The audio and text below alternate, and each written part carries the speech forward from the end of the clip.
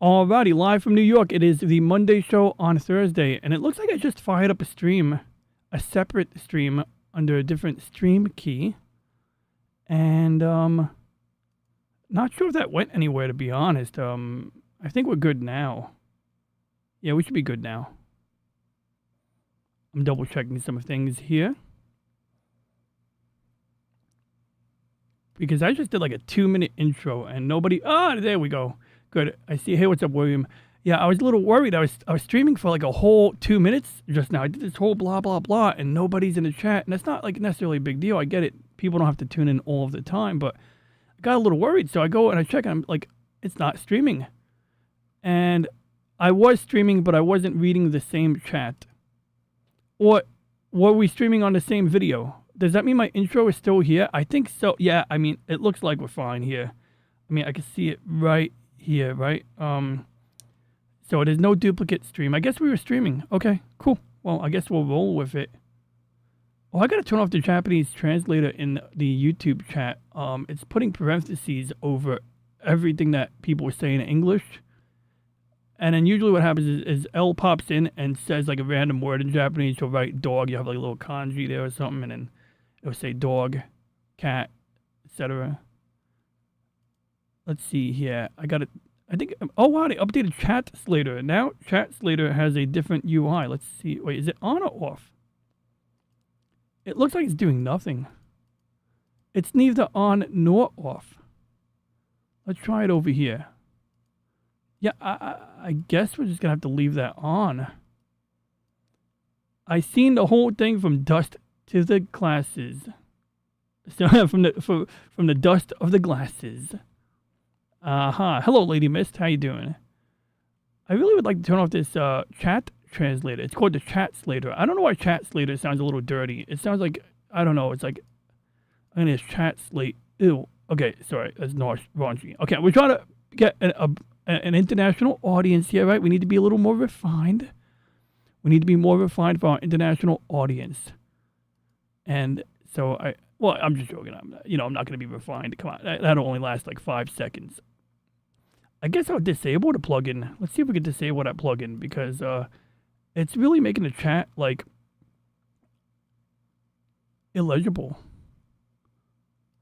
Not illegible, just, it's annoying. It's like, let's see here. Options. Oh, yeah, I'm showing you guys my options right now. Manage extensions. Here we go. So I think I turned this off like this. Then I hit refresh on the browser window on the right. There we go. Now we have a normal chat. And thanks for the turtle food, Lady Mist.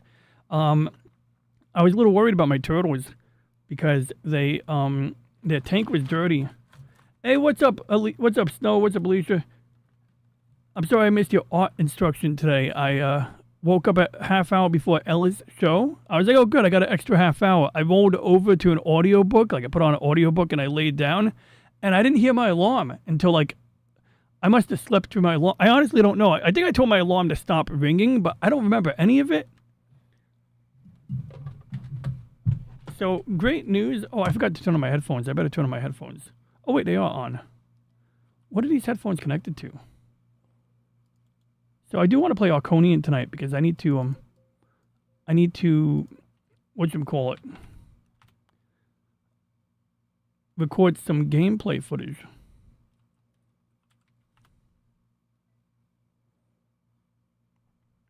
My headphones are connecting to something, and I don't think it's my computer. Well, it's not my phone, so that's good. But I like to make sure they're connecting to my computer here.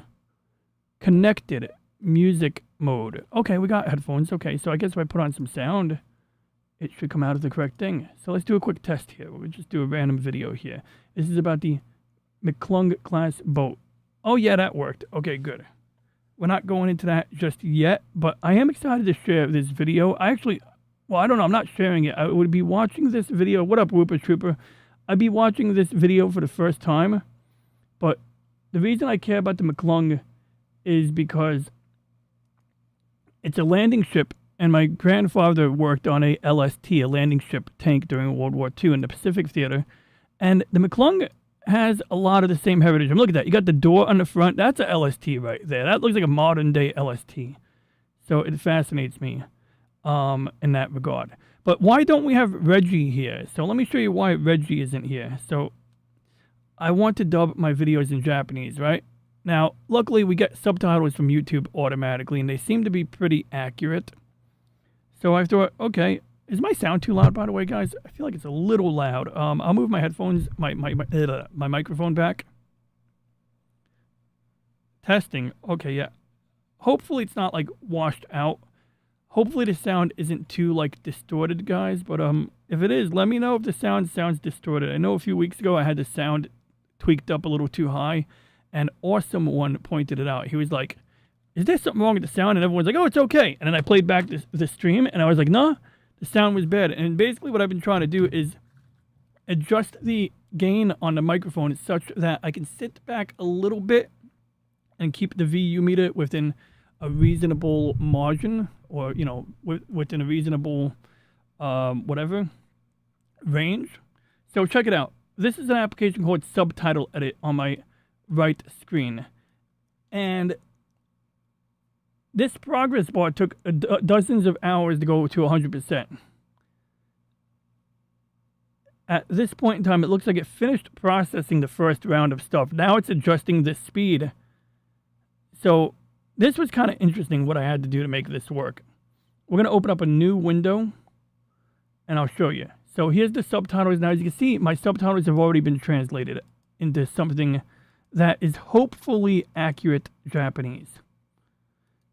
And we did that by going to Translate, Auto Translate, and basically I had two options. Use Google API, which actually worked fine. It actually was pretty fast. But I don't know what the limitations of Google's translation API are. So I think I would use it in the future, mainly because it's probably better than whatever I'm running on my server for translation. And because, it's for YouTube. So, like, why shouldn't Google foot the bill for translating the stuff that is going on their platform? At least I hope that doesn't sound like an entitled attitude.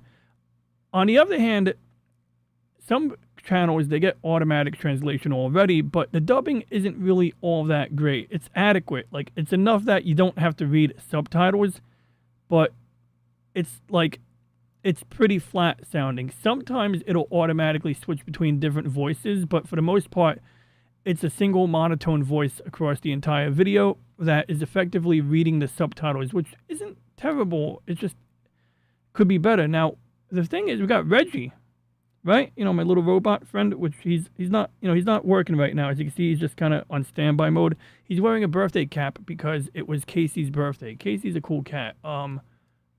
Casey, let's see if we can find his channel real quick.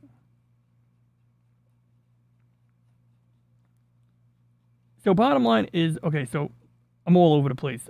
I appreciate you guys' patience with my tangent. And for people who have math homework, tangent is a button on a graphing calculator and a scientific calculator. Oh, and we're going to take apart my laptop. We're not going to take it apart. We're just going to take the bottom cover off. I got a new laptop. I should have grabbed my old laptop, man. Oh, man. My old laptop is identical. Yo, William, I don't know if you're still here, but this laptop is dope. You know why I like this laptop? It doesn't have the stupid powder coat on it. Remember how they got that paint job that feels like rubber, but it's like a powder coat? And it's like super annoying to clean. Whenever you get dust on it, it feels like you wipe the dust off and it still feels all gritty and stuff. Yeah, this has normal plastic on it. Look at that. I'm going to put some stickers on here. Also, the bottom cover looks like it's a little more, like, bumpier textured. I could be wrong. I might be imagining it.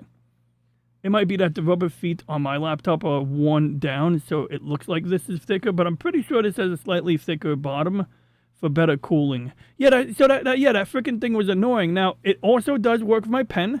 What's weird is the front lip on here is a little bit differently shaped. It works fine. Oh, yeah, they do have the powder coat. They have it right here on the edge of that rubbery material is right on the front of the display panel cover, whatever you want to call it.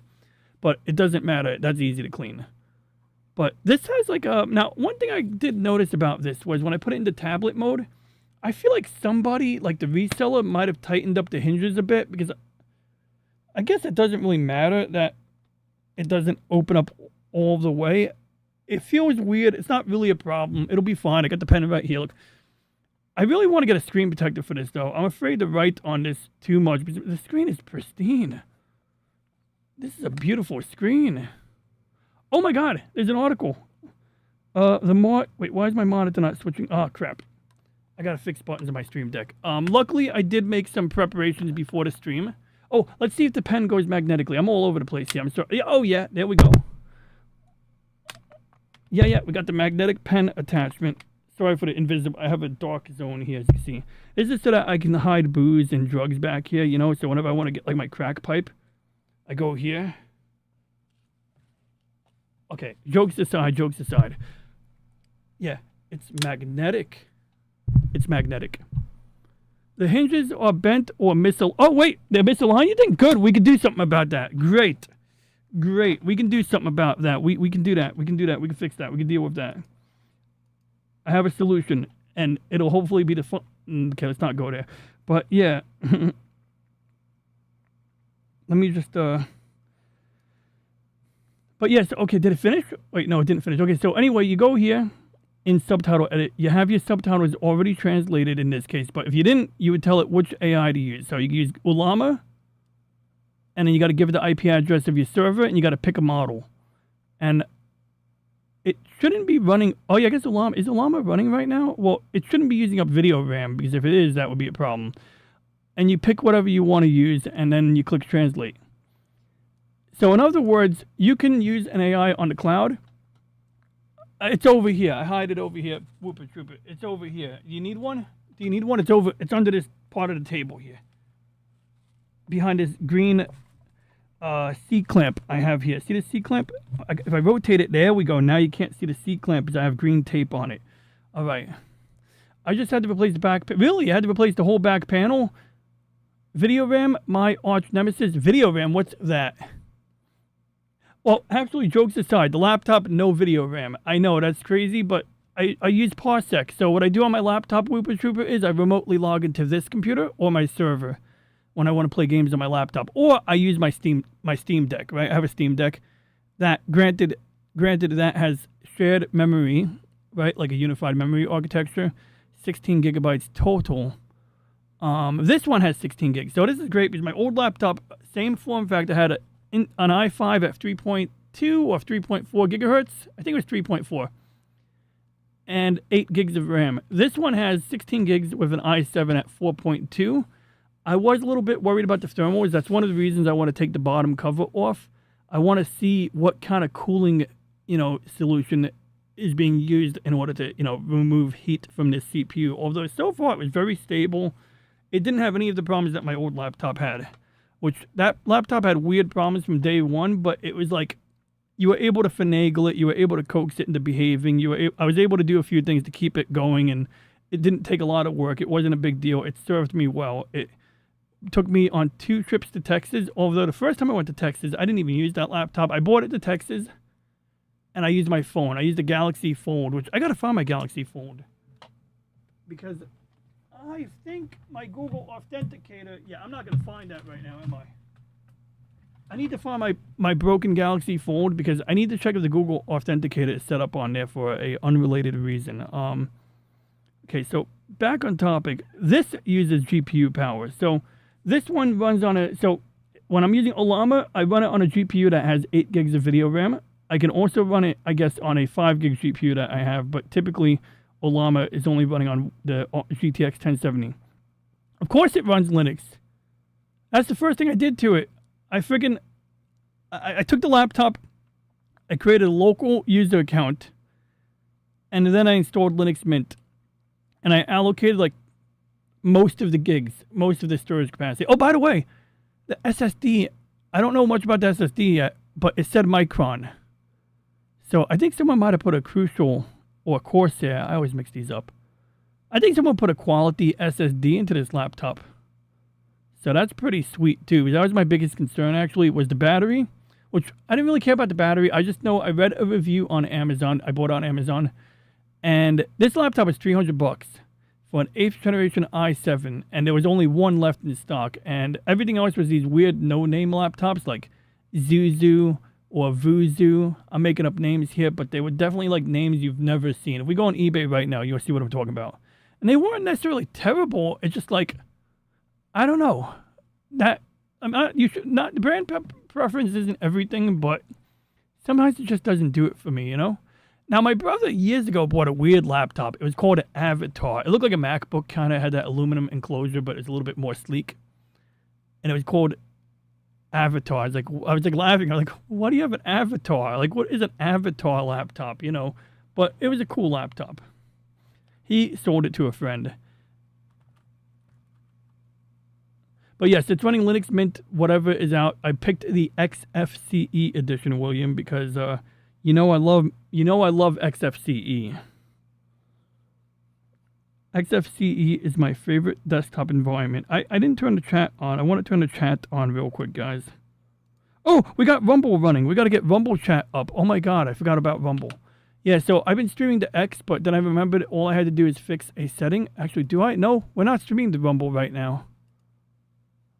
I'm actually not sure what's that. It says we're streaming to Rumble. Oh, here it is. I found it. Why does it say my stream is monetized? It doesn't look like we're streaming to Rumble right now. Oh, there we go. Okay, good. We're going to open up the Rumble chat so that we can, you know. Hey, Google, I wasn't talking to you. Sorry. The Google box was talking to me, and I was like, I wasn't talking to you, you machine. That's machine, not Roisin. Tell Roisin I said hi. My old gaming laptop was nice, but it ran hot. Hey, Google, I wasn't talking to you. Sorry. So, yeah, so interestingly, Whooper Trooper, my old gaming laptop was awesome. Like, the most awesome freaking machine ever. Just to give you an idea, I'll give you an idea how awesome it was. I got this one from the e-waste recycling heap at Best Buy. You want to go to my... Oh, yeah, you coming to my birthday party? Let me know, all right? I got to let my dad know. So, anyway... yeah, so... Oh, yeah, by the way, I'm all over the place. He's wearing a hat for Casey's birthday, but it is also... It is also my birthday next week. But this is Casey, whose birthday just went, who we just celebrated on Monday on Alice and Crazy Horse's channel. Alice of the Hole and Crazy Horse 1985. They do a great Monday show. They do a real Monday show. Yeah, they do a real Monday show on that channel. It's great. I enjoy it. I usually watch it during my commute alongside the Ironcaster Mech Pit. So, yeah, this is Casey's Creepy Creations right here. He's a great guy. I really recommend, if you like, you know, horror stories and shit like that, check his stuff out. Can we stop with the Google? Well, I want to, but, you know, I have to sit down with you and, like, you know, set up my Raspberry Pi. I think didn't I give you a Raspberry Pi to do that? Didn't I give you one of my Raspberry Pis so that you can set up your alternative Hey Google box? Is that the one that speaks like Donald Trump? Because that one was awesome. I go to William's house and say, hey Google, why is that bitch still talking to me? Anyway, sorry. So I say, hey Google, I say, hey Donald Trump, whatever, what's the weather? It goes, the weather's fine. Fuck you, Ron. The weather is fine. And like, it was cursing me out and shit. It was awesome. It was like, F you, Ron. The weather is fine. F you. I'm Donald Trump. That's exactly what it was doing. It was pretty hilarious. Hey, what's up, Elle? Good to see you. So anyway, let's check out Elle's channel because I think you can watch her videos in Japanese. And this is like, when Elle told me that her videos are in Japanese or had the Japanese audio track, I was envious. So I was like, I need that. Like, I already knew people were doing it. I didn't know people who spoke my language were doing it. I knew they did it in English to Japanese. I didn't know they did it Japanese to English. And I was like, I need this. I need this. Let's see here. So, is it your videos or your streams, Elle? Well, I'm going to pick a random stream and see what comes up. Pi, oh yeah, it is a Pi Zero, isn't it? It is a Pi Zero. Yeah, I got you. I'm joking with you anyway, William. But I do want to set up a cool one. Oh, I gave you the Raspberry Pi for Clipper. How is Clipper running, by the way? I got to take a diamond edged saw blade to my 3D printer to remove that glob that got created weeks ago. You know when you have those days with the 3D printer where you know you really should do proper maintenance on it. Instead, you just go and push it to go and work. or you decide you're not going to order that replacement heat sock, and you're going to put some tape around it, and then when it's printing, the tape falls off, and then it drags the print, and the next thing you know, it's creating a glob. That's kind of what happened there.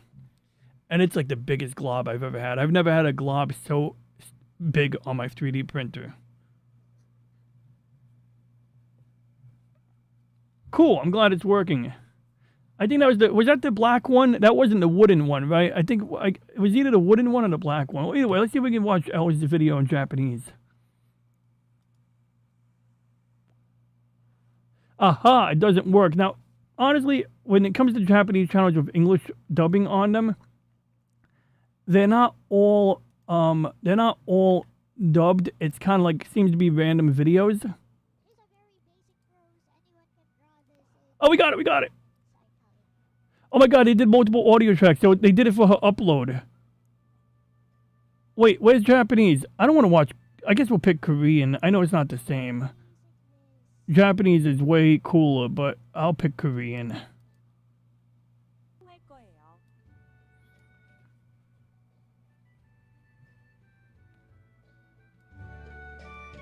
Come on, talk. We did this. Did I paint this one? No, wait, which day was this? 탑사이즈 용지나 엽서 크기의 작은 용지로도 다양한 작업을 할 수 있어요. 예를 들어 이 그림처럼요. 이 녀석은 슬픈 감자 같아요. Okay, enough of that. I just want to have fun with that, guys. But anyway, the translation I could run on a remote API. I could run it on, my server. I got options. I could run it on Williamsbox.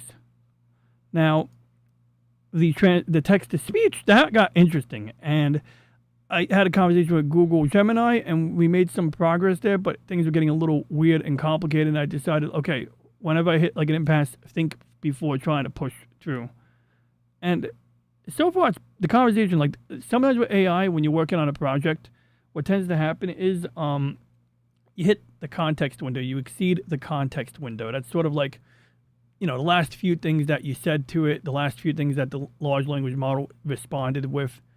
And when you exceed that context window, your program falls apart. And that's sort of why when I was making a video encoder for that Windows CE device, which we've made great progress on, by the way, but I have the device behind my computer. I have to get it when I grab the batteries from the charger. The program I made to make a video converter a while back was really cool. It can handle multiple audio tracks. It can do all these things. But anytime I added multiple audio tracks, selection, or subtitles, it would break. And the large language model, the AI, would just not be able to bring it back to a working state without me grabbing a known working version from before it broke. So I realized that I got to split the workflow up a little bit. Do like an initial video encoding job where maybe I handle scaling and cropping. Although right now I'm still doing that in the final pass.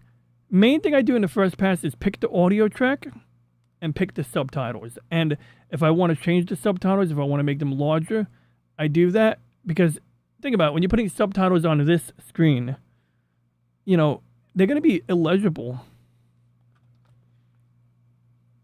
So when I do approach a project with the help of AI, I keep this in mind because of the lessons I learned while doing that project. Even though it wasn't a big project, it was like just a little passion project / experiment and / gimmick.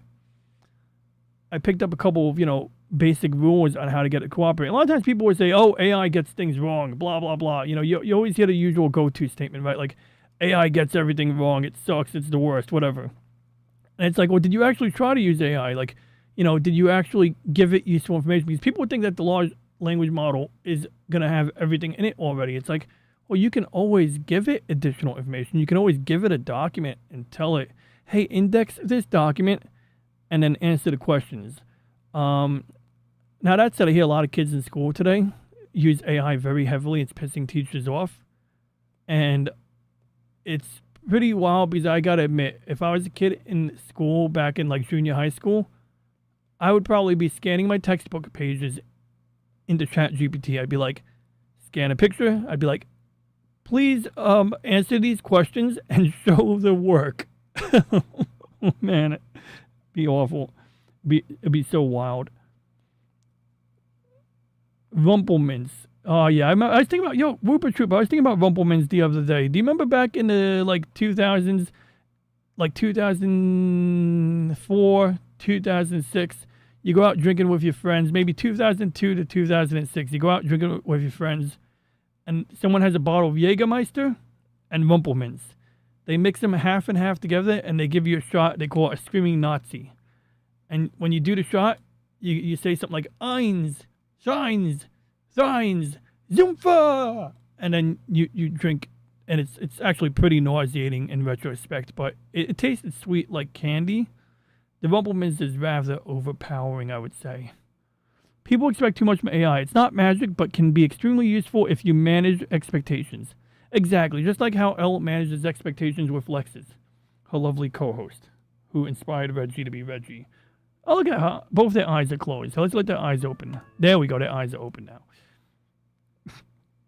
So, enough. Yay. No Jaeger for me. So this is where it got weird. So bottom line, you can see I can do translation using a remote AI, instance of some kind of program, on my server or through the cloud. But when you do text to speech, like I said, I went through the convoluted method. I'm still working on that project because it has potential.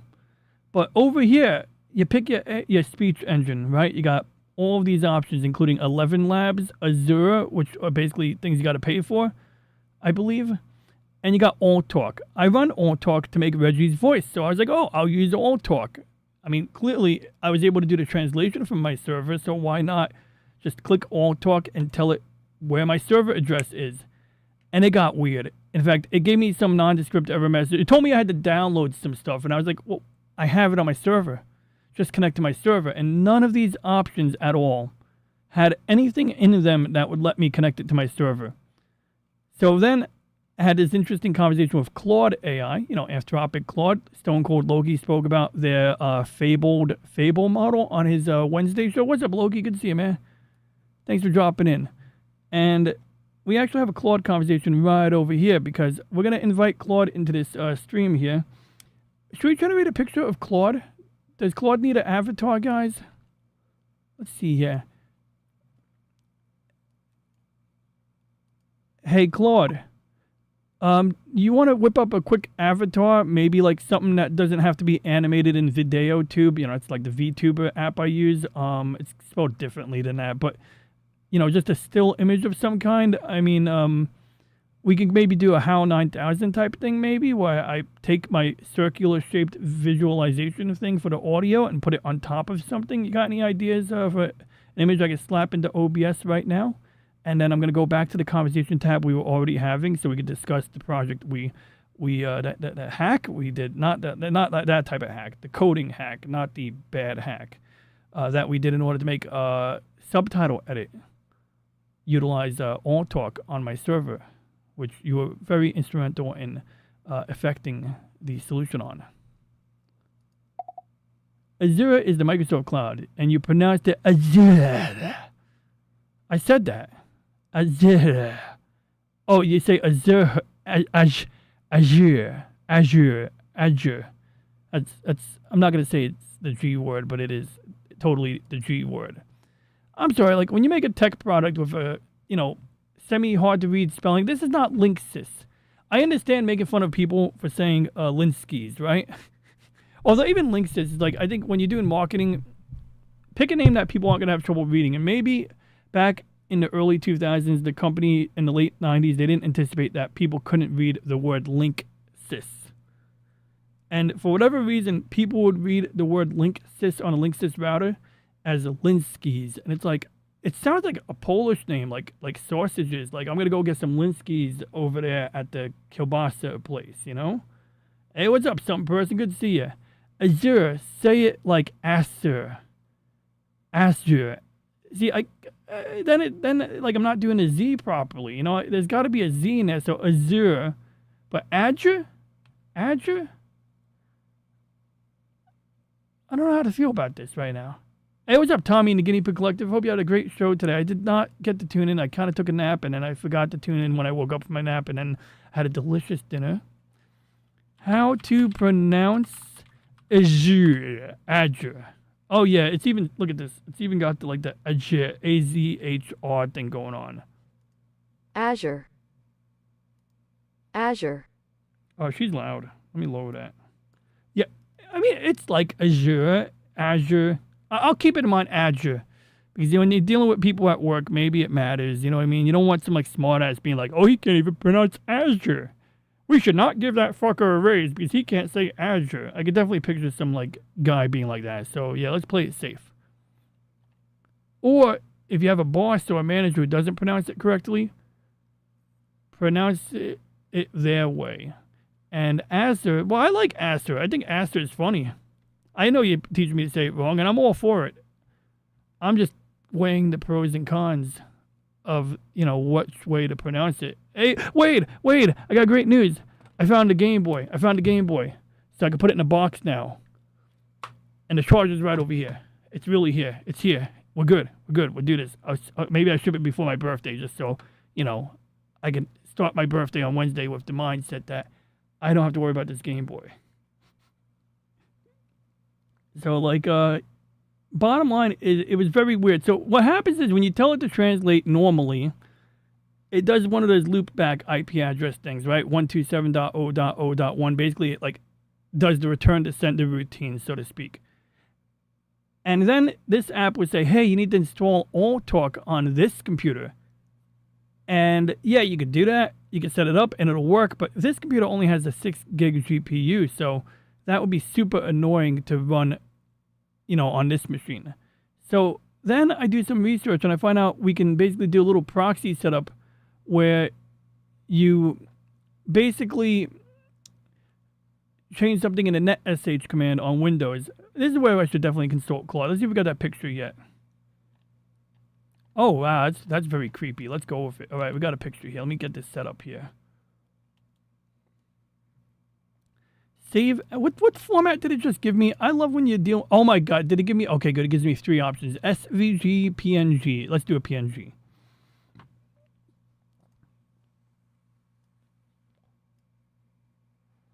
That is a huge vector graph. It gave me a freaking vector graphic. I'm not complaining. It's just insane what it just did.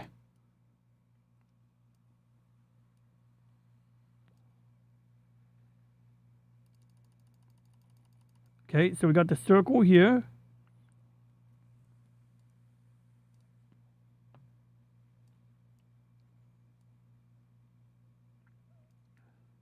It's kind of ominous looking, isn't it? I think it's very ominous. And then I got to put it behind me because I can't put it in front of me. And then I got to make it larger, I guess. And I got to put it behind Reggie, too.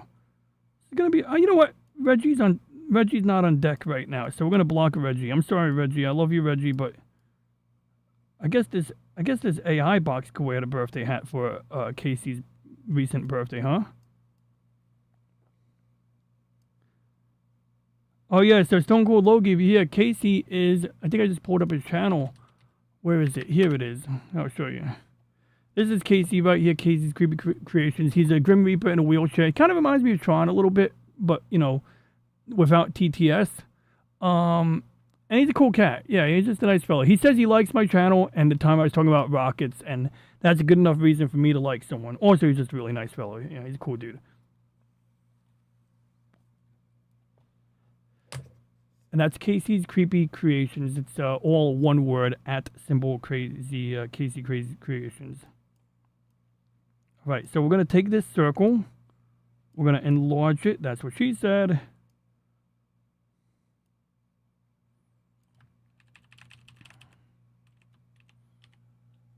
Testing. Wait, that's my microphone. Damn it. I moved the wrong circle into position. Okay. You know what? We're going to swap out the source.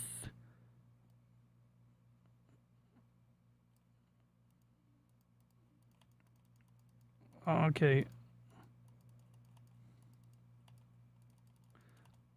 Okay, I'm trying to highlight the right item in OBS right now.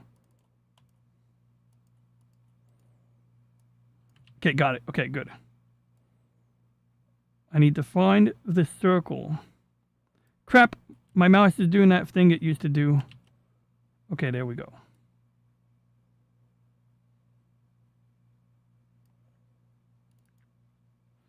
Okay, so we got to switch the audio source to virtual audio cable A.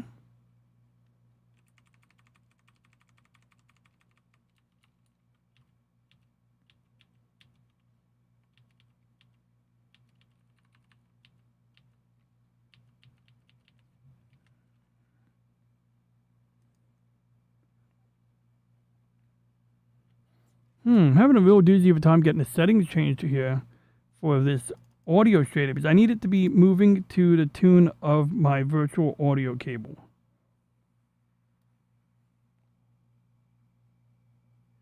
I'm scrolling through the menu.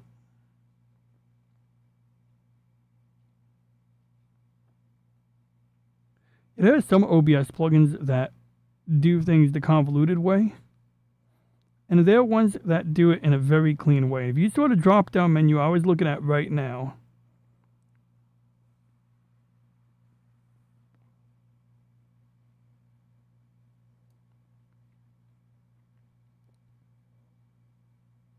I mean, I guess we don't need the visualizer. No, we're going to make this work. We got to make it work.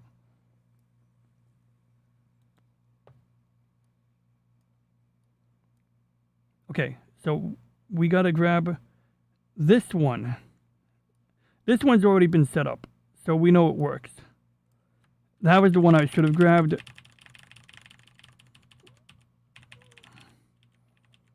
There we go. Okay, let's see if we got Claude here.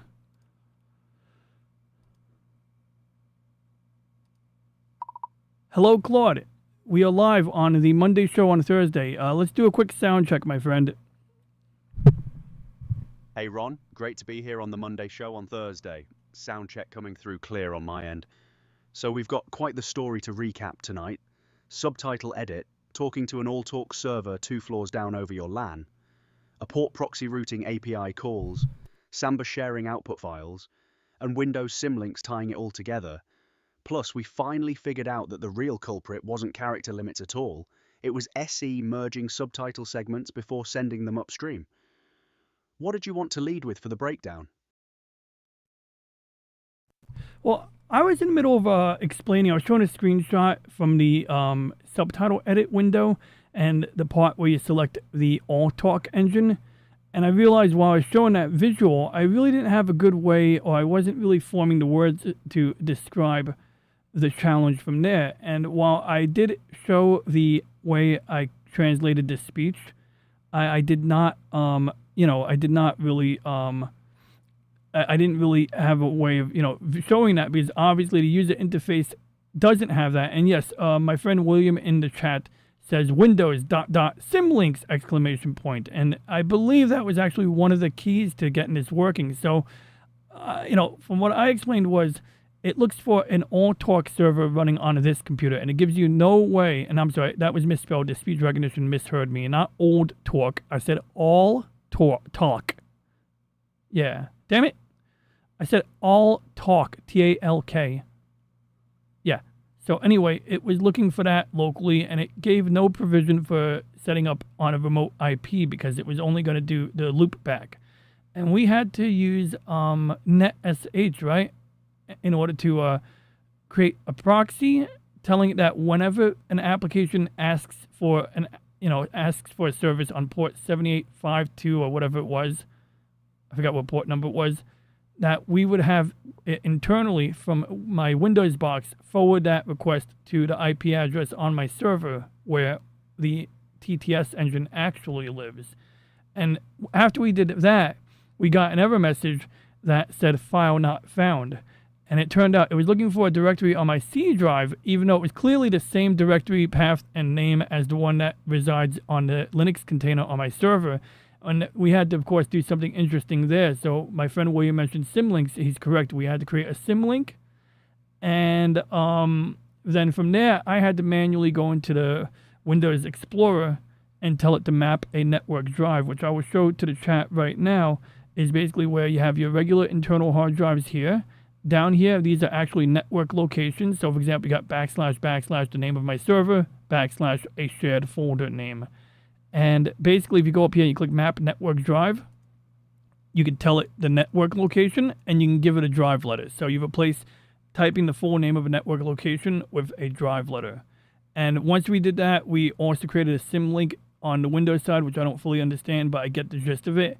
And once we did that, AllTalk stopped spitting out an error message and it allowed the remote engine to work. Because the weird thing was, before we fixed that, it was working, but it would only do the first line of text, and then after that, it would say, "Hey, I can't find this file," and then it would just give up. So I just want an overview, I guess. Right, so the core insight here is that Subtitle Edit is hard-coded to expect AllTalk to be local. It doesn't give you a config option to point at a remote server. So you had to trick it into thinking the remote server was local by building a bridge across 3 layers. Layer 1, the API call. The netsh port proxy command, port 7851, intercepts SE's requests to 127.0.0.1 and silently forwards them to 192.168.1.150.7851 on your LXC. SE has no idea it's talking to a different machine. Layer 2. Path. AllTalk generates output wave on the LXC, and SE tries to open it from CPAR opt its output wave on Windows, a path that doesn't exist locally. So we exposed the LXC's outputs folder via Samba SMB file sharing, then mapped it as a Z drive. Layer 3. The symlink. A Windows symlink, mclink, blah, die, at C, SOP, T, AllTalk, TTS, plus output that points to Z+. So when SE looks for that hard-coded local path, the symlink transparently redirects it to the network share. SE reads the file without ever knowing it came from across the LAN. 3 layers stacked, network routing for the API, file sharing for the outputs, symlink path resolution. And yeah, William nailed it. The symlinks were genuinely the missing piece that made SE think it was all local. I gotta remember to unmute. Oh, sorry. I'm gonna just explain to the chat. Actually, I'll let you listen. So right now I'm showing the GitHub page I created where I used the documentation which I asked you to produce based on our conversation, and I'm having a friend review it. William, did you check my documentation yet? Does it contain any information that shouldn't be there? Like the local IP addresses, should those be scrubbed or replaced with asterisks or X's? And what do you think, Claude? Yeah, good instinct. You'll want to scrub any specifics that are unique to your setup. The local IP, 192.168.1.150, should definitely get replaced with something generic like 192.168.xx, or just 8 in angle brackets. Same with any host names or usernames that might be identifiable. The port number 7851 is fine, since that's AllTalk's default, but anything that's your specific network topology should be anonymized, so folks can adapt it to their own setup without accidentally copy-pasting your addresses. The core process, port proxy, Samba share, symlink, that's all universal and doesn't need scrubbing. It's just concrete details that should get genericized. Good catch thinking about that before publishing. Okay, I muted Claude so he doesn't have to hear us. So I'm just going to adjust my desktop webcam real quick, and then we're going to get right to taking apart not taking apart, we're just going to look at the inside. We're going to take a look at the inside of my laptop because I always like to open up new machines to see, what quality of build they have and things of that nature. So just moving my keyboard up a little bit.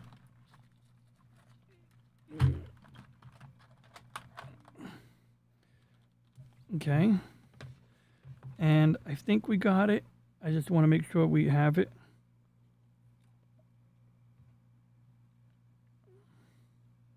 Gonna tighten up the nut on my camera. Nut.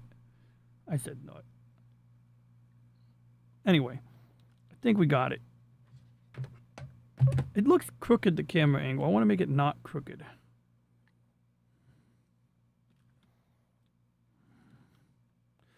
Okay, that should do.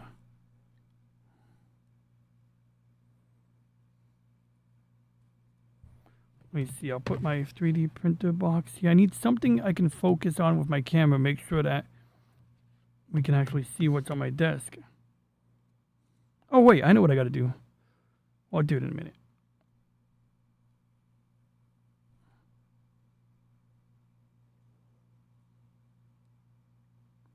Okay, that should be good enough.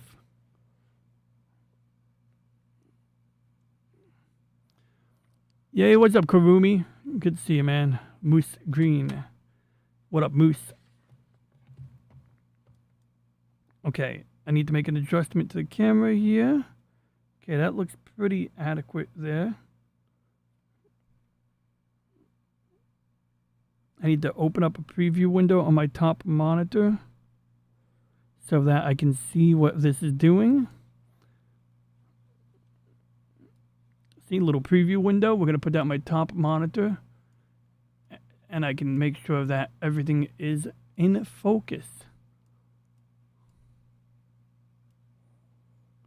Now, I did mention to Whooper Trooper about my older laptop, which did some duty as my astrophotography computer for a while. And that computer is very interesting. So we're going to take a quick look at that. So we have a browser tab here somewhere. Oh, Karumi, I didn't like your stream. Well, I just liked it. Oh, thanks.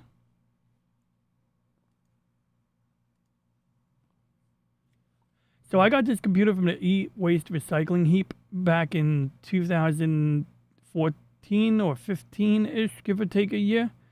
It is an Acer F5 573G. It had a 4GB GTX 950M. So not the most monstrous GPU, but it had that combined with a 7th generation i5, which for a computer you got out of a recycling heap back in 2015 is freaking phenomenal. I actually thought that it was planted there by a manager to get people fired when I picked it up. I was like a little paranoid. This computer was like in the recycling heap, in the factory packaging, with the power adapter, but without a hard drive. So I bought an SSD and a hard drive. I put both of them in there. I think I actually ran a hybrid drive in this for a while, or is it in my MacBook? I think my MacBook has a hybrid drive, which is like a sort of like an 8 gig SSD with a hard drive on it, which is a little fad that they did for a short while. They didn't really keep those. They didn't keep making those for some reason. And my old laptop at 8 gigs, this one has 16 gigs of user upgradable RAM, which is interesting because it's the same form factor. The old laptop you could not upgrade. I was thinking about buying a $60 motherboard for my old laptop, but I didn't really want to take too much of a risk on that. Supposedly I could bump it up to 32 gigs of RAM, so that's kind of nice. Oh no, wait, wrong computer. The new laptop, though, does have 16 gigs. But this one I did run it with 16 gigs of RAM, and because my computer at the time, my desktop had a 2 gigabyte like RX 7800 GPU. It was an AMD or ATI GPU. This was a better gaming laptop, and this is the laptop. I think this is the laptop where I discovered Stone Cold Loki show, as a matter of fact. I either discovered Stone Cold Loki on an Acer netbook or on this computer. Pretty sure it's this computer. Because I used to have a routine. I'd get up at like 9 a.m., drink coffee in the kitchen, watch some videos, and then I discovered Loki's show, and then they had this bump in chat, and they kept doing this thing. They're like, Skull! And I'm like, what is Skull? What do you have to do to get a Skull video? How does this work? And then that's when I learned it. And that was my first exposure to Super Chats. I never noticed Super Chats before that. But this laptop was a pretty good beast, and for a while there, I ran as my outdoor PC until one stormy night and a wind gust. Its water protection enclosure failed to keep the elements out. In fact, multiple times water leaked on it, and it was like, okay, so the keyboard was half functional, but the machine worked. So by then I was using the laptop that's similar to what I have now. But yeah, this had a hell of a GPU, and like I said, if it wasn't for remote access and the fact that I shifted my gaming experiences to desktops, I would have maybe because even sometimes when I'm shopping for a laptop in the past and even now, I look at things with GPUs. But now with the GPU prices being sky high, I'm not even bothering, And I think generally with a laptop, I favor something that's going to be more portable, and it's just pretty portable for a gaming laptop. I mean, this is the motherboard. You can see by this point in time, motherboards have this weird shape because they don't take up the entire interior space of the machine anymore. A lot of space in the inside of the computer could be occupied by a battery, although this one had a pretty normal looking battery, like, prior generation laptops had.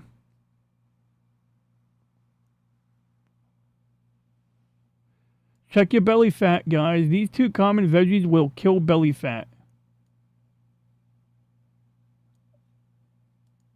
So here's the design and construction of the laptop I used to use.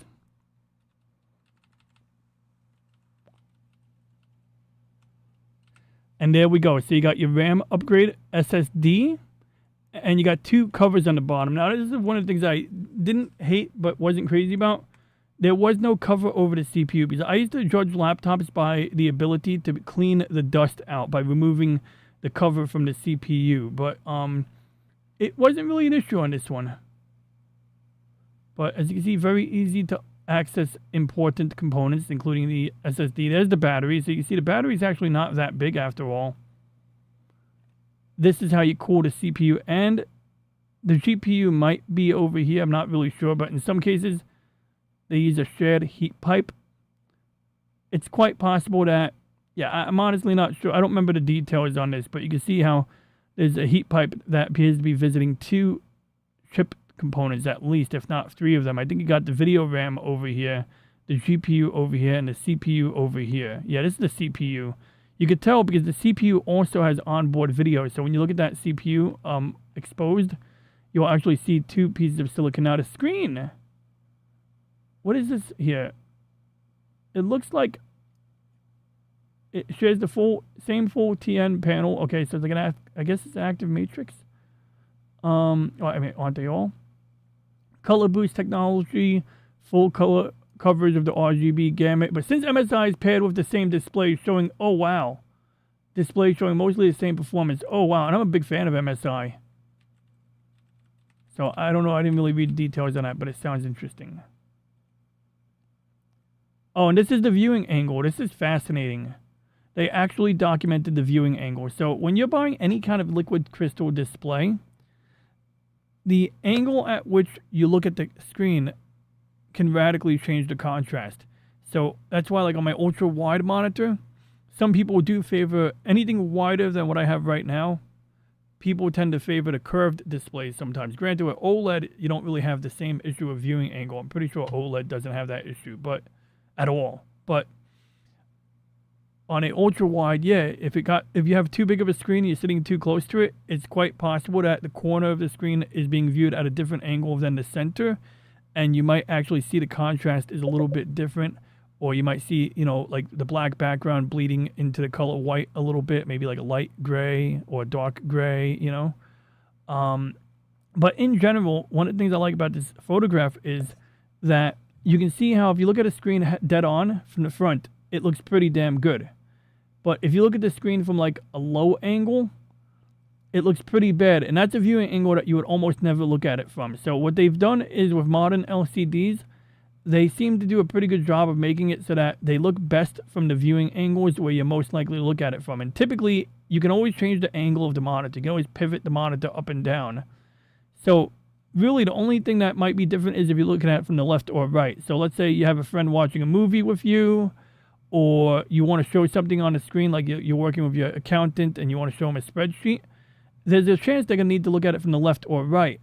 But when you're looking at it from above or below, at either one of these angles, that's when it seems to take a hit. And it looks like they gave it the worst viewing angle at the least probable angle that you would be looking at it from. So that's actually pretty clever.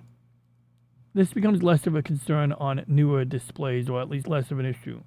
But this is a very detailed review of my old laptop. I almost bought one of these, actually, this week. I almost bought one of these, and I decided against it because it was just, like, the fact that I got it for free, there was no way. At the time I got it for free, it would have been $800 at least.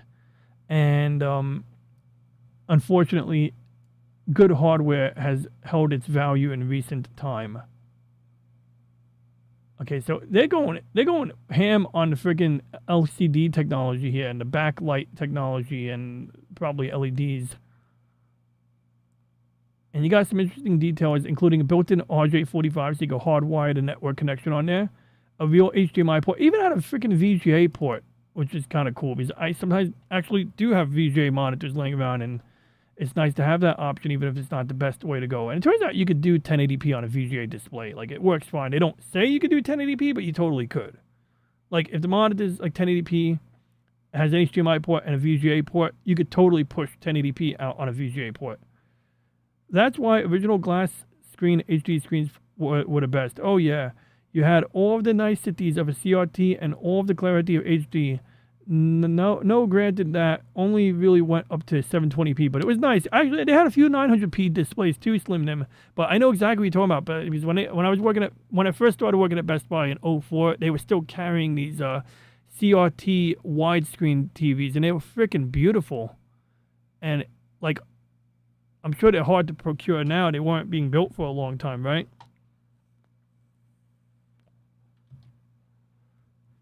So let me, we're going to close this tab out. I'm sure there's more details we could read, but you guys get the idea. Now, the laptop I have is a Dell, well, you saw it already. Let's go and pick a screwdriver. So we need to pick a nice screwdriver head. This one seems pretty healthy. And this one's a really tiny one. In fact, does this one belong in this set? Yeah, it does. Okay. And I think I'm missing a flathead, which should be laying around here somewhere. I'm going to want to find that missing flathead because I don't know. Maybe I'm not missing the one I think I'm missing.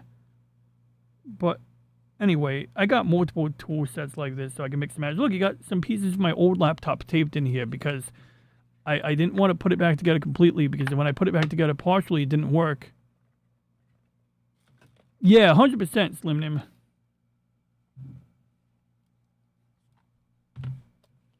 Okay. So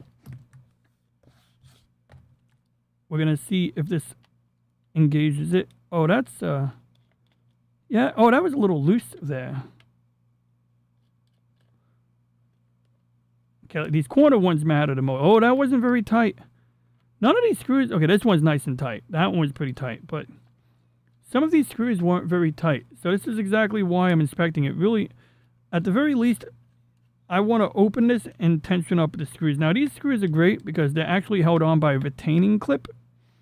So I don't really have to worry about, you know, like losing these screws. They're going to be here. The biggest thing about this laptop is how do you pry the cover off? And there's a couple ways to go about doing this. I'm going to take a moment to look for a spludger.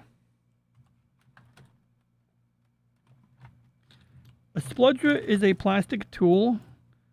It's a bit like a chisel. And if I can't find it, I'm going to have to improvise. But I would really like to find a spludger.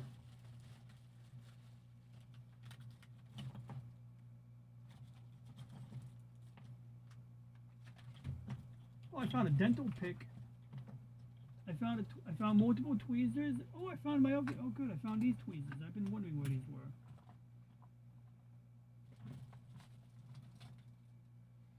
All right. So I have a hobby knife. We can use that. I'm just double checking my desk for a spludger. Okay, well, we got a ruler. We can use a ruler.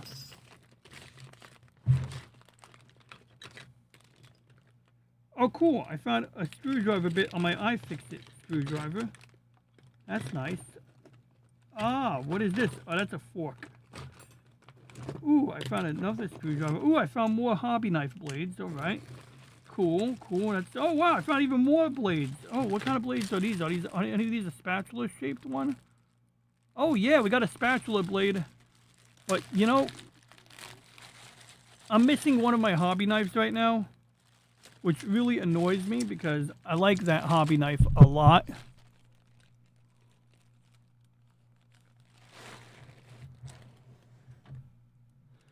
Let Let me see. Oh, and you know what? I gotta switch on. I'm showing the wrong preview in OBS. Let me fix that real quick. New preview projector.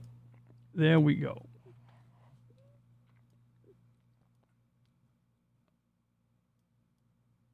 And Slimnim says, let's see, reading the chat. Still don't know what my spludger is, but I have multiple tools that can improvise as spludgers. So maybe I should just call it and use what I have at hand. Generally, it's good to have the right tool. It's safer that way, and you don't break anything, you know? The 900 was hard to get working with properly with most equipment. 900p CRTs, 900p widescreen CRTs were hard to get working properly with most equipment, and you were still going to have to run at 720p anyway, unless you were smart and nerdy and shit. No, I'm kidding. I mean, it depends. Like, I would hook my computer up to the TV, and then I would imagine that's where you get the proper 900p experience. But I could imagine how back then it would have been difficult, because this would have been pre-RetroArch. Today, you could probably do a lot of great things with 900p display. You know, running RetroArch, you could like really do some interesting, good stuff there with the shaders. Although, actually, I don't know. You wouldn't need a shader. Hold on. Would you even need a shader if you run RetroArch on a CRT? Do you even need a CRT shader anymore? That's an interesting conundrum.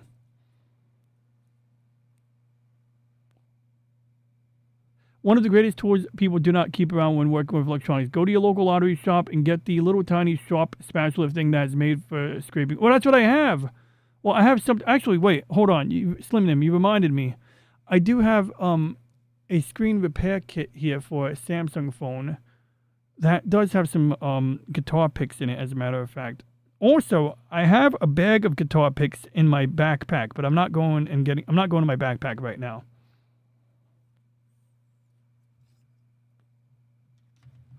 Therefore, we're going to YOLO this. And just so you know, yes, the speech conversion is still running. It's, like I said, I think it's using the subtitle file to determine the speed, you know, here, so that everything aligns with the timing. So I'm pretty pleased with how this is working. I'm just worried that it won't work the way I want it to work when I get there, you know? Okay, so this is not too bad.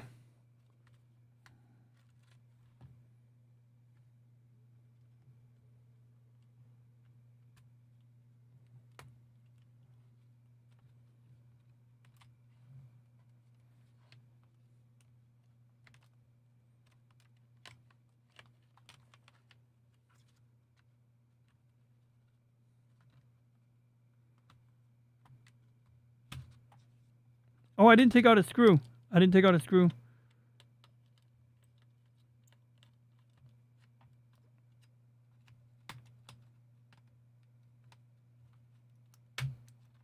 you can hear the friction clip snapping off. And there's different ways to go about doing this. Generally, the trick is not to force it.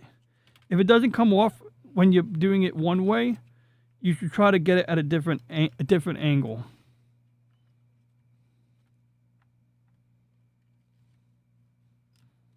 I don't think I took this screw out either. Oh, yeah, that one's in. That one was totally in. That's funny. This is a magnesium alloy, I believe, which is interesting because magnesium, I think they used it in bomber planes, and they found out it goes on fire really, like, and it's impossible to put out the fire. So that's some interesting science there. So we're going to flip it over like this so you guys get a good look at the Mobo. And maybe we'll bring it in a little closer so you guys get a cleaner look at it. I hooked my SF2000 to a CRT. It looks like the same as the Genesis. Oh my God, so you answered my question. Thanks, El. That's pretty cool. So let's take a good look here. So this battery pack looks a little glued on. I mean, maybe it was always like that, but it's working. So no complaint there. I would remove the CPU cooler, but then I probably would have to reapply the thermal paste. So we're not going to do that today. But you can see, actually, somebody put an excess of thermal paste on his CPU. So if it behaves, I'm not going to touch it. But if it doesn't behave, if it doesn't cool down properly, I'll clean it off and reapply the paste. Now, I should have brought the motherboard upstairs from my old laptop, but these metal RF shieldings, these plates here are called RF radio frequency shields. They do come off. It looked like a lot of power supply circuitry, things like resistors and stuff like that, which makes sense because you plug the power adapter over here. So you can see 2 USB Type-C ports, and you can charge it off either one of them. Also, this one has a cellular card in it, which is interesting. Mine didn't have cellular. Instead, mine had a smart card reader, which I'm not sure. This one looks like it has a smart card slot. Yeah, that looks like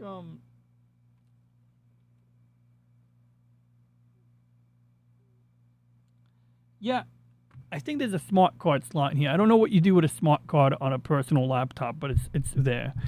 You got your CMOS battery, which of course, you know, keeps the clock going, so to speak.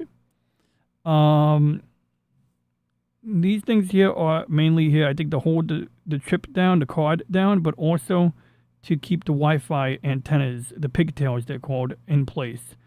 And I believe this is the wireless local area network. So this is Wi-Fi, and this is the cellular card right here. This is the cellular hardware, and both of the antennas go to the hinges because the antennae are located in the screen. The SIM card slot is over here. Now, I don't think I would ever use my SIM card in this. It might be a fun thing to experiment with, but I don't really see any reason why I would want to do that. I'm really having to do... I can't even take the SIM card out right now. Like this is... Oh, there we go. So that's your SIM card placeholder. We'll probably just keep it there. My micro SD card slot was giving me trouble on my old laptop, so I'm pretty excited that this one should have a good SD card reader on it. Underneath the battery, you basically just have the touchpad mouse and the connectors for the keyboard, and you got various connectors going up to the front. You also have a connector here for the LEDs, the power button, and the volume keys right here. So you got some volume controls on the outside in case you're in tablet mode. And this fan looks a little dusty here. It looks like it's got very fine dust in it, but let's see if we can... Oh yeah, that was a very fine powdered dust right there. Now, I believe you're not supposed to actually spin these up when they're off because they actually do generate electrical current when you do that.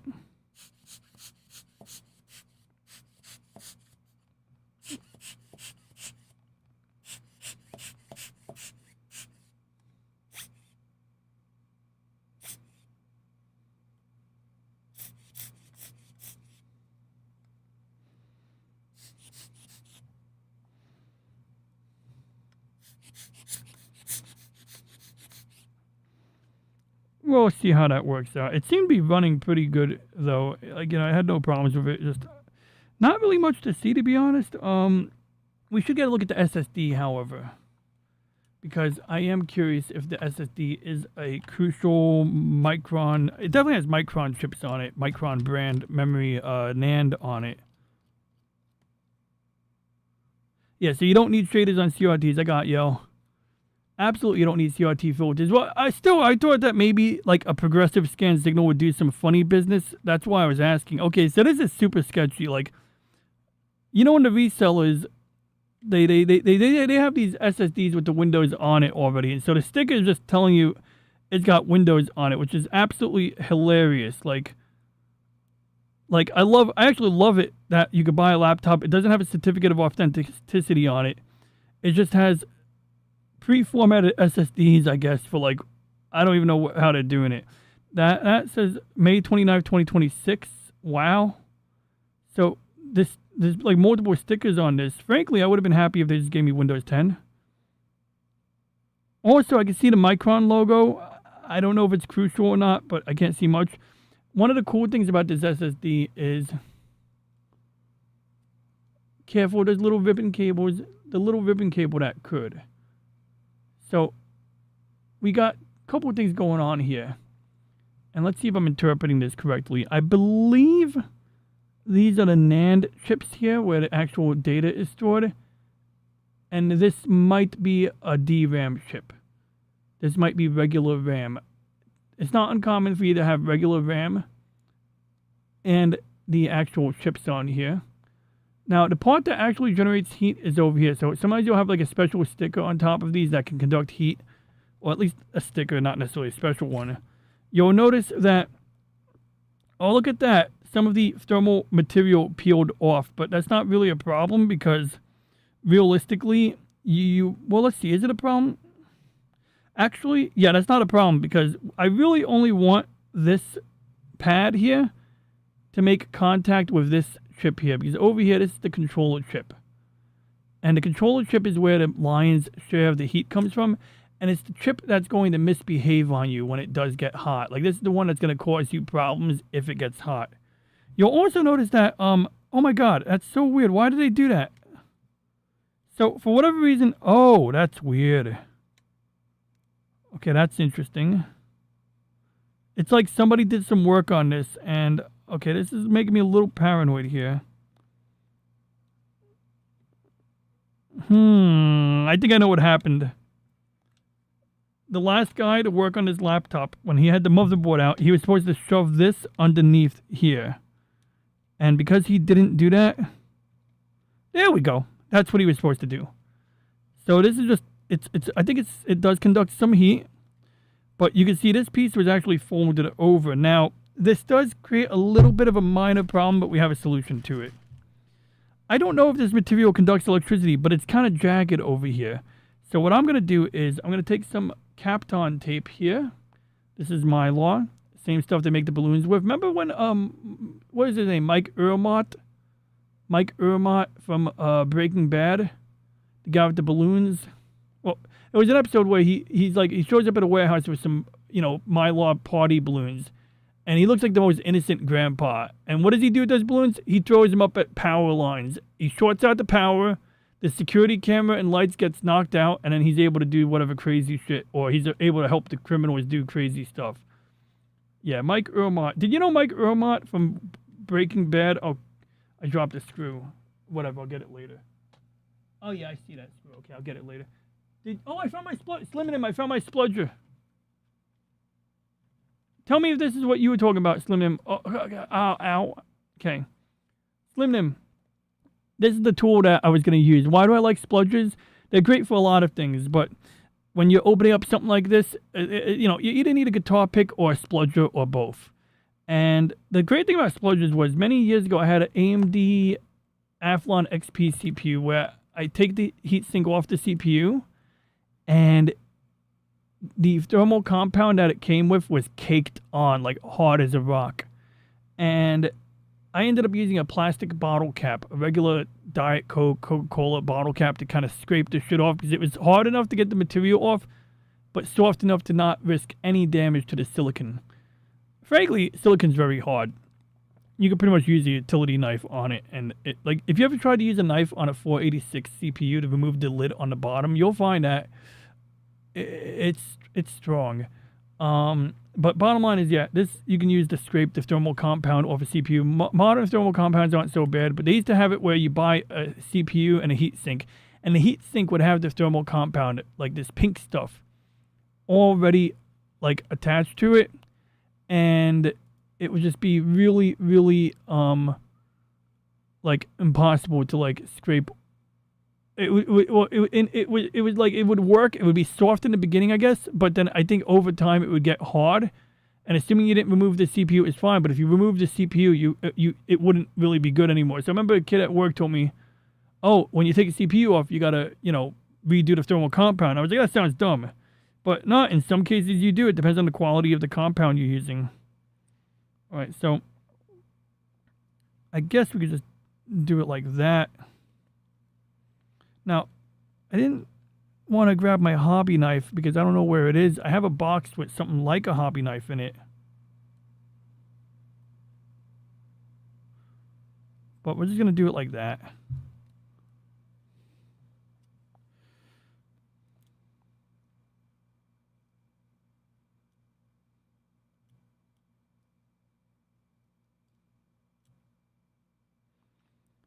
That's probably enough already.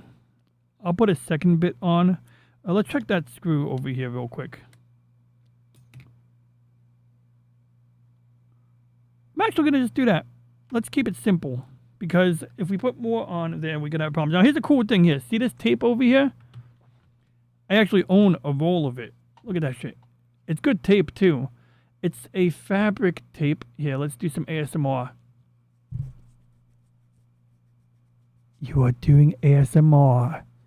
If this microphone was a stereo microphone, I would do the left, right, left, right. Wade showed me a video before. Did anyone click on that link? Was the video any good? Should I play it? Should I play the video Wade sent? No, I'm kidding. Okay. Maybe I'll play it in a little bit. Are you still here, Wade? All right. What is that? Oh. Ah. I see.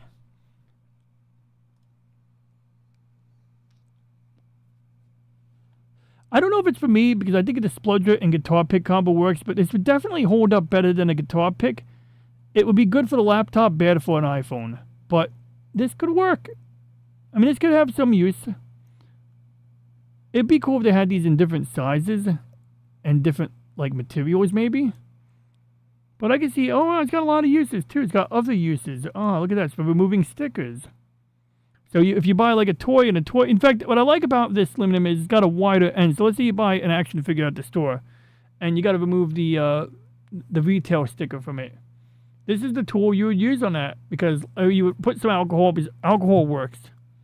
I remember learning back in the day, my brother would buy some Star Wars action figures, and that was a big issue. The stickers were always the most annoying thing, and you would just leave the stickers on there because you really, like, you didn't want to mess it up. You try to peel it, it got messy. And then some nerds on the internet, like, use alcohol. And honestly, oh wow, I think the subtitles are done processing. And what I've learned is that alcohol does work. It dissolves any adhesive, not any adhesive, let's be clear here. But what's weird about alcohol that interested me was it does work on hot glue. Apparently hot glue dissolves really easily with alcohol, which surprises me because I thought the whole point of hot glue was like to get around any such issue. By the way, can anyone recommend a good razor blade for shaving? Like a good one that isn't a gimmick? Because I swear, I can't seem to find a perfect razor blade. They all eviscerate me. I'm just dabbing with a tissue right now at my chin, in case you're wondering why I'm off camera. And sounding like, hey, that's cool. Wait, listen to the sound. I'm sorry, that was just fun. I was having fun with that. The way it makes my voice sound. Alright, if I dab this enough times, it'll dry up. I don't want a scab. I don't want a big scab. I'm going to add it to my cart and think about it, Slim Nim. I don't know if I actually need one, but I think about it. These I need. I need these. I actually need these. These are archival photo gloves. Those actually seem really useful for my purposes. Because I have a lot of photos to scan and... You know, I need... Or I get a really cheap pack of cotton gloves. But let me see if I can find the material here.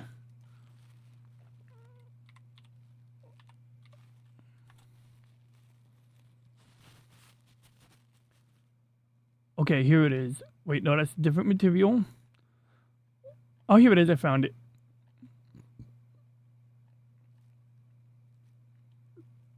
I even found bike rim tape. And I found the thing I used to refill my coolant tank.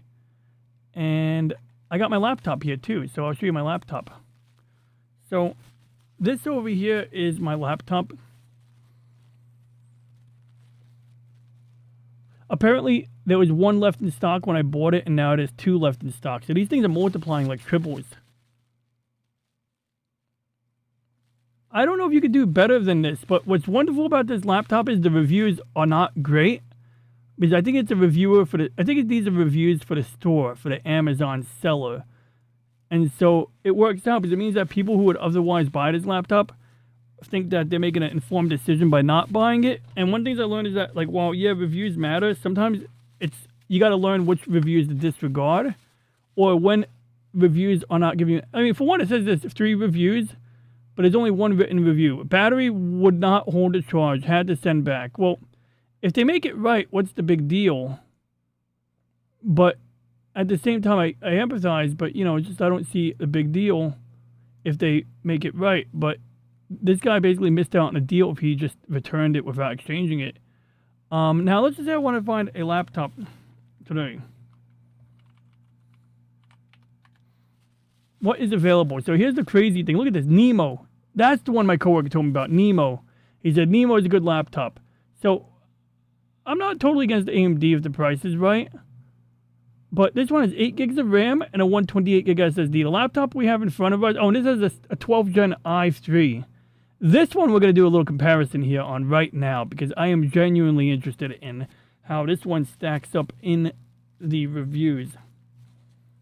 In the benchmarks, because I mean the clock frequency looks good and all this stuff. It is a newer generation. I mean it's not terrible, but we're gonna do this. We need to get now we need to know what CPU my laptop has. This is an i7-8650U versus i7-8650U.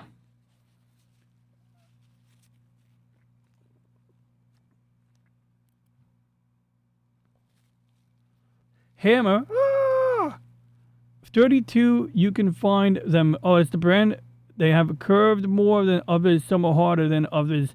Classic Gillette straight razor. Yeah, those laser etch in a proper straight razor. I like the, I did think about getting another straight razor because even though those could be tricky, when you use them methodically, they are really good. Like they give you a good shave, right?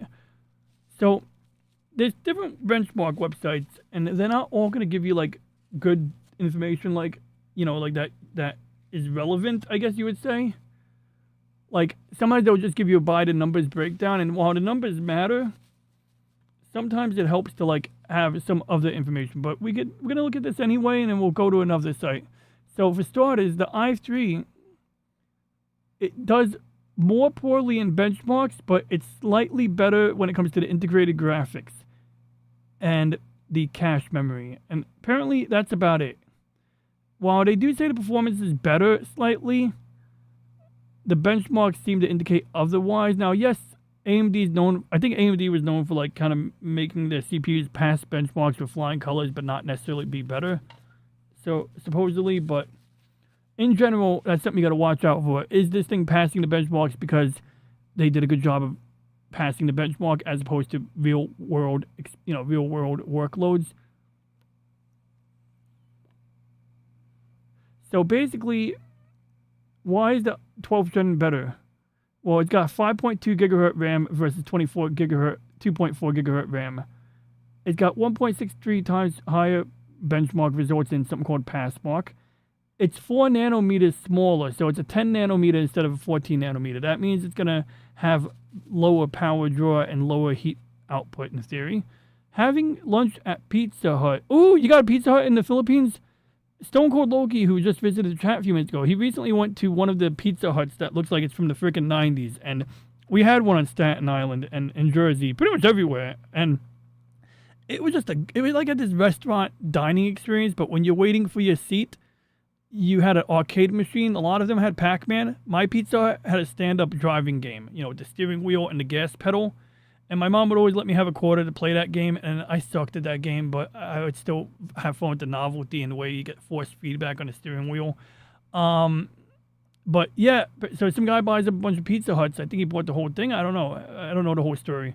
But he made it look like the old Pizza Hut, and he was explaining how the hardest thing to do was getting the chandeliers. They had these red and white chandeliers, basically, that said pizza on them. They look kind of old, but they're very, like, folksy looking, I guess you would say. And that was the hardest thing to procure, according to him, when he was on the Business Insider video I saw. But enjoy your Pizza Hut, El. You got to see the pathetic portions. Oh, my God. Oh, cool. You got to send a picture? I'll check it out. Thanks. Oh, what a treat. We get to see El's Pizza Hut. Oh, my God. Well, first of all, your first mistake, El, is getting freaking pasta at Pizza Hut. I mean, that, like, violates, like, my Italian grandmother. My Italian mother would be appalled that you got Pizza Hut, but the chicken looks good. I'll say that. Let's take a look at the chicken. So the portion is pretty small, though. That's like 1 scoop of pasta. I mean, you know damn well that the pasta is not the most expensive ingredient. They did a good job with the basil, although I'm going to guess you had to put your own basil on it. I mean, that's definitely good seasoning, I'll give you that. The chicken looks good, but they give you 1 drumstick and that. That's interesting. I don't know how to feel about this, but the lemonade looks good. How's the lemonade?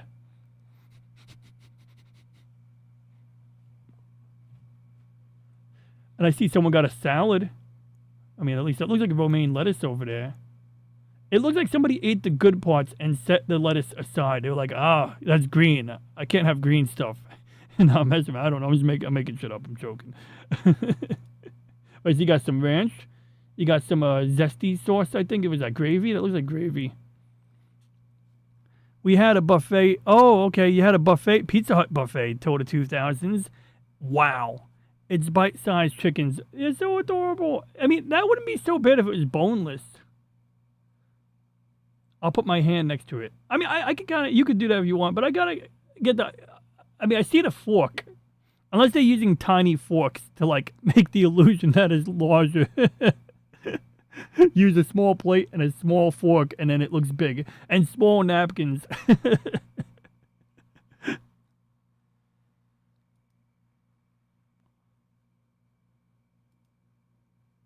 Oh, infinite view. But, yeah, we'll get that loaded up in a minute. Oh, yeah, I got a new song for Reggie, guys. Remind me to play Reggie's new song. It's called Reggie's... Well, it's Reggie in Black, but one of the key verses is alien. He won't let aliens probe you. It's like... Yeah. So, the subtitle generation is done, by the way. We're going to get a look at that other picture in a moment. Let's get those benchmarks. My CPU has 8 megs. This has 10 megs of L2 cache. Now, L2 cache could be a game changer. Like, if you've ever used a CPU back in a time when they didn't have L2 cache, having no L2 cache versus having L2 cache makes a freaking difference. All right. Yeah, that's a pretty small portion. I mean, you could basically take that chicken and that pasta and, like, put it in your fist if you, like, compressed it. So, yeah, that's questionable there. That is a questionable portion. And I can see more of the lettuce. So, what? Someone's not eating their vegetables? You should talk to them. They should eat the lettuce. Be healthy. And if your mom is there, tell her I said hi. But Lady Mist is getting hungry. Slim Nim, I'm telling you right now, by looking at it, is maybe 2 or 3 bites of chicken and 2 or 3 bites of pasta as far as American standards go. Slim Nim is correct, says. Thank you for confirming. Hey, what's up, Tommy? Hope you had a good drive. If you're still driving, have a good drive.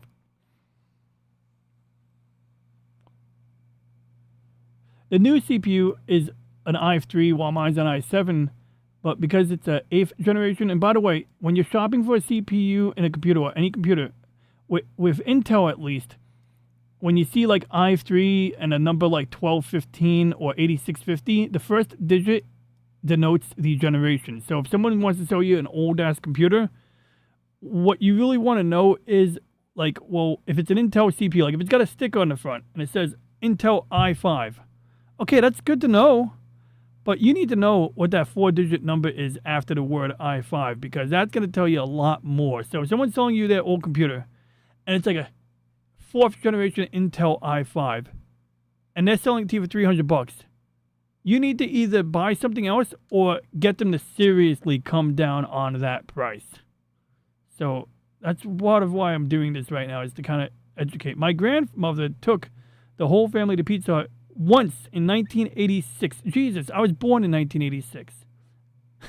We ordered enough pizza for 2 weeks. Yeah. Like, we used to get, like, pizza. We used to order it sometimes, and we'd always have leftovers, and we get the shits from it, but it was good. Like, the vegetable oil was a little bit, rough on the stomach, I think. They had the pizza pie then, too. 2 inches of toppings. Yeah, they did not. That's one thing that was, okay, so, like, I ordered pizza from, like, some random place anywhere between Staten Island and Brooklyn. And it's, like, fucking $3 for every topping, maybe. I don't know. It's like, it gets expensive the more toppings you put on, and it's like, it's no joke. It's like, you're really racking up that extra dollar amount. It just brings that freaking price up. And it's like, you basically got to decide you want 2 toppings and call it a day, because like what I would really want to do at some point is go to a supermarket, buy ingredients that I can use as toppings, and put them on myself. Oh my God, guys, I found okay, that's, never mind. I'll show you in a minute what I found inside the laptop. Caesar salad, and it's also small. Not to be mistaken with swole. Gotcha.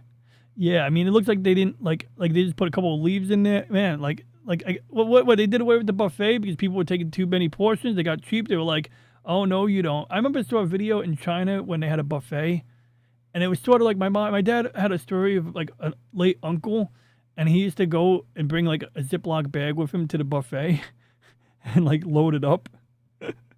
And I saw a video. We should watch a video of Chinese people at Costco, or at BJ's. What was it, BJ's? What's the other one? Sam's Club.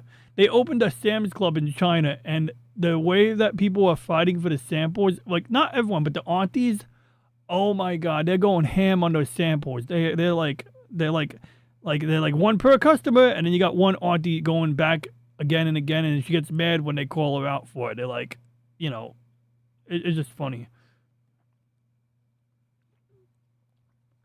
Let's see here. So bottom line is, in theory, the i3 would be better.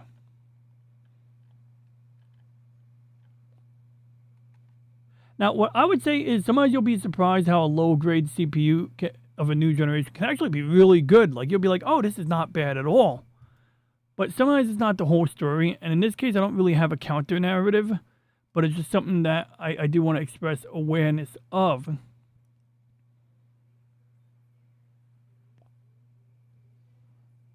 Okay, so this one somehow is in the top 85, and this one's not in the top 100, the one I have now. So my CPU is definitely much older.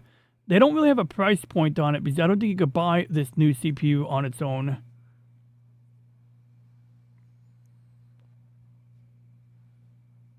Okay, current popular graphics cards are shown for comparison. Okay, well, this doesn't really matter to me, but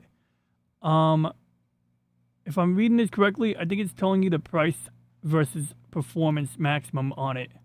So lower price and higher performance is better. This one has a higher price for lower performance.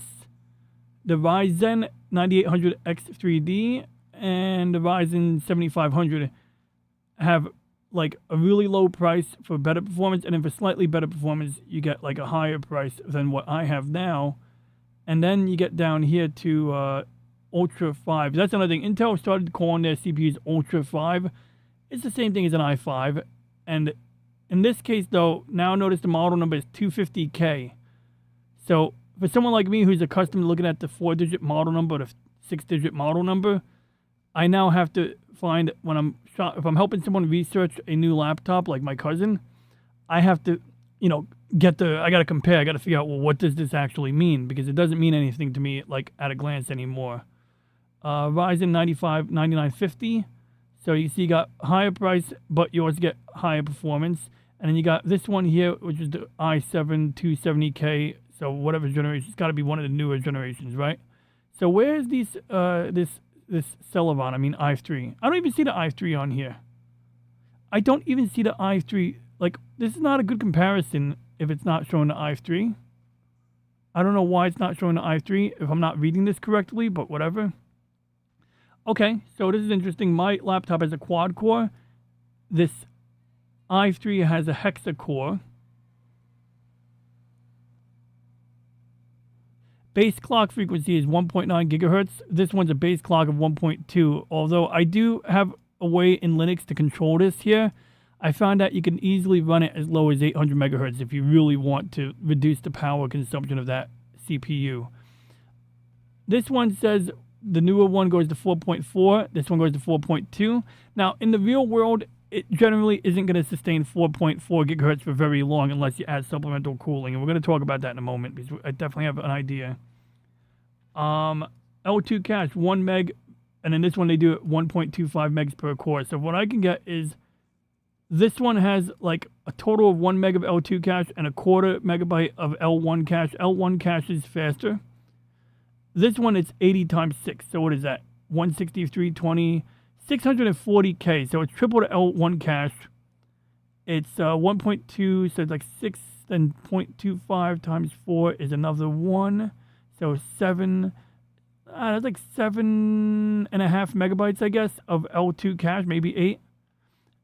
And then this one here has 10 megs versus 3 megabytes. L3 cache is the slowest one before you're using RAM, but it's something. And basically we're looking at, okay, now this is confusing. This says Intel 7 nanometer versus 14 nanometers. So I don't know why we got that 10 nanometer number earlier. Maybe that was referring to the GPU. But now we're seeing 7 versus 10 nanometers, which definitely makes a difference.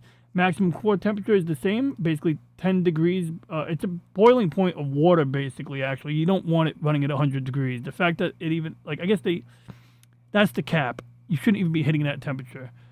Although you will. My old laptop always hit that temperature. Hey, what's up, Marcus Felix? Thanks for dropping by. It's good to see you, man. Hope you're having a wonderful night. Reggie is going to be on break until I activate his voice because I am translating my videos to Japanese, or at least one of them. And it looks like the process complete. I'm definitely afraid of touching this menu, by the way, guys, because, let's hit export. Let me just make sure I export it to the right place. So we're going to put it into the videos folder under XTTS dubbing, and we'll put it into the remote wave generation folder here. So we'll call this one here. Okay, the Monday show on Thursday, 6/4/2026. JA dub. SE export. Hope that's not too long of a folder name. Sometimes the computer doesn't like when you give it too long of a folder name. Okay, so we exported that data, and that's important to me because it ensures that we have that, secured already, although I don't think it's fully backed up yet. I mean, we'll see what happens here. So what we do have is this folder here now. Yeah, it doesn't auto-dub for me, so I'm doing it myself, but that's okay because I'm going to make it sound really good. Basically, my plan is to do my voice, or right now we're using a generic voice. In fact, let's do a test. These audio files might not play. Yeah, it didn't play. I noticed that the audio files that are for the text-to-speech don't always play my MP3 player. That's okay. I have Audacity, and I also have other ways of playing it, but we're going to use Audacity. So let me see what happens. We're going to open this in Audacity, and then we're going to tell it to play on output. Let me see. How do I change the output? Where's the... Okay, everything's plugged in. I hate when they change the user interface. Okay, that's all right. We got this. So we're going to play it on Reggie's virtual audio cable for now, I guess. Pa itlini, kamiaisi, mebala, anu. So, by the way, that's Gator.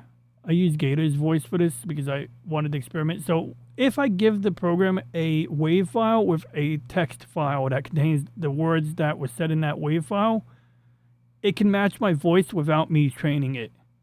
So I can use the generic XTTS speech model, which is what we're using for this, on the server side. That's how Reggie's voice works.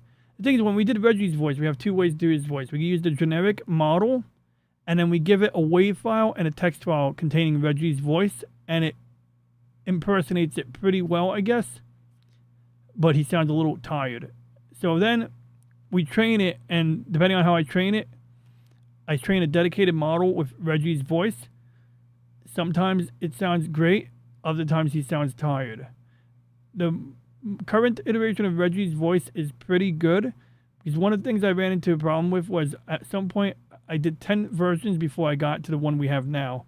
And I trained it on Japanese and Chinese words and a bunch of sci-fi terms like Klingons and all these words like sci-fi alien names, etc. And anime terms and anything from pop culture that I thought was relevant. And since I like watching and reading a lot of sci-fi, we had a lot of, non-English words that weren't really any language. So sometimes Reggie would be talking and out of nowhere he would go, he would make these weird sounds. I can't really do it, but he would just make these weird, it would sound like he was saying a portion of an Asian word, but it would just be like cutting off syllables out of nowhere. It was very bizarre. It's almost like listening to someone on a tape recorder being played backwards. And so when I trained the most recent Reggie model, I decided to keep it really tight and minimalistic. And that has served me because, one, it doesn't use up as much video RAM on the server when it's running on the GPU. And it tends to be a little more quick, you know, and nimble, lightweight, so to speak. So anyway, this is Gator's voice that you just heard speaking. And my biggest concern was because I had to do that symbolic link thing, I was really worried this wasn't going to work. I was worried that the data was going into a black hole. But it looks like we have 1.2 gigs of data that it would generate on the server, and then Subtitle Edit would read it back and put it here. And then it would put it in a temp location, I think. And then the final cut, we just exported here. So we have this. And I guess we could test it here too. Can you guys hear that? Wait, you can't hear that. Wait. Why can't you hear that? Why is that sound coming out of the sound thing correctly? So for whatever reason, the audio from Subtitle Edit is not coming out where it should. Did it work in Audacity? Let me see. I gotta move my monitor. Paitlini. Oh, that's loud. I'm sorry. Kamiaisi. Sorry. Mebala. Anu. Sorry. Okay, so we have it there, but you guys can't hear the preview when I play it on this screen here.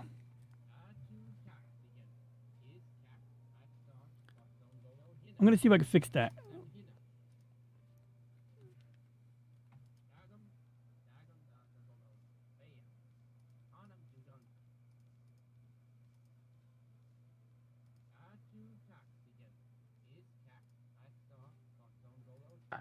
Kaksam Hina. Okay, so that's how we're going to play it. Apparently you guys can hear it when I play it on Virtual Audio Cable B. So, oops, where is it? So we're going to go, where's my, I lost my mouse. I can't see my mouse pointer. Sometimes I have to like resync it by waving it around. Okay, so I got to read the chat too because I missed a lot. I'm sorry, guys. One slice of Sparrow pizza is bigger than this whole meal. Yeah, seriously, Sparrow pizza is a pretty thick. Sparrow is weird because it's like they got them in New York, at least in Times Square, for the tourists. But Sparrow is not really a New York thing because we got plenty of pizza shops that can make good pizza. You know, it's mainly the water that I think enables us to make good pizza, or it's a big part of it. But the only other time I see Sparrow outside of Times Square or somewhere like a tourist destination is when I'm in Jersey. Like when you go to the Jersey Gardens, or what's that other one? What's the name of it? Menlo Park. Menlo Park is a huge ass mall. And then you got Woodbridge. Maybe I think it was at Woodbridge too, maybe. Dobak. E me carafun. Defi sam. Faxa. Tonal. Dagam. Dagam. Faya. Hey, El, is any of this correct sounding? Like, or is this gibberish? That's what I really care about. Like, does this? It sounds like Japanese to me, but you know, it's all Chinese to me. I'm kidding. You know that idiom. It's all Chinese to me. And then you say that about Spanish because it's like it's all Chinese to me, but it doesn't. Or when someone's speaking Chinese, you say it's all Chinese to me. It's like, well, yeah, it's all Japanese to me.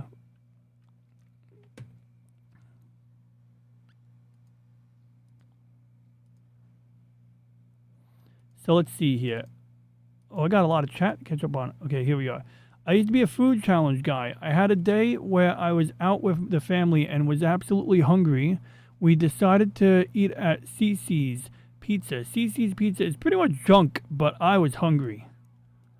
When I asked for my third taco pizza with an extra beef on it, the guys behind the counter started to look at me worried.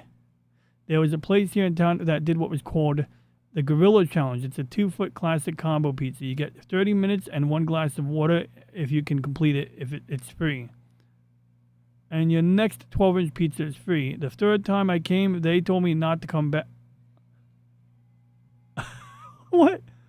I have the same thing happen to me with a Mexican restaurant down in New Orleans that had a food challenge of pepper burrito. They asked me not to come back. Why would they? Okay, so why would they offer the fucking challenge? Please explain this to me. Like, I might have to ask Grok about this one. Because, like, it just blows my mind. Like, why would they even, like,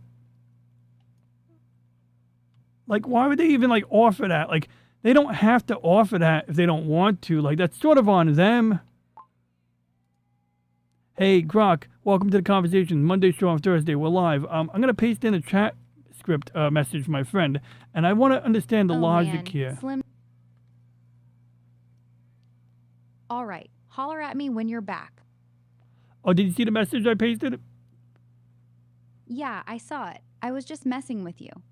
Well, what do you think? Like, what's the logic there? Like, why would they tell someone not to come back? Like, it was their dumb idea to offer if you eat all this fucking food, pardon my language, you get it for free. So he actually does the challenge, and heaven forbid he actually succeeds at the challenge. And now they're like, please don't come back. That's the dumbest shit ever. They offered the challenge because they thought no one would ever actually finish it. When someone like Slim Nim rolls up and starts demolishing it, suddenly it's not fun marketing anymore. Now it's a massive money loss every time he shows up. It's like those Wingstop free wings for a year promotions. They never expect someone to actually eat there enough to make it cost them money. Soon as someone treats it like a job, they freak out and try to ban them. Restaurants be out here writing checks their ass can't cash, then acting shocked when someone cashes it. Yeah, so, and it's limited that they keep trying to make it more spicy. In fact, I'll read that to Grog. Yeah, and, like, it was funny. Like, they kept trying to make it more spicy, and it didn't work. I'll just sit there, sweat it out for a free meal. And like you said, yeah, writing checks they can't cash. But it's like, it just seems like, I don't know. I mean, my friend's not like, Robin Quivers. He's not going to go on the radio and complain about the Geek Squad like Robin Quivers might have done to me back in 2005. By the way, I can't find that video anymore. It was taken down, but it was up on YouTube for like a good 10, 15 years. Such a shame. I wanted to show that to my audience. But anyway, yeah, like, if he was Robin Quivers, he might complain about that. And then that would be worse than the marketing publicity. Exactly. They'd rather quietly ban the guy than have him become famous for destroying their challenge on stream. The second someone like Slim Nim starts making videos about it, that challenge stops being You're fun fucking with me? marketing No. and starts being Are free you serious, Al? advertising for a food YouTuber. Are while you we serious, lose Al? money every Oh, time no, he shows no. up. It's the same reason a lot of those challenges quietly disappear after one None or of two that's people Japanese? actually beat them. They're not built for winners. They're built for content. Wait, is this the one I accidentally did in the wrong language? I did do one in the wrong language at some point. Kia ibata anama. Neke. Yay. Wakeli. Inki. Yeah, I don't recognize it either. Like, there's an X over here. Like, this word is not Japanese. Dangolo kuboso. Tianamaya. AC. Yay. Whoa. Oh, wait a second. I might have made a mistake. It says English up here on my top screen. It said English over here. So, I'm going to have to redo this, I guess. But at least we know it works now. We know it works. It works. It just didn't work because I picked the wrong language, I guess. Oh, no, wait. Gufne. Udur. Tatre. Rumble ake. So that's not Japanese, is it? So if I post a video, have a good night, Lady Miss. Thanks for tuning in. Thank you for hanging out. Hope you have a wonderful shift at the office. So if I posted this, I would have insulted Japanese people. I would have been like, hey, it's got a Japanese audio track. Then they would have been like listening to this. Ha idlini. Kamiaisi. Mebala. Anu. Man, it would have pissed people off, man. I'm not trying to piss people off. Go buck. E me carafun. Defi sam. Faxa. Tono.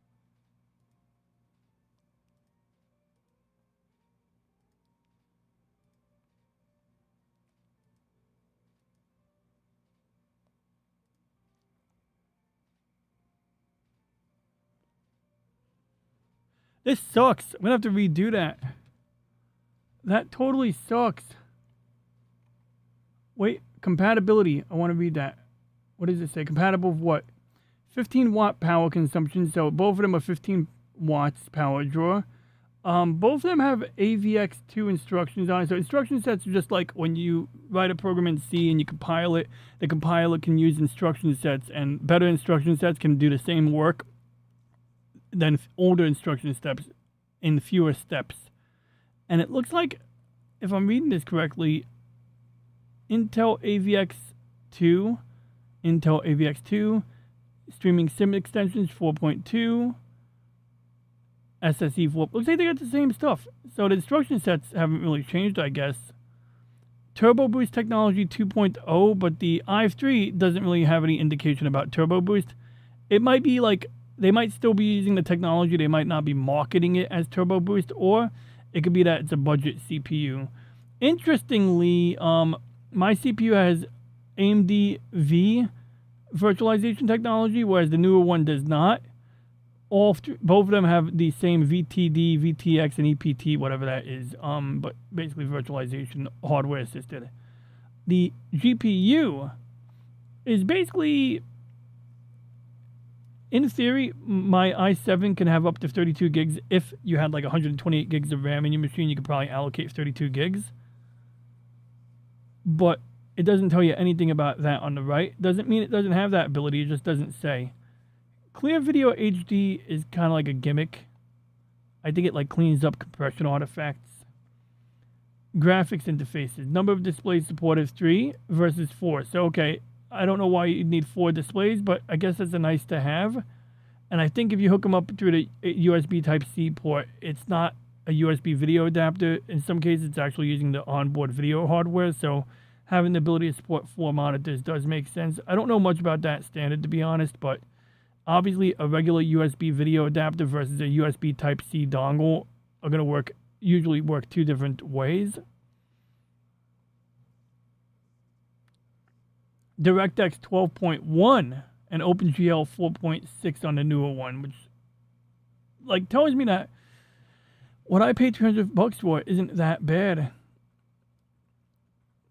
And PCI Express version 3.0 versus 4.0, which, you know, on a desktop that might be more important. But one of the things you'll notice is when you're using PCI Express 4.0, you only have 20 PCIe lanes instead of 12.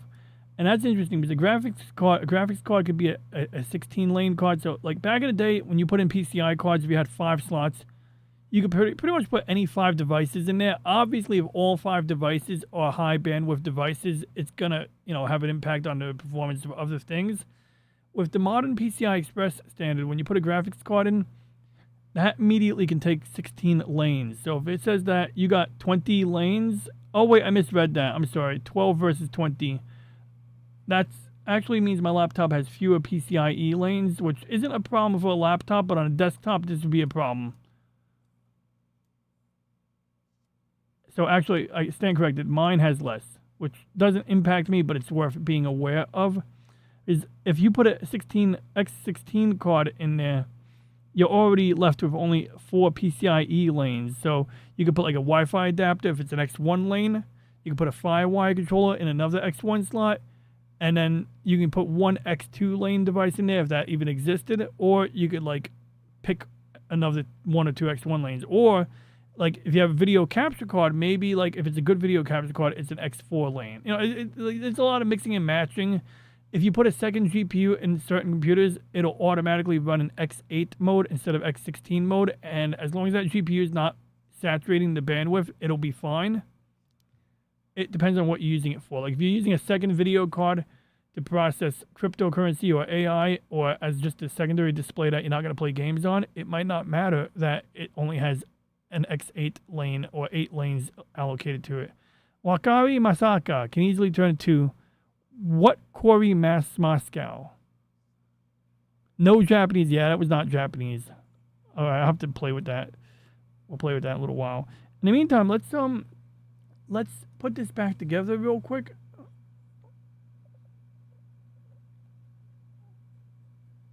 So we're gonna we put the thing, we fixed this, right? We corrected for that minor issue. It's not a big deal, but it's like, I'm glad I checked it. So we checked it. So we're gonna put this back in. I believe you put this straight in. I don't think you put it in I don't think it's like old RAM. You don't put it at a 45-degree angle. You more or less put it straight in The screw got stuck to the speaker. That's a speaker right there. So we're just going to fasten that back in. In fact, what was interesting to me is it looks like this screw was already there because, hold on. This screw can't do anything, right? Because you're already putting this screw through here. So I honestly don't know where this screw came from because I'm not using it for anything. Maybe it's for something over here. We either have an extra screw. Not 100% on this. There's either a missing screw somewhere, and I think I have a hunch where we might find a place for a screw. And we'll get to that in a minute. So let's put this back on now that we've gotten that minor correction applied.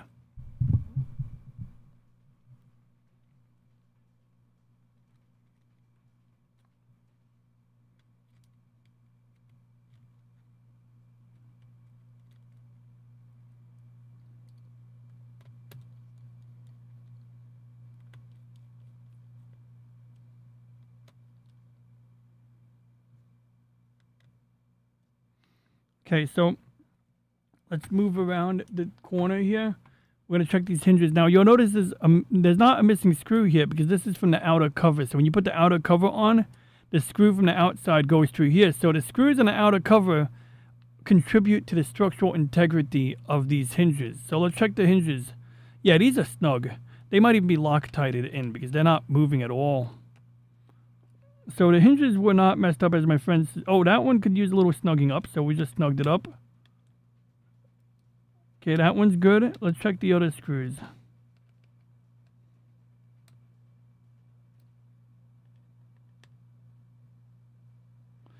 I don't know how tight you want these motherboard screws.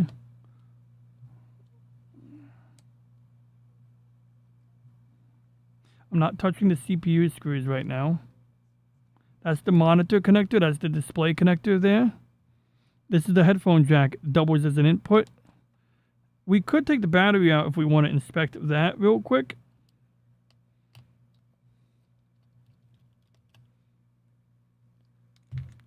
Uh-oh. Uh-oh. Okay, where did that screw go? Got it. Okay, we found a missing screw. Okay, good.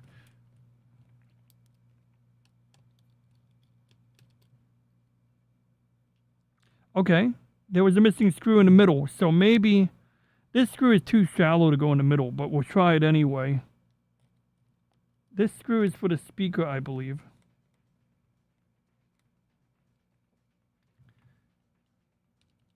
And that screw is a little bit loose too, and I think it is part of the battery, so we're going to have to deal with that. My headphones are telling me to charge them, and I don't know where the charger is right now, and I don't want to get the backup charger.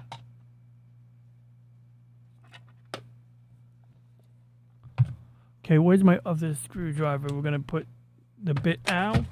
Yeah, we'll get that later. Yeah, that one's loose.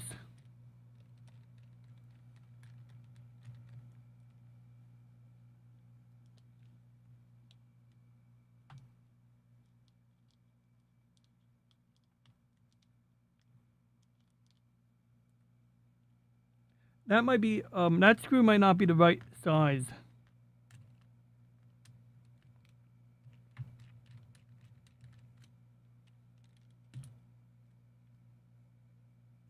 Okay, that's a shallow screw, so maybe I could actually use a shallow screw in here after all.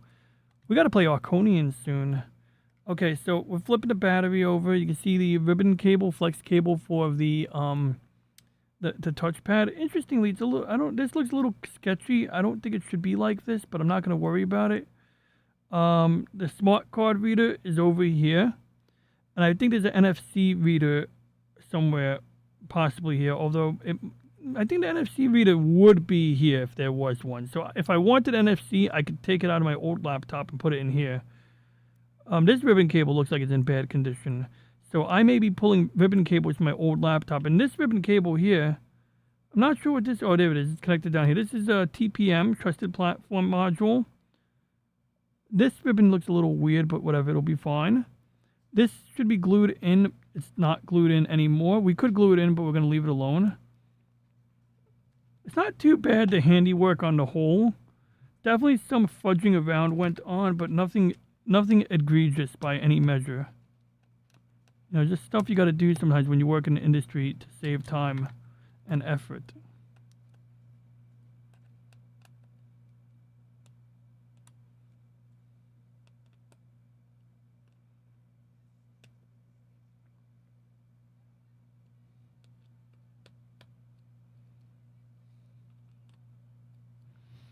Okay, we're gonna put that back. You'll notice that the battery has this little plastic hook here. It's hidden by the trap, but there's actually a little hook where you tuck the cable for the battery connector under it. Oh, and actually there's another little tuck in piece over here. It's an over and under, so it goes under this side. Ah, crap, it fell out. It goes over on this side and it goes under on this side. So we gotta try to tuck that in. There we go. So it goes under this tab here, but it goes over this tab over here, which guides it into this corner here. And then you got the fabric tape I showed you that I bought on Amazon. I do have the Amazon listing up. It's not super important, but I can show you what it looks like. So we got these Amazon products here, right? And this is double-sided tape for phone repair. I have that laying around right here. This is green gaffer's tape, which I do need in order to like fill in some gaps in my green screen.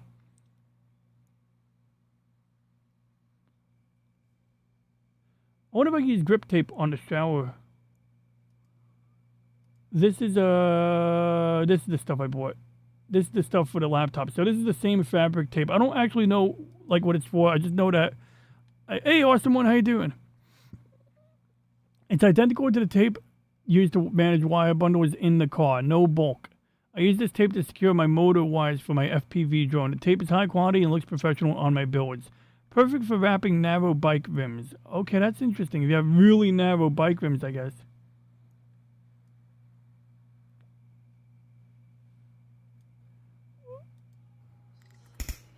What are they doing?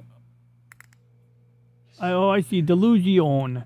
So I guess they're saying you're not supposed to be able to light this on fire, but it goes on fire. Let's test that out.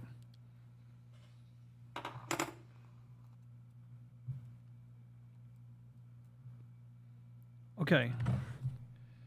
I need a lighter. Or do I need a lighter? I don't need a lighter. I have something better than a lighter. Where is it? I saw it right here. If I don't find it, we'll have to use a regular lighter. But I have a plasma torch here somewhere.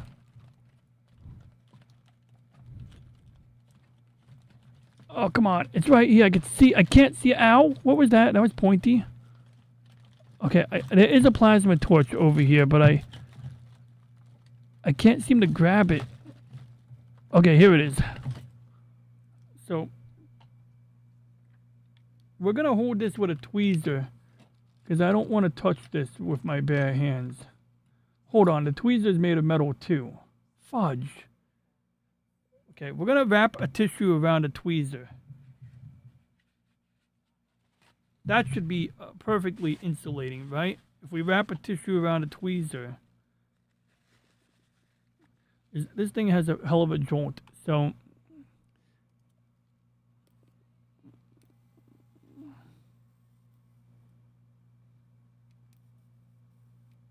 Yeah, he's right. It goes on fire.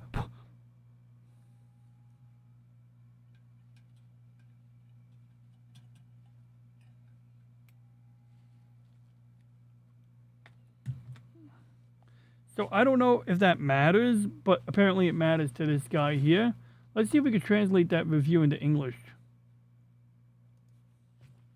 It comes completely anonymous in an anonymous bag. You can't trust those anonymous guys. Nothing written about the product specification.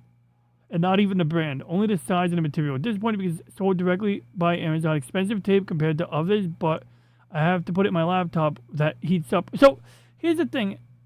Heat and flashpoint aren't the same thing. Like, your laptop gets hot does not equate to it will go on fire. You know, the thing in your laptop won't go on fire. Now, I can empathize a little bit, but this guy literally lit it with a match or a lighter.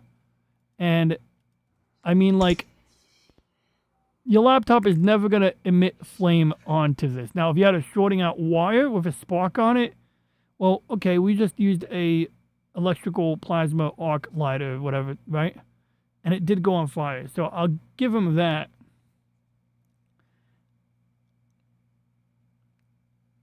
I must be sure of the quality of the product and the resistance to temperatures. I cut a small piece and did a test with a lighter close.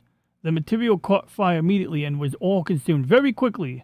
So it's absolutely not fireproof. Okay, so interestingly, he has a point, not so much for the laptop, but for wrapping up automotive cables, yeah, this would be the worst fucking material, in my opinion. This is like the exact material that you did not want in the Apollo 1 capsule when that went on fire. This is the kind of material that they would have stripped from the capsule when they were figuring out how to rebuild the Apollo capsules to be safe. So, as much as I want to make fun of the review, he's not wrong.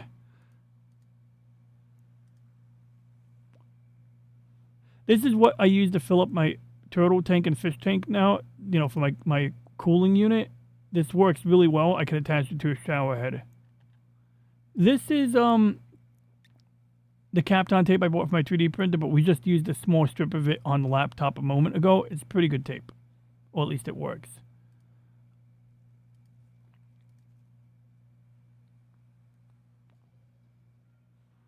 This is what a 8th generation new laptop will cost from unknown brand. Is this the Numi Nemo? This might be Nemo. I don't know. It doesn't tell you. There's no brand name on this part of the listing for some reason.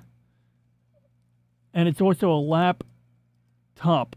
I'll give him credit for not spelling it as laptop. I fucking hate when people say laptop. That shit annoys me.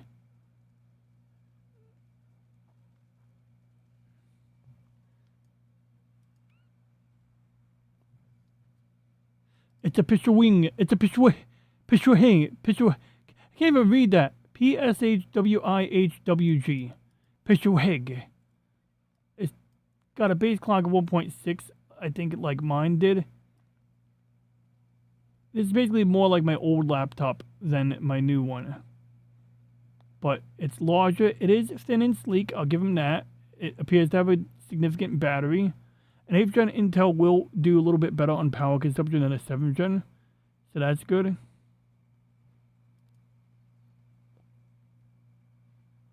This is a 15-inch Inspiron, 16 gigs, half a terabyte. So once again, I got a 4 terabyte SSD on the new one. Wi-Fi 6, that's kind of significant and cool. You know, just conventional laptop. And you can see when you open up the screen, it acts as a stand for the keyboard.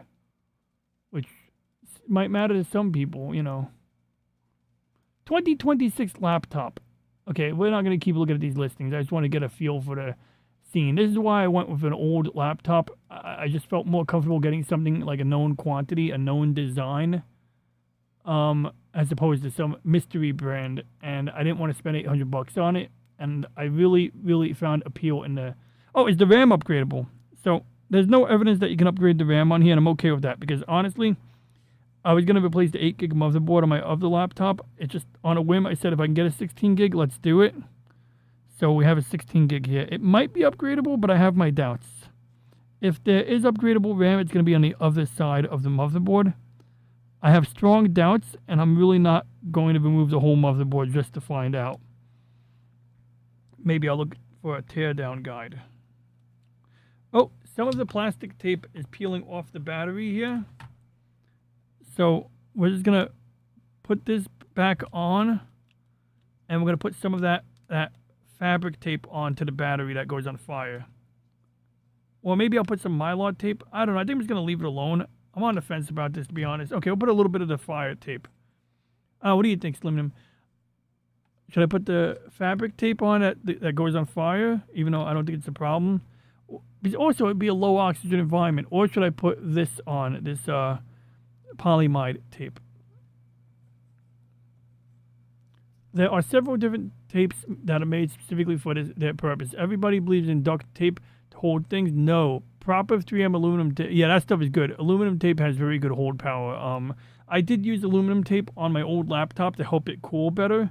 I lined the inside cover with some of the aluminum tape so that there would be some contact with the outside surfaces and it would help to dispel heat in theory. Don't know if it worked. Chevy, for me, it was even worse because Chevy couldn't machine any of their parts properly. They just used nothing but shims. Oh my god, that's insane.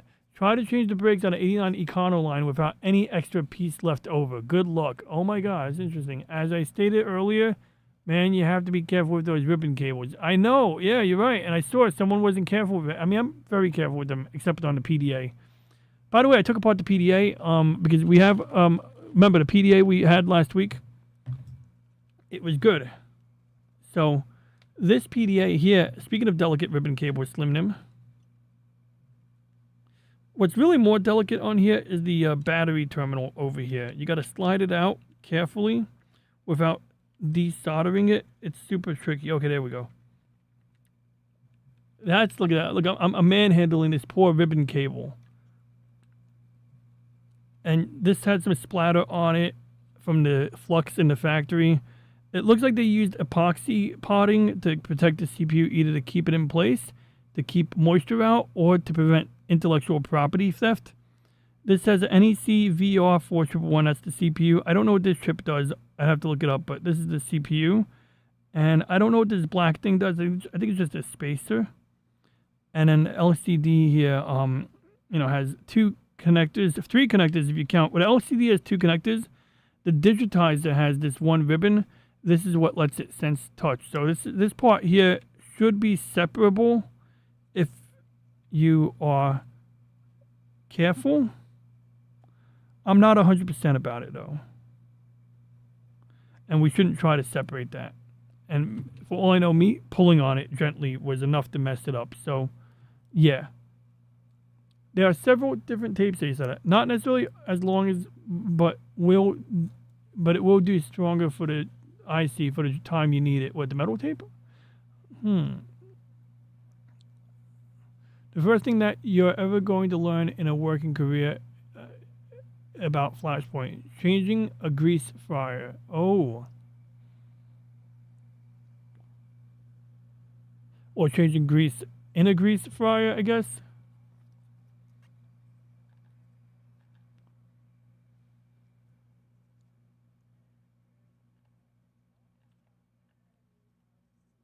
I'm just closing some browser tabs on my top monitor. I think I do want to look at more benchmarks real quick. I want to get one good benchmarks.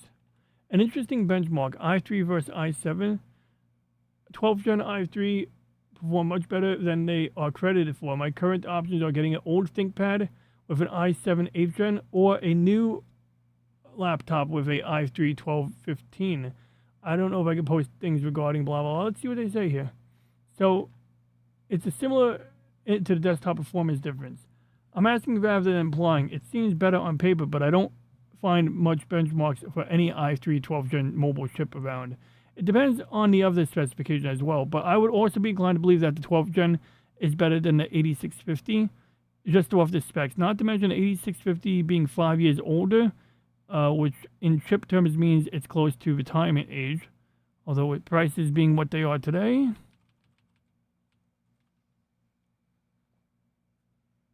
This is 4 years ago. The newer i3 has more cache besides the newer 10 nanometer process. Too bad sites don't seem to have benchmarks for it. Yada, yada, yada, yada, yada. That loses in common benchmarks for both.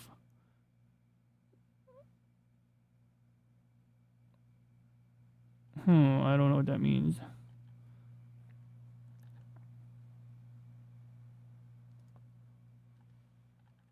Here we go. I wanted something like this. This is actually what I wanted. I wanted graphics. So it definitely looks like the i3 is outperforming in just about every metric. Although this is interesting. What's going on here? This is an interesting one here. Okay, that's very weird. I don't know if I'm reading this correctly, but it looks like... Okay, now that makes sense. That's correct. It did better running Cinebench. Okay, that makes sense. I was misreading the stats for a minute.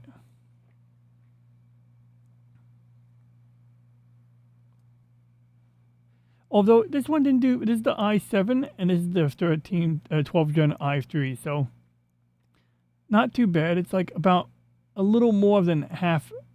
It's about half.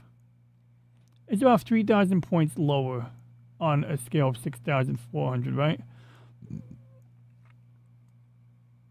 So that's basically the gist of it. Changing a grease fryer, great for cleaning, but do not trust deionized water as much as they tell you. Huh? What does that mean? Is that like a static electricity issue? Like, well, what's the issue? Tell me. Like, what happens, like, when you put deionized water in a grease fryer? People are ready to retire their equipment for earlier than it is needed. My PlayStation 3, PlayStation 4 cooking, well, this PlayStation 3 is notorious for cooking along just fine, and I've watched people try to get their PlayStation 5 repaired. Yeah, so the PlayStation 5 is a very interesting cooling system. So the PlayStation 5 is using gallium, and like let me see if I get a video of this. Okay, replace the liquid metal. This is going to be hilarious. Okay. Oh, I still got to put the screws back on here. Okay, so this is the heatsink, the CPU on a PS5. 안녕하세요.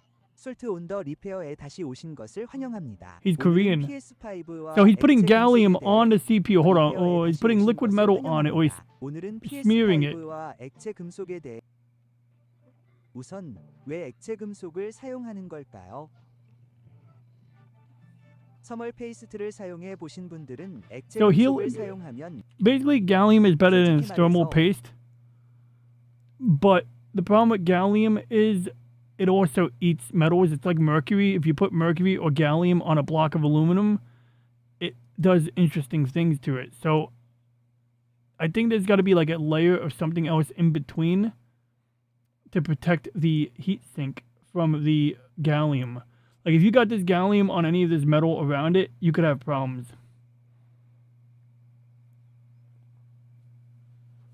But laying down, it's fine. And this is one case where maybe, like, even though I don't really think it's an issue standing up vertically, I know people have this perception that you get more problems on a console with standing up vertically. And that could be because of the disk drive, the optical drive, and the way people load it carelessly. And it could just be maybe a little more mechanically stressful. Maybe the way the heat sinks are designed, maybe the heat does rise in the wrong direction and that causes a problem. But I don't think it's a problem, but I can understand why people, have that opinion.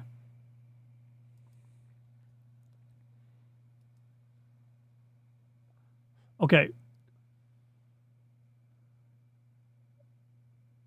So he's smearing it on. Or he's doing something to it. I think you put a sheet of... Oh, I think I know what you do. So I think you put the gallium on the liquid metal, and then you put a sheet of plastic on top of it. So what he's doing now is he's spreading it. He's making sure that the plastic and the gallium are contacting each other. But I think you actually have to put a piece of, like, plastic tape or something over it, which I don't know how strong this plastic tape is. I don't know if it stays in there. But you can see he's trying to make it pool in there underneath the plastic layer. I would love to see the step, how he got that layer of plastic on there.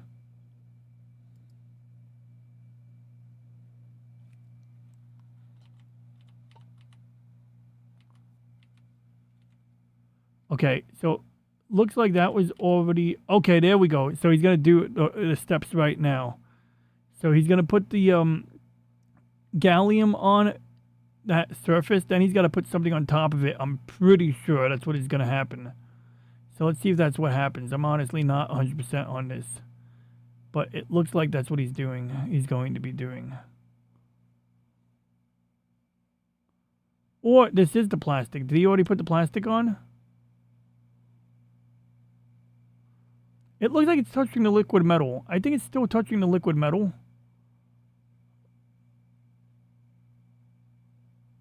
I think he's just making sure it spreads evenly.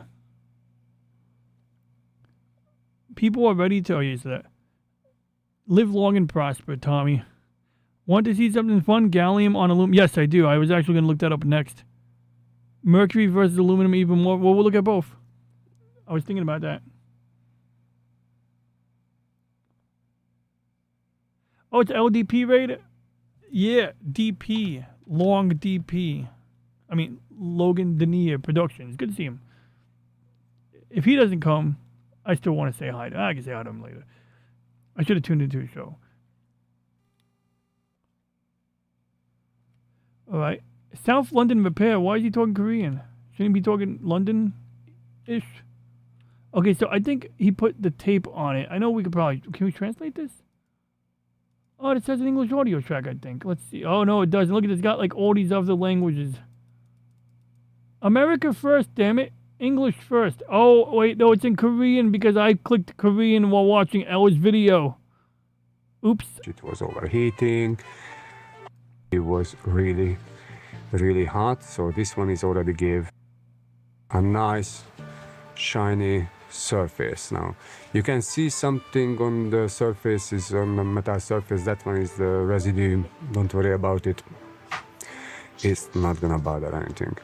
So you just try to make like a nice surface if it's possible. Oh, my battery died. Let me switch my headphones real quick. Okay, let me switch my headphones. So, these headphones here are my backups, but I have to 3D print a new button for them. So until I 3D print a new button, I can only control them by doing this.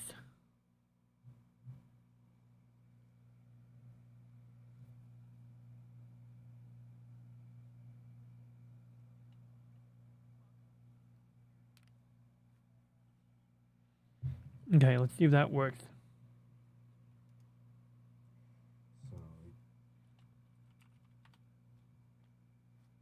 I gotta connect my headphones.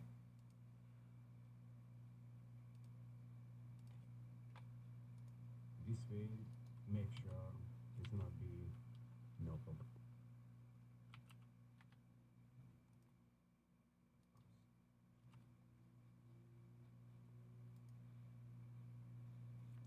I just gotta switch my headphones back. I guess I gotta go into the sound settings to do that. Yeah, let's do that.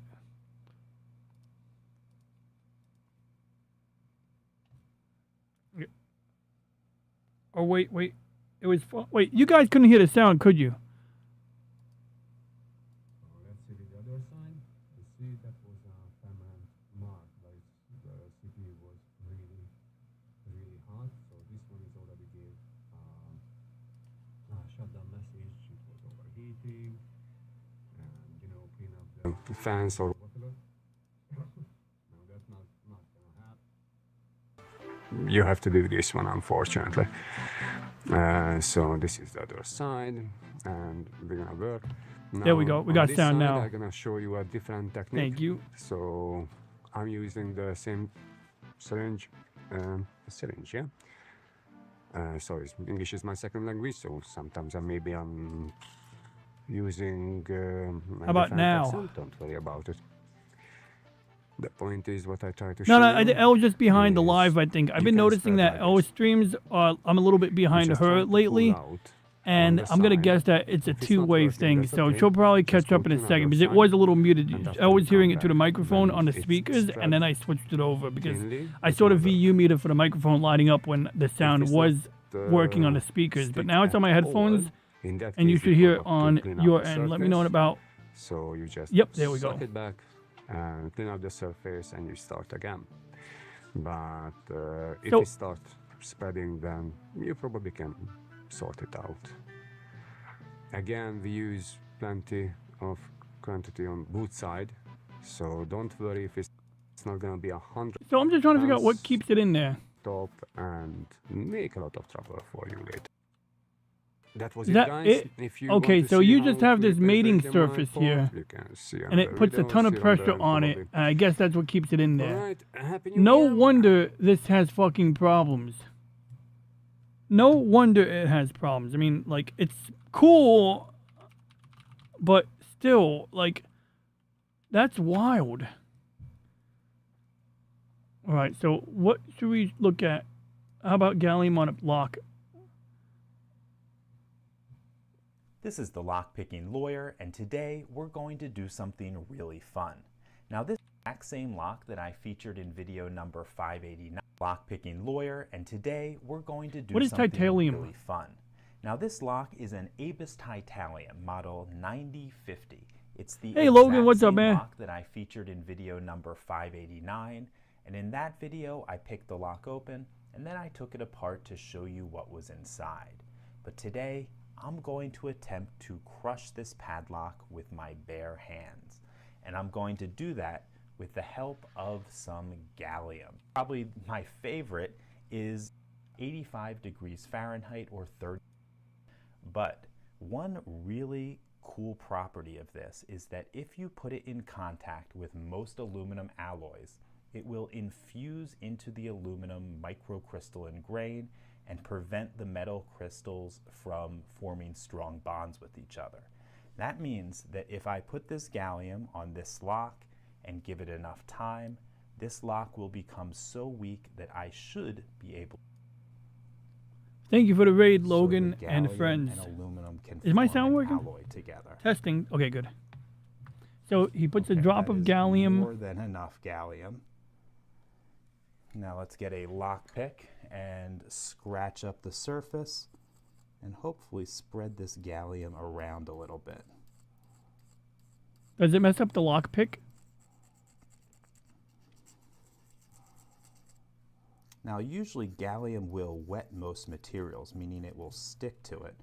But that doesn't seem to be happening here with this aluminum. Hopefully that'll change as it starts to react with it.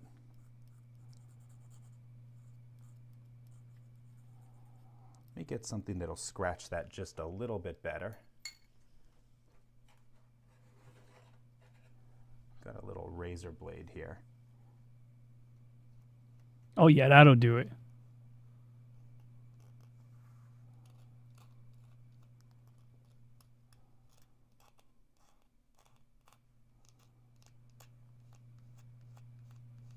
Yep, I can see the scratching.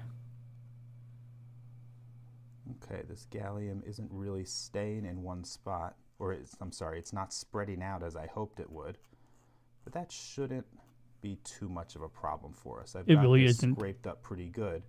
And with the way gallium infuses into aluminum, it shouldn't matter exactly where we put it on the lock, because even if I put it right here on the corner, eventually, and it doesn't seem to be working, so maybe I'll just leave it alone in just a little while. Okay, it's about an hour later, and you can see that the gallium has already made a pretty significant impact on this lock. You can see that it has migrated from where I left it in the middle of the lock over to the left here, and it seems to have eaten away the top layer of aluminum here.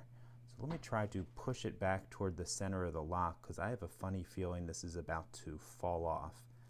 I want to make sure the gallium spends all of its time eating away at this lock.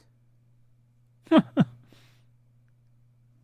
maybe that's as good as we're going to be able to get. There we go. Okay, we seem to have a lot more surface area of contact between the aluminum and the gallium now, and we have this mixture of aluminum and gallium right here. I'm going to get something, and we're going to try. This is how they a do little dental fillings. This is why you could have mercury in a dental filling, and it's not a problem. You put mercury, silver, and Okay, I just and, got this little vial you know, of water, and I'm about to show you another. what is the other metal? I think it's interesting basically mercury, property of silver, and gallium. copper.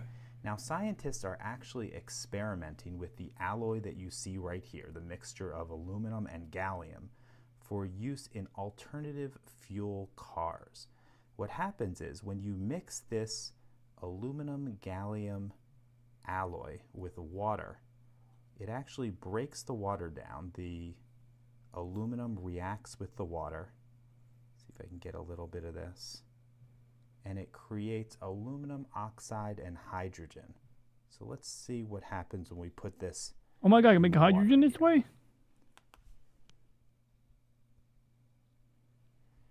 can see a lot of hydrogen is bubbling up out of there, and this actually doesn't destroy the gallium at all. You can recover the gallium after this reaction is done, which is one of the reasons why they're experimenting with this as an alternate fuel. Interesting little side note, but not what we're dealing with today. That's cool. Right now, I just want to see the out. You can see it's almost like there is a liquid underneath the surface, and if we just scratch it a little bit, you can see that gallium, see all that gallium just underneath. So the at this surface. point, it's all over It's a underneath the really surface. Bizarre thing. I'm not sure I've ever seen anything quite like it. Even all the way down here toward the bottom of the lock, we're seeing the same thing. So let me give it a So little apparently, bit more time. like if I had this on my bike, to it when we have someone would just more pour results. gallium on it and steal my bike. It's about 4 hours later, and I've taken a couple of precautions. First, I have moved the lock onto a large piece of craft paper, and second, I decided to wear some rubber gloves, not because there's anything dangerous about gallium, but because I don't want to take the risk of contaminating anything else in my work area. So let's take a look at this lock. As you can see, the front of it looks pretty gnarly, but there isn't much in the way of liquid left. It is a little bit slippery, and I suppose there is some liquid gallium, but hardly any. If we move around to the side, you can see this rot has infested the side, looks like the bottom, and oh, definitely the bottom or the back of this lock as well. So I don't know whether the gallium simply seeped around the edges underneath the surface or it infused completely through the lock body. But let's take One a of the look. nastiest chemical reactions that I know of Little actually piece of that lock break off. know how it Okay, actually works clearly it and has how to clean up well- it's ammonium infused chloride. well into the lock body. Absolutely not something Let's you see want if to we mess can with unless break you this really know apart. how. Let's start by trying to get little chunks I don't know off. anything about ammonium chloride, but I guess I'll look it up too. I guess right here was the exception. Let me get a small screwdriver and see what happens with this.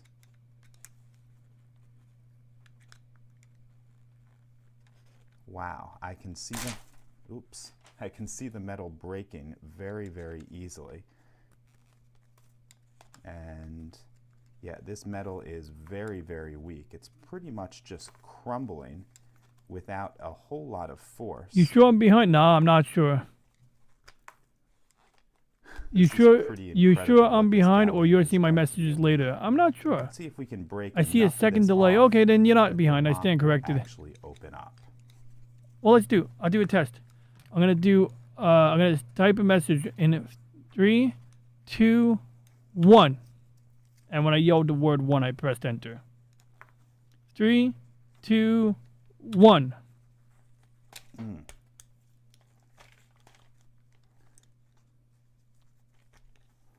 Okay, not quite as soft as it could be.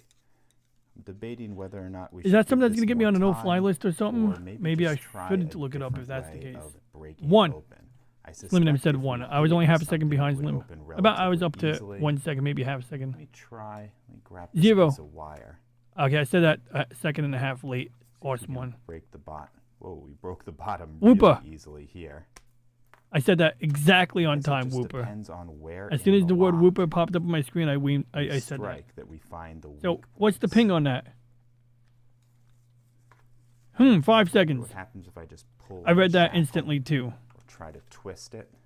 Okay, so you're not really behind out unless there's more time than 5 seconds according to Awesome One. No, it's not coming apart quite that Binary easily. Solar 101101011. I didn't say the right numbers. I made up numbers. So yeah, that's gallium in a nutshell, guys. Let's see how far he gets. I think he takes apart the whole lock. rest Yeah, of he's got the this- bolt out. Wow, this is just breaking apart very, very easily. I've never tried eating away gallium, or I'm sorry, eating away aluminum with gallium, or compromising aluminum with gallium. But clearly you can see that this is a very... Now, this is an interesting one because it really does do this.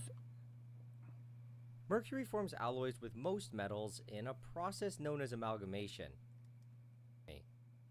I even tried to brute force things using a drill, but that didn't get things going either.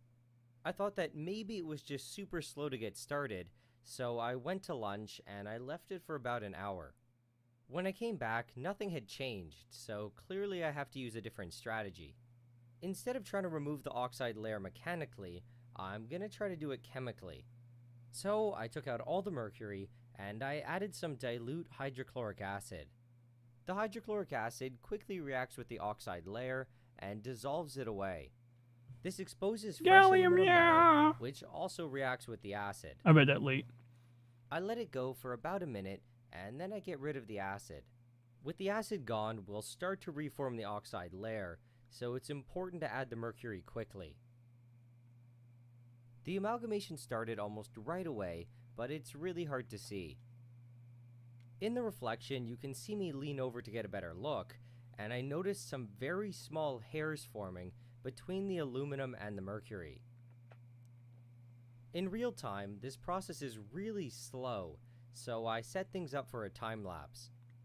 So the major thing going on here is the combination of the mercury with the aluminum to form the amalgam. Some of the amalgam that forms gets dissolved in the mercury and makes its way to the top. When it gets there, it comes in contact with oxygen in the air and it reacts to form white aluminum oxide. Remember mercury thermometers? When they broke, my parents would put it in Tupperware and let us play with them. I'm pissed that I can't find a mercury thermometer. I want to play with mercury so bad.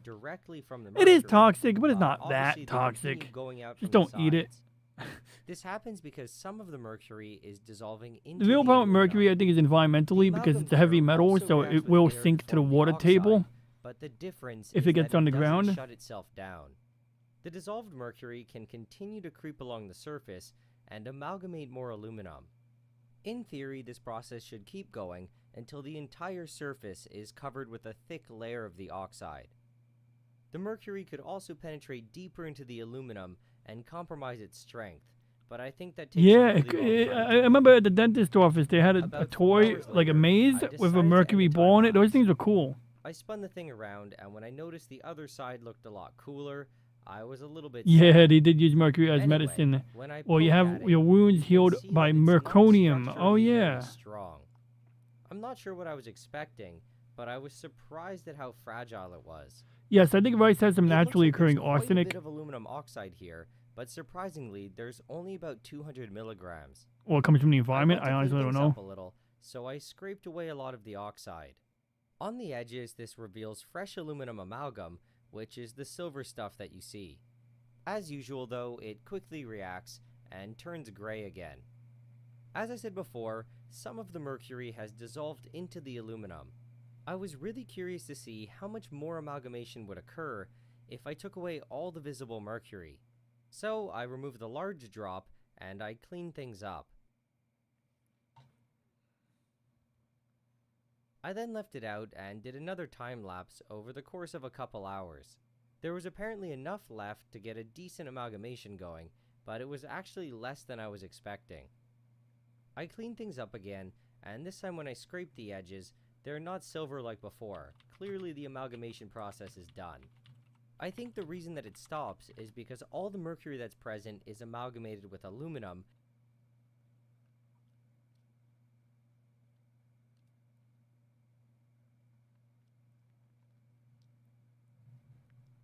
Okay, this looks like some boring science stuff.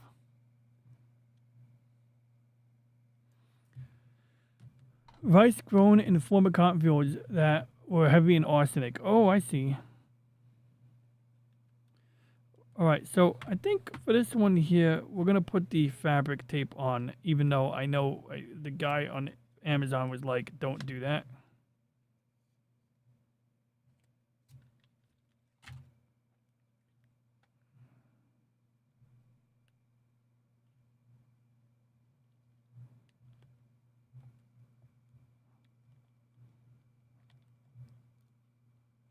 Okay, it's a little crooked, but it'll be fine. I just wanted to make sure that was held down. So now we're going to put this back together.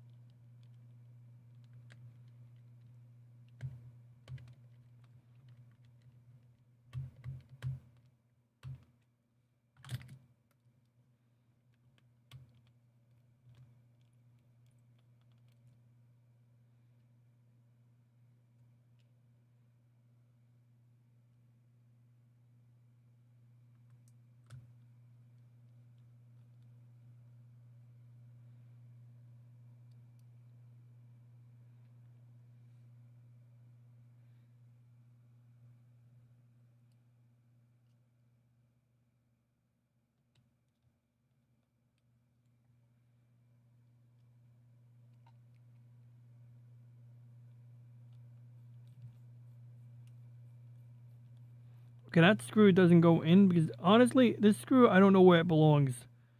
I don't really, I think it would have been a motherboard screw, but I don't really see any place for it to go, so we're not going to worry about it. We're just going to set it aside unless it goes down here maybe.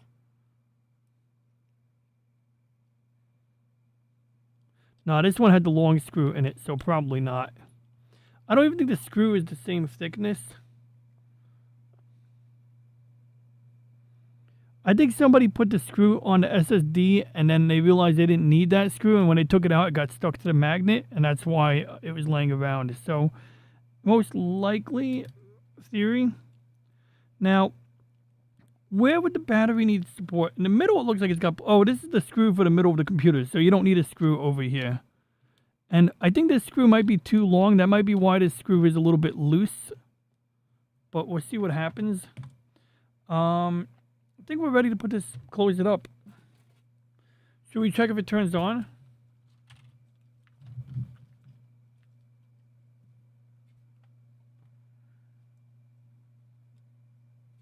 And you can see they got, I don't know, it looks like plastic or paint bonded to it. I'm not really sure if the front is plastic. I think it's all magnesium. I think it's a manganese alloy of some kind.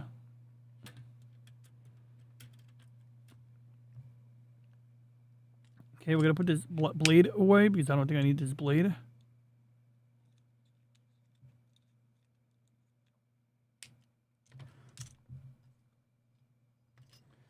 Now, you want to check your corners, you want to check your edges, you want to make sure that you feel that, like, tactile snap. Now, obviously, you're going to have to tighten some of the screws, but what you don't want to do is immediately tighten everything without, like, checking that things are snapped in.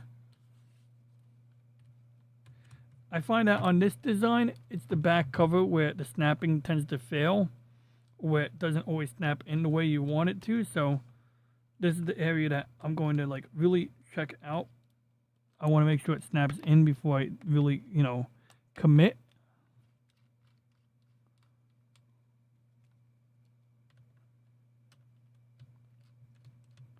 Certain brown rice will draw arsenic.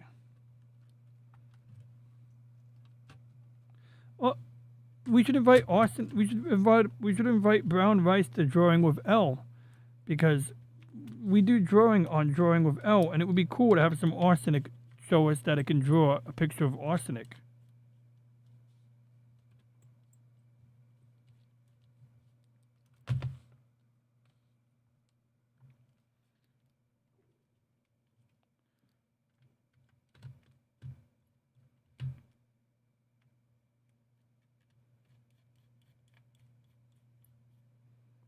Okay, pretty sure that was the battery hole.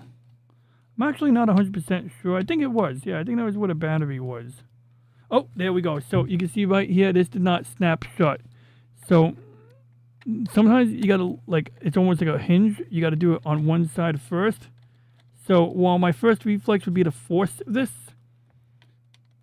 I think my instinct was right the first time just now when I put the front on first.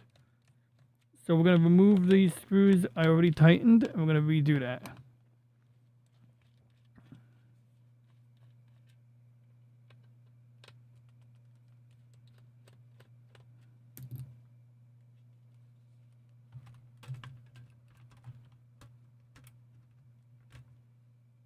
Yep, now it's in the right place. Well, I'll definitely be awake for that one because, you know, I have to be awake. I'm at work. I do, my coworker was giving me unsolicited art advice, and while I do appreciate learning about his experience, like, I love when he tells me about the Soviet Union. I'm worried that he'll be a little preachy, like, because he wants to basically give me an art lesson. He wants to teach me how to feel art or make art that makes people feel something, and it's like, I'm apprehensive about it. It's like, I don't need to be told how to feel art. And funny thing is, I probably wouldn't mind if Elle did a drawing lesson like that, where she's like, this is how to feel, how to infuse feeling into art. But for some reason, it sounds preachy coming from my coworker. Maybe it's because he's always questioning the moon landing, and no offense, you know, just like, you know, yes, I wouldn't judge someone for that alone, though. And they're a steady coworker, they're solid. Although sometimes they do lollygag and talk a lot. But I like to talk a lot too, so I can't really complain about that.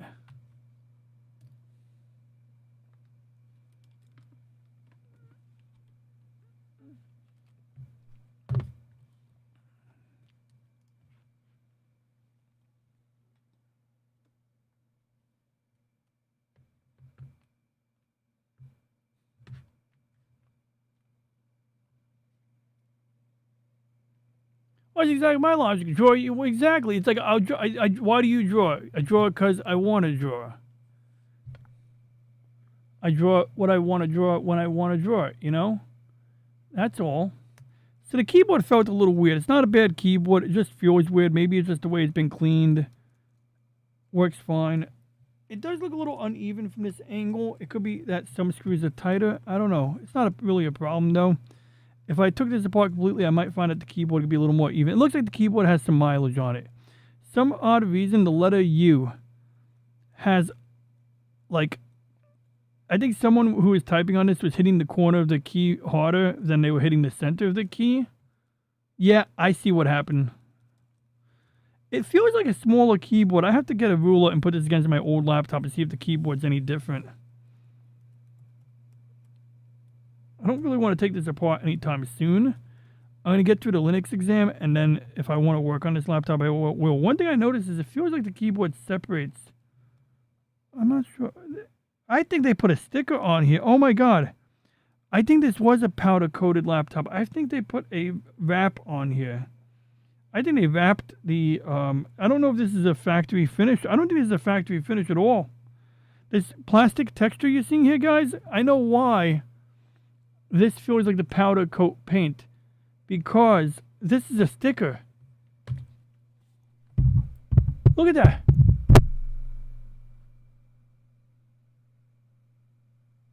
That is a wrap. Oh my god, I just noticed it now. They didn't even put it on evenly. So that means there's probably, and you can actually see the rubber finish here. It's like the powder coat paint has a rubbery feel to it. And I think there's magnesium alloy under the powder coat paint. You could see some of the metal exposed here. So yeah, that's what they did. They did a wrap. I remember wrapping laptops was a thing for a little while. Like you could buy these kits and you could like do like colorful wraps on them. And I remember I had this one customer, his wife gave him a laptop. He's like, I ain't gonna be seen with no pink laptop. And I was like, all right, well you could go on Amazon and buy this wrap. It's not a fake Dell. Just the wrap is. This is a real Dell logo. The Dell logo is real. This whole thing is a sticker. You can see the edge of the sticker right here. See? The sticker ends here. And it goes almost all the way to the edge over here. So that's a sticker. You can see over here too. See, look, the sticker is almost overhanging here, but then there's a gap over here.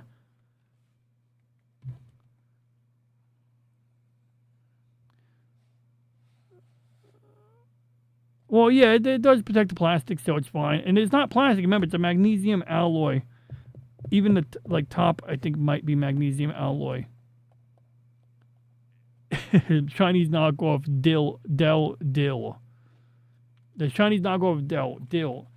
Well, if you want to see Chinese, one of the reasons why I didn't buy the Nemo laptop, because Nemo, I don't know anything about it, but I know in China there was a lot of issues with laptops that had like what was it, like fake Intel CPUs in them, and like they would sometimes scratch the serial numbers or the model numbers off the CPU. Now, the laptop's fine. I'm not at all worried. I know exactly what they did. It's just a wrap. It's a wrap over the... It is a real Dell laptop. It's just that, if anything, that's evidence that there's... If I was to remove that wrap, let's say I was really, like, you know, if I bought a new wrap and I removed it, I would bet you there's a ton of cosmetic damage there. So it's a way of making the laptop look fresher. You know, and like you said, Slim Nim says it's like a protective layer anyway. But I knew there was something off when I took it out of the box. I was like, this is just like my laptop, but this plastic finish is different. And actually, wait a second, I have a concern. did they do the bottom? Okay, I don't think they did the bottom. Yeah, I don't think they did the bottom. They might have painted the bottom though. Yeah, it looks like they painted the bottom. I'm gonna have to keep an eye on this. I need to make sure it cools properly because I don't mind them. I'm glad they didn't put a plastic wrap on the bottom. I don't see any evidence of a plastic wrap, but I see the kind of scratch that indicates they did recoat the bottom. So I think what they did was they did a powder coat on the bottom, but not. Yeah, I see a little drop of splatter here, almost like a spot where like they had an extra clump of powder coat. It's very interesting what they did there, but or did they wrap it? I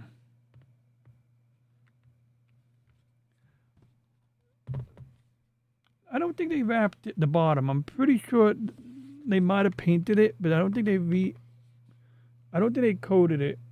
I don't think they put a plastic on it. I mean, I don't mind if they recoated the bottom so much, but it looks like they recoated the bottom. Definitely gonna keep an eye on that. Did I shut off my computer, by the way? Let me make sure this is off. Hey, what's up? What's up there, Phantom Hooligans? I was just showing everyone my new laptop.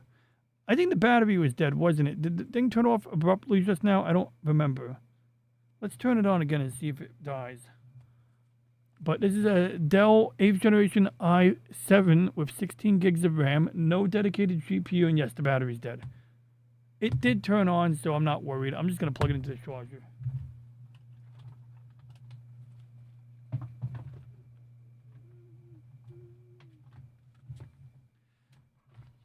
Now, I actually have a USB Type-C charger. I have two ways of charging this. I can use the Anker charger on a 65-watt brick, or I can use the charger that came with it, which this one's interesting. This one here came with a Dell barrel jack, which I can use on my work laptop, which is good because I misplaced my work laptop's power source. And it comes with this DC barrel adapter that converts it to USB Type-C. So I thought that was interesting. So we are going to play some Arconian tonight because I want to record some footage for Snow. And I think we're going to do this by opening up a second instance of OBS so that we can independently record that. Let's see if my USB Type-C charger works. This one might have had okay, that's working. So I can charge it off of this very sleek cable that works on my phone. So when I go to work, instead of bringing this power cord and the brick, or I could bring this to work, leave it at work with my work laptop until I find the other charger, and use this, or put one in different rooms. But USB Type-C is wonderful because of the flexibility it affords. Now, let me see something here. So we're gonna close the ammonium chloride post, and hey, Phantom Hooligans, Cash Money. This is the laptop that I used to use. This is the Acer F5 575G. It's only got 4 gigs of video RAM, but it was a really good laptop for a while. I mean, technically, the graphics on it outperforms my current new laptop, but I don't think these are really being sold in the wild anymore. They might exist on eBay. I'm not necessarily recommending it. I was hammering home the point before about when you're looking at any CPU, look at the 4-digit, like if it says Intel i5, check what generation i5 is it. You know, is it 8th gen, 12th gen, etc. But now they use the new nomenclature like Intel Ultra 5, Intel Ultra 7. So it's equivalent, but they don't specify the generation unless you specifically look. So they're selling motherboards. So I almost bought a new motherboard for my old astronomy laptop, but I bought the Dell laptop from my coworker, and I had an old desktop, so I decided to use a desktop for astronomy. And then at some point, I decided to build a dedicated computer, and that's been working really well.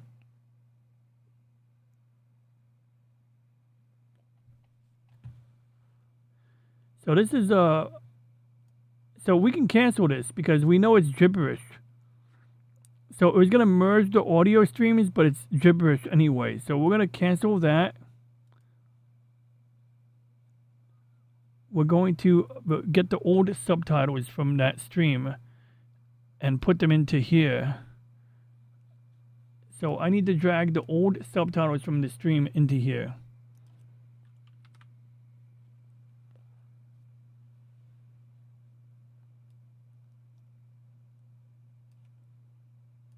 Now these might not be the right subtitles.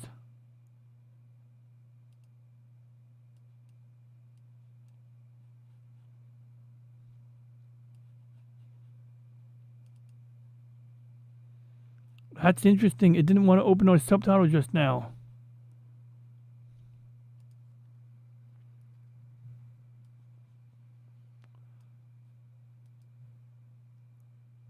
We're going to close subtitle edit altogether.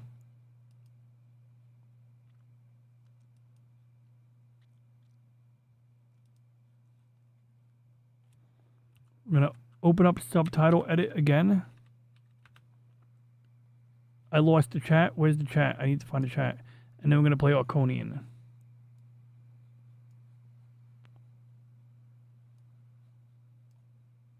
Okay, there we go. So we need to figure out which Monday show this is.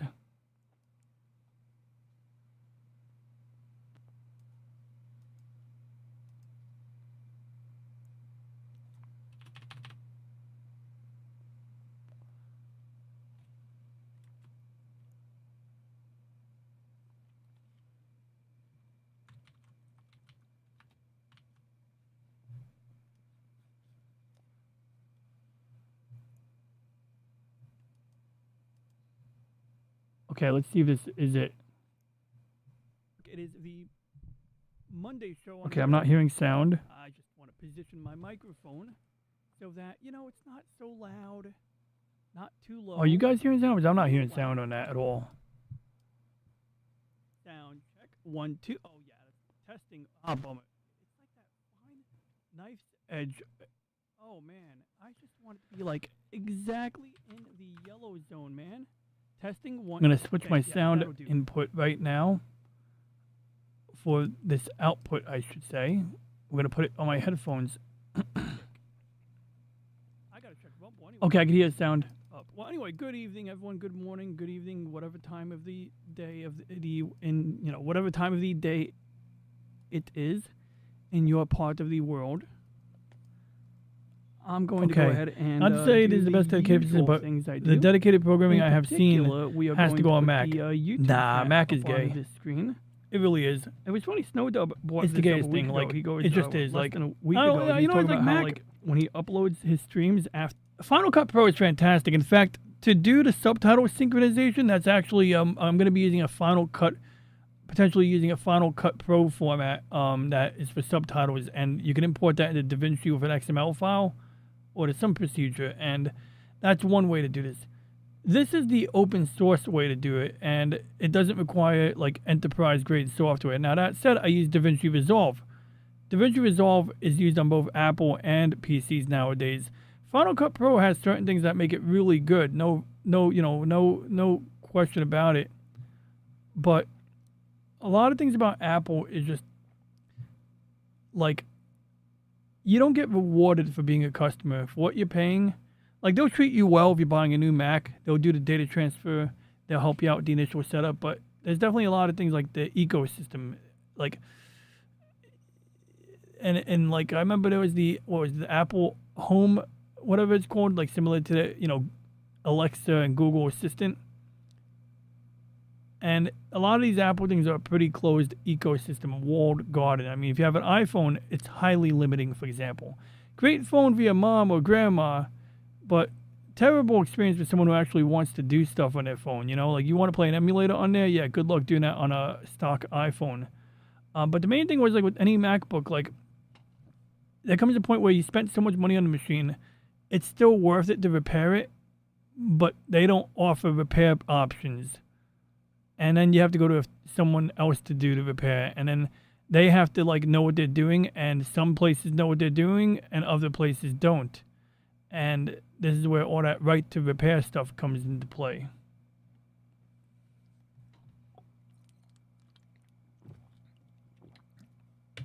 A key aspect to Apple is the marketing and the FOMO, like you said, fear of missing out. The tablets are okay, but they're just as inflexible. Like when the first iPad came out, I was like, oh, does it have regular USB ports on it? Because like at the time, you could buy a Windows tablet that has USB ports. And, you know, user experience for what you're using a tablet for, they're fine. But if you're looking for a powerful computer that's small form factor, you're typically not going to get that out of an Apple. You might get a brand new iPad that has new technology that does some really cool things when it's new. But as the updates roll out, it's a very static, you know, device. Like, yeah, updates will bring new features until they start bringing performance issues. Because at that point, they're designing the software, you know, to, you know, they're optimizing it for a newer device. They're not really worrying about optimizing it for the old device. If anything, they're disincentivized to optimize for older hardware because, of course, they want you to buy a new one. I want to find the newest Dark Castle. Is that a game? Sounds cool. Okay, so we got sound right. Doing a stream. Let me see. Chat is okay. Let me see if the words are matching. Brought this up a week ago. He goes less than a week ago. He was talking about how like when he uploads his streams after doing a stream, that worked. Okay, good. So we have it. So now we need to translate it. Now we got two ways we could translate this. I'm going to use the Google Cloud API for this one because I don't trust the local large language model on my server right now. I don't know the difference between the V1 and V2 API, but I do know I want to translate this to Japanese. So we're going to click translate and it's going to handle it in the cloud, I believe. Yeah, there we go.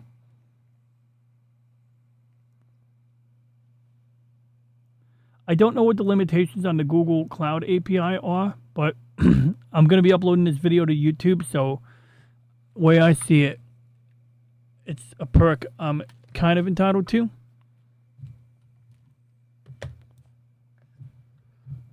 I'm going to plug in my good gamepad for Snow's game. We're going to play some Arconian. I think I should close some applications on my computer before I play this.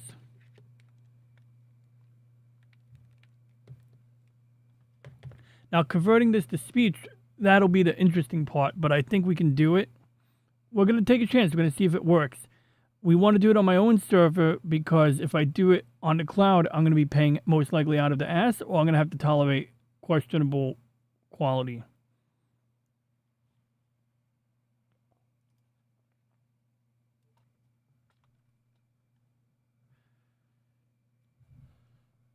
But you can see the kanji or hiragana, I think it's kanji. It looks like it's working, so that's good. Let's move this microphone over.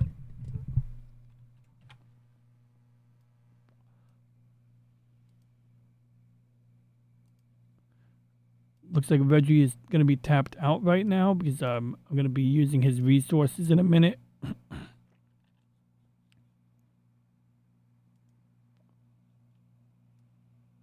If somebody says hi on Rumble, let me know. I'll leave Rumble up.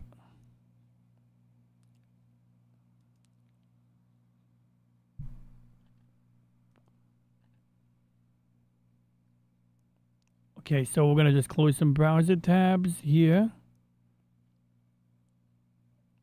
We're going to put Arconian on my right monitor. And we're going to open up a second instance of OBS on my left monitor here. This is going to enable me to record the game somewhat independently. We're going to route the game audio from Chrome to virtual audio cable B, or we could do application audio capture. I'm going to do cable B so I can control the volume independently. So we got second OBS open, remind me later. Okay, so this OBS instance is set to ultra wide. So we need to actually tell it not to be ultra wide because I don't want to record this game in ultra wide. It gave me some issues while editing. And while they're probably, you know, resolvable by rebooting my computer, I think this is the way to go. Also, it might not be the wisest thing to record the game at, 60 frames a second.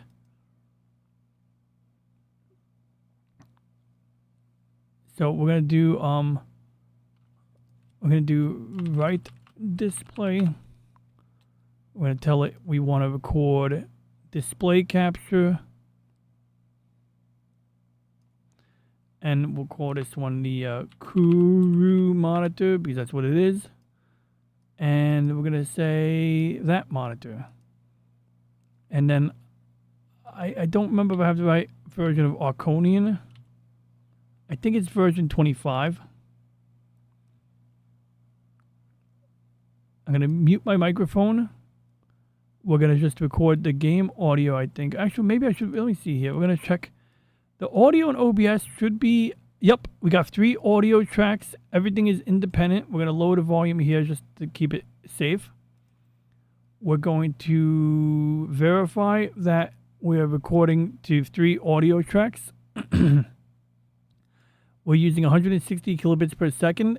Each audio track is labeled, accordingly combined. So basically track 1 has both tracks 2 and 3 together. And then tracks 2 and 3 are application, game, for example, and my microphone, respectively, in reverse. What are we missing here? I think the game is making that background noise. So we're going to mute the game real quick to make sure that that noise is coming from that. Yep. So I don't hear that sound right now.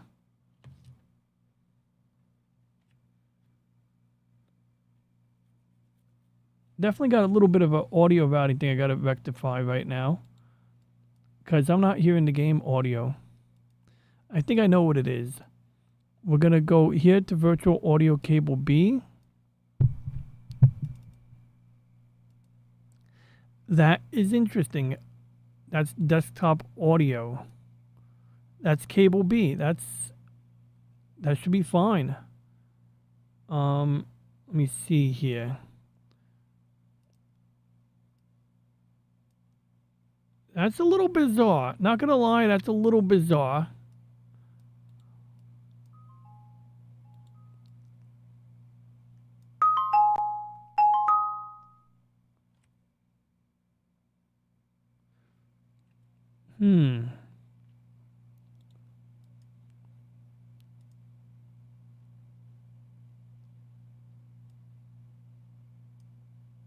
I know why I don't hear anything right now. I gotta disable this. And I gotta disable... Nope, it's not enabled. Okay, so we should be fine.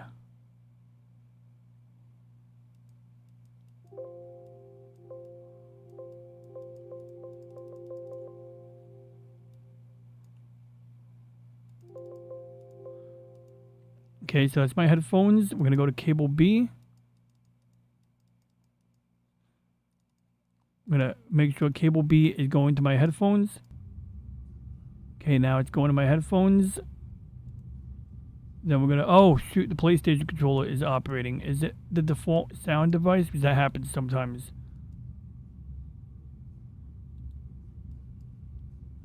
Well, it's not routing the sound to the PlayStation remote.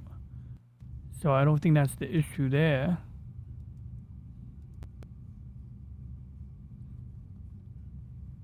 Okay, I just heard the sound coming out of virtual audio cable A. So we know that's working. So that worked. But cable B, maybe I gotta close Audacity.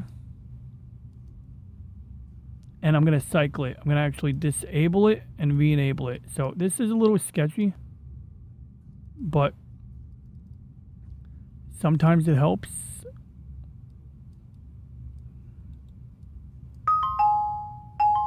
That worked.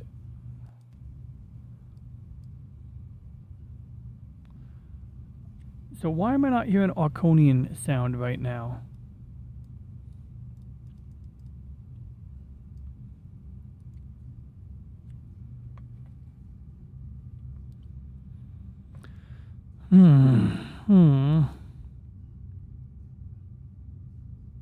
Well, Chrome is over here. That's working. Let me click on the game and see what happens. Arconian. Okay, that worked. So we got that on max volume. I think we're good now. So we go back to my headphones so I can bring up the volume if I want. Oh yeah, I can hear the background noise for the game.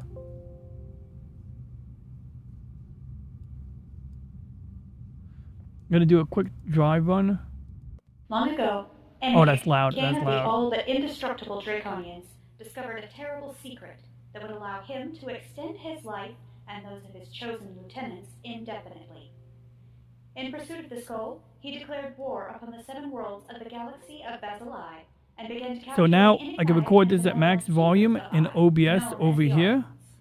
and Today, I can Anakin is but a breath away from record and complete stream it galactic on my domination. end.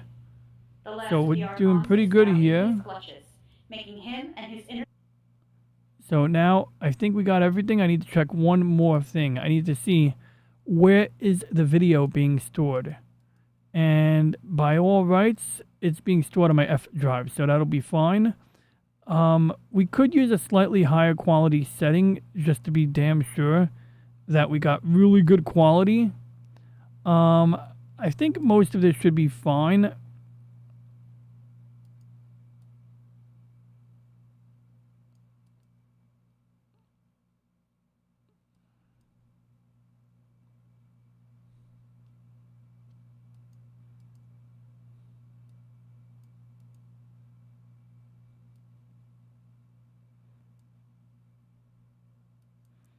We're using the NVIDIA encoder here for this one, so increasing the quality will make the file pretty large, but it'll utilize less resources to play. So we basically got our bases covered here. We're going to close WinSCP because I think that's going to tie up some resources. We're going to close this. We're going to keep that opened. And we'll get the chat back up. I have literally been racking my brain for the last couple of weeks. I cannot remember what game, whether it's 2600 or Commodore 64. Did you make that noise? The humming, the Windows gong sound? Yeah, that was me. You know, it's the scariest sound when you're watching a stream and you hear the USB da-dunk, da-dunk, that sound. And then you're going, is that my stuff or your stuff? Yes, raid at Bungling Bay NES. Raid. Bungling Bay. Are you a chopper? Is that an Arnold Schwarzenegger reference? You get in the chopper. Are you a chopper? Let's check this. Look at that, still working. That's good. So the speech part is going to be the weird part, but my plan is to make sure I save this correctly to the network, you know, and then we should be fine.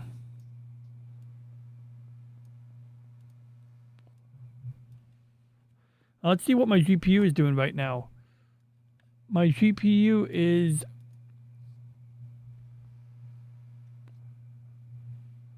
The video encoding is happening here. And because OBS is streaming, if I pause the video recording, you'll see this graph go down. But because we're still streaming, so that's like one instance of OBS uses up this much video encode. This is exactly why I use the NVIDIA encoder in OBS when I'm streaming or recording. Because it means that the resources for streaming and recording comes out of here. I'm going to resume the recording again instead of coming out of here on my CPU cores, which are clearly already working pretty hard. Temperature of the CPU is currently 133 degrees. Yes, Bungling Bay. Oh, cool. Raid at Bungling Bay for NES. Got it. It's an NES game.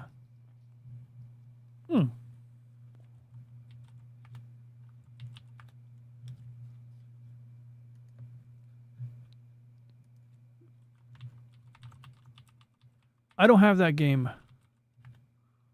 I don't have that game. Oh.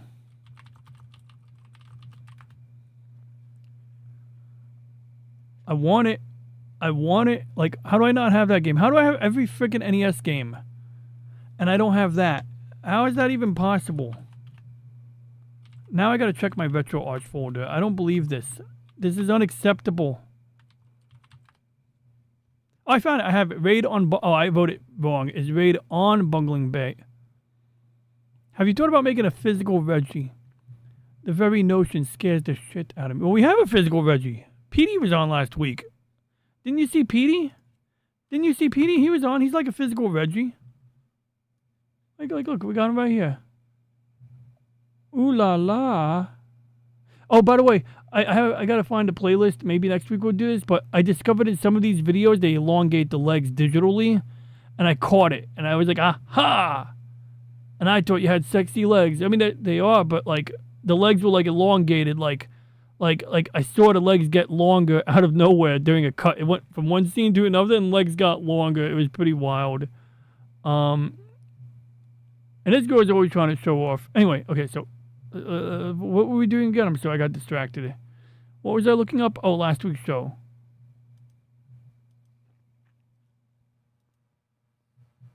Thursday.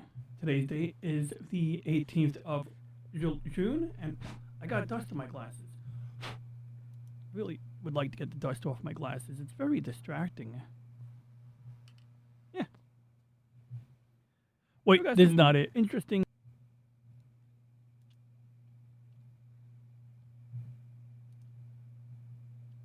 By the way, it's a knob. See that little... So I started last week's show muted.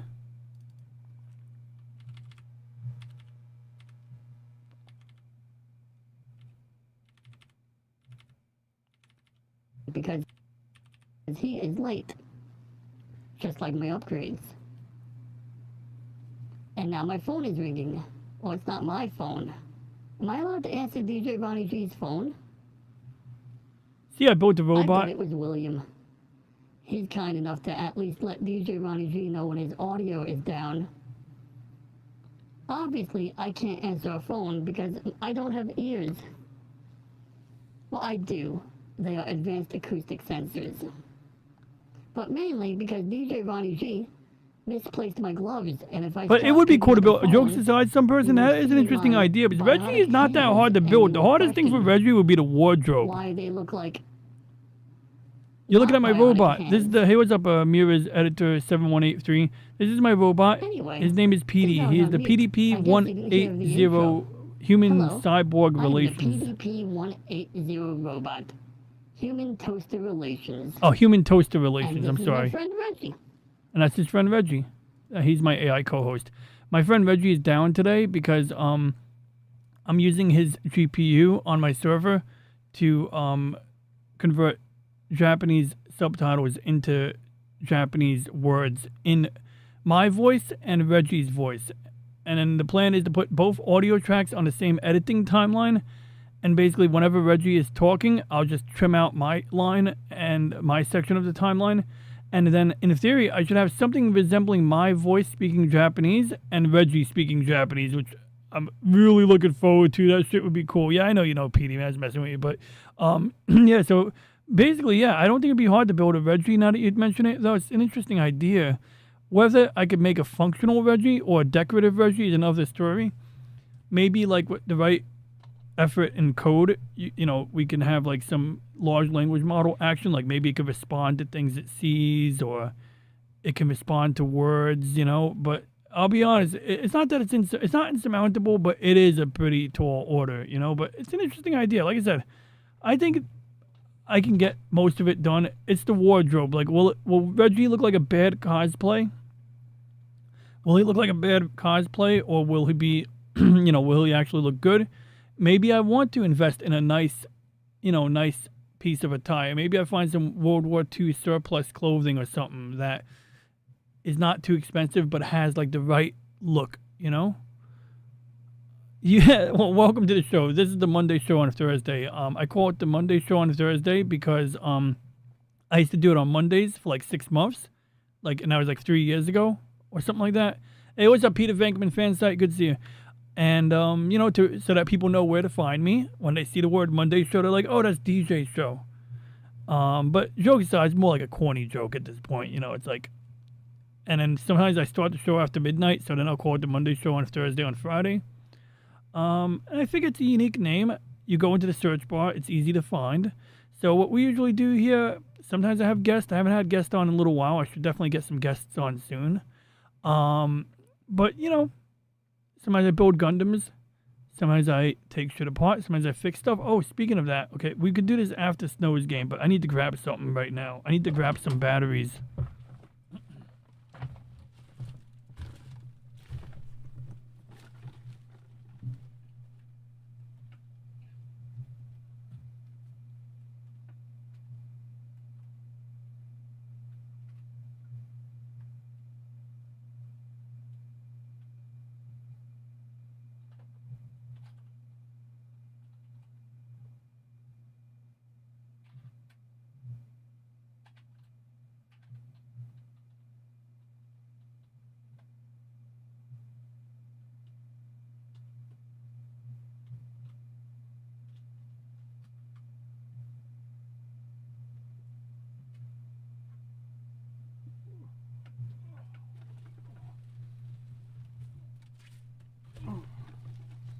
I just remembered. Okay, I'm back.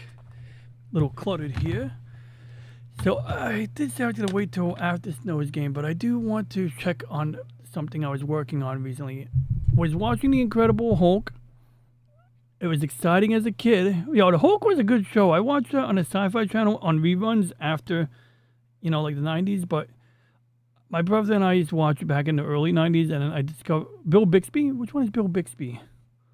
Who is Bill Bixby? I mean, he sounds important. Oh, this guy. Oh, wait. Is this the guy who played... this is the guy who's not an asshole. So, wait. Yeah, Lou Ferrigno played the Hulk in Hulk mode. And then Bill Bixby is the guy who played Bruce Banner, who's not an asshole. Guy who plays Banner. And the reason I think he's an asshole, maybe I'm a dick, is because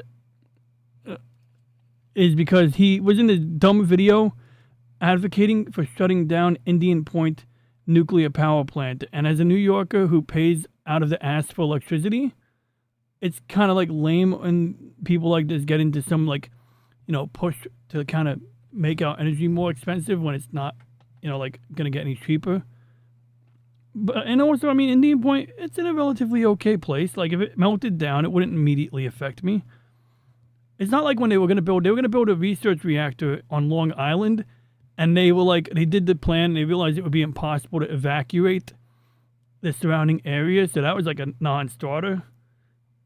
But anyway, yeah, so what we do is we do turtles, tech, and astronomy here. These are my turtles. This is Poffy. She's climbing up from her tank. She's a good turtle, mostly. And that's her stepsister, Squirtle. I also have a tortoise named Londo. And we also do astrophotography here. Sometimes, I keep saying we, but it's usually just me. But, we hang out in the chat, so it's we. And sometimes we do space stuff. Sometimes we do other stuff. I just took apart my new laptop just to check the condition of it, to make sure it was refurbished correctly. And, we try to be a little educational here, and we try to have fun. And sometimes I get a little wild here, everyone could speak for that. Last week, I learned about Rule of 34, and I looked up planets and Rule of 34. I want to see if there's astronomy, and Rule of 34. Apparently Rule of 34 is if there's something that exists, or anything that exists, there's porn that exists, or something like that in relation to that. So Rule of 34 says that there should be a category of porn for handheld computers from the late 90s. Was watching The Incredible Hulk exciting as a kid when the Hulk shows up, but when you're older, you realize that David gets his butt kicked so often because he's an ineffectual fighter. He's an ineffectual fighter. Huh, interesting. Let me know after you've met Lou Ferrigno. What's up, Jason Fox? We got Jason Fox of 540 Studio here. Had a pretty good show the other day. It was good seeing you live. They probably just paid him to do this because the Hulk was made with radiation, etc. I probably remember watching the show during the late 70s. Definitely remember when Fox had it on in the mid-80s. Yep, 80s, 90s, yeah, I don't know how young I was, but that would have been around the right era. Astro Turtles. So speaking of Astro Turtles, today's thumbnail was actually created by Elle because a while back I commissioned her to draw a picture of my beloved turtles, Poffy and Squirtle. So I gave her a picture of Poffy and Squirtle, and it will open up the picture here. And here it is. So basically, you can see that it's the dragon from the game Arconian, which we're about to play in a moment. And then I used the blending options in Photoshop. I had a picture of the white base from Gundam. That shit looked pretty cool. But it didn't really work. I had to copy and paste the missing parts of the ship to get it to look right. And it just didn't work out, And then this is a picture of the quartering. And we have a video of this if you guys want to see it. We got a video of it. I think. Wait, hold on. I got it in my OBS. Hold on. I think it's over here. It's in the scene. Wait, do I have it here? Let me see here. Okay, whatever. I think I have this. You gonna try watercolor today? Today? I don't know. Today it's a little late. Maybe I can go downstairs and get my watercolor set. Or are you doing a stream later on today, at noon, involving watercolor? Okay, so this is Grok. She's a little too slutty, so I usually turn her off so that we don't like make this not too kids friendly, right? That's Gary Kildall. I don't know why I have that there. I think I did a video about him once. What's this?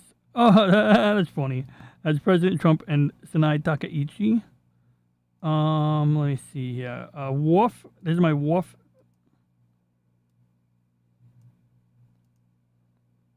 Snowing and I'm trying to find it. I gotta be careful. Oh, that's Punk Waddle and Cubert, his Ice Cube friend. That's it. It's a Hanukkah. I must have done this for Hanukkah like a year or two ago for Reggie. I must have given Reggie a freaking yarmulke, man. That's great. Oh,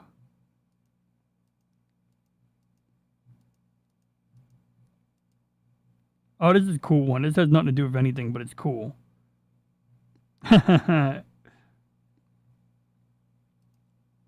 Okay, so let me see if it's over here.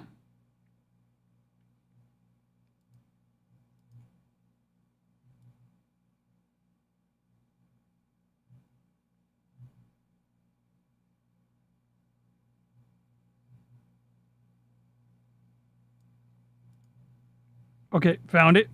Okay, good. So we can copy this if we don't find it. So it's called quarter loop. So I just got to find the word quarter in my list of videos, and then we can play it.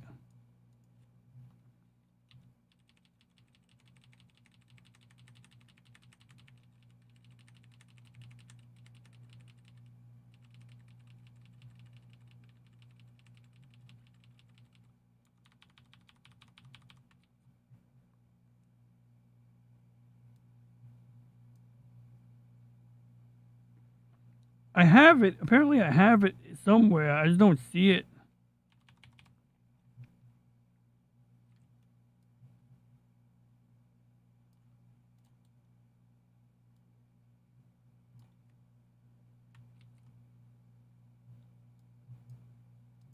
There we go. Got it. Oh God, it's loud. Wait, you guys don't hear the sound, right? Okay. With a wave of my Here we hand, go. I command your attention. Now, entertain me with your tales of defeat. Greetings, puny humans. I am the mighty overlord of this realm. I can't my hear the luxurious sound, but throne and yeah. treasures. With a wave of my hand, I command your attention. Now, entertain me with your tales of defeat. I had fun making that. I feel bad for the guy, though, you know, his whole wife situation. Ronnie's non-mutant Astro Turtle. Turtle is doing turtle stuff in a tank. Yep. Oh, yeah, we do have a camera feed. Let's check on them real quick before we go into the game, or before I do what I was about to show. So, let me see here. Wait, I gotta clean up my bottom screen. Okay, so the turtles are sleeping. You can see one sleeping right there.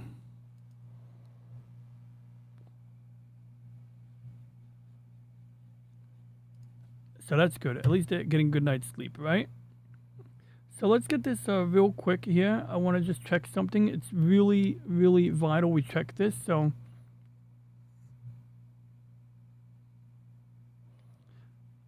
I put effort into putting, oh my God, it's like illegible.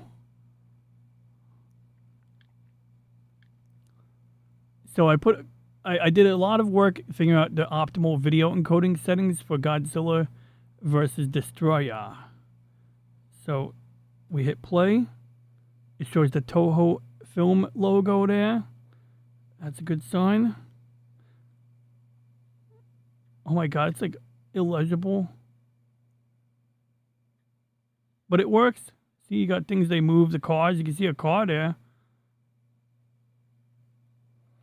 So what I'm trying to do next to this, which we're not doing here and now. So it did drop some frames when I skipped ahead, but typically it does a solid 6 frames a second. SlimNim, I found that the sweet spot, if I want to fill the screen, it's 5 frames a second. But if I make the picture a little bit smaller and I scale it up afterwards, so at 100% zoom, you can see that box. It doesn't fill up the whole screen.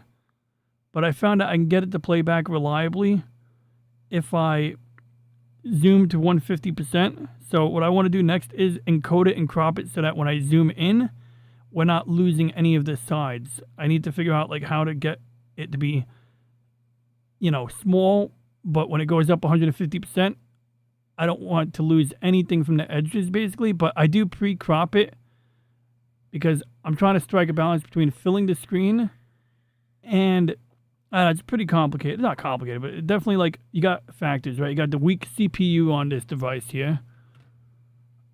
You got a black and white LCD that really shouldn't be pushed beyond 15 frames a second, and even that's very unrealistic. See, we got a helicopter. But I found that, like, if you can squeeze out, like, ideally 7 frames a second, in my opinion, would be the sweet spot. 7 frames, look at that, we got 5.7 frames a second. So zooming in on it, we do get some dropped frames, which means during a high action scene, that's going to be a problem. So if I'm willing to tolerate the small picture, then it'll play flawlessly at 6 frames a second, maybe 7. And that's the gist of it. So this is some of the junk we do. We're going to go play a game called Arconian, which is similar to a game called Bosconian, but better. Actually, Bosconian was pretty good. I played that on, what emulator? It was an arcade emulator. I actually installed an arcade emulator, which I haven't used in years, but it didn't take long. So now we're going to pause it, and we're going to see what it says. And I'm going to bet you, yep, we get a clean 6 frames a second. So I think if I can crop this a little bit more on the sides and get the subtitles to fit on the inside still, I can reduce the data stream enough that we can make this play slightly scaled up, fill up the screen, and it'll be as good of a viewing experience as you're going to get out of this. And then basically my plan is to establish a solid workflow so that I can publish it to GitHub, and that's what we're going to do, guys. And then we're going to have people will be able to watch movies in black and white during a power outage on a device that runs on AAA batteries. And that's what I was getting up to get. Cold, breathe into a blanket. Don't, and thank you for complimenting my setup. Forgot your name already. But thanks for tuning in. We have at least one new guest here today, which is great. Yep, Mirrors. Mirrors editor, thank you for that compliment. Thank you for checking us out. Or checking my channel out. And Peter Venkman, always good to see you. So anyway, let's get to this game. And Slimmin, what's up? Let's see here. I don't want to know if we really want to see all that crazy stuff the two turtles are getting on. Oh god, they don't get it on. I mean, I don't even know if. I know one of them is definitely a girl because she laid eggs. I'm not 100% on Squirtle. She might just be like, you know, because she was raised under harsh conditions, she might not be able to lay eggs. I'm not really sure. Her body might just not push them. I don't know. Unless you're not talking temperatures, and I have an actual cold. Hot tea with a little bit of honey, and Yukon Jack barrel proof. That hot, totally toddy, I guarantee, will knock that cold. Yeah, I don't have a cold. You will have a good cough before you feel better, but it'll work. Really? Is that hot peppers? Yukon Jack. Oh, okay, yeah. Wait, isn't that Jack Oh, okay, Jack Daniels? The whiskey? That one?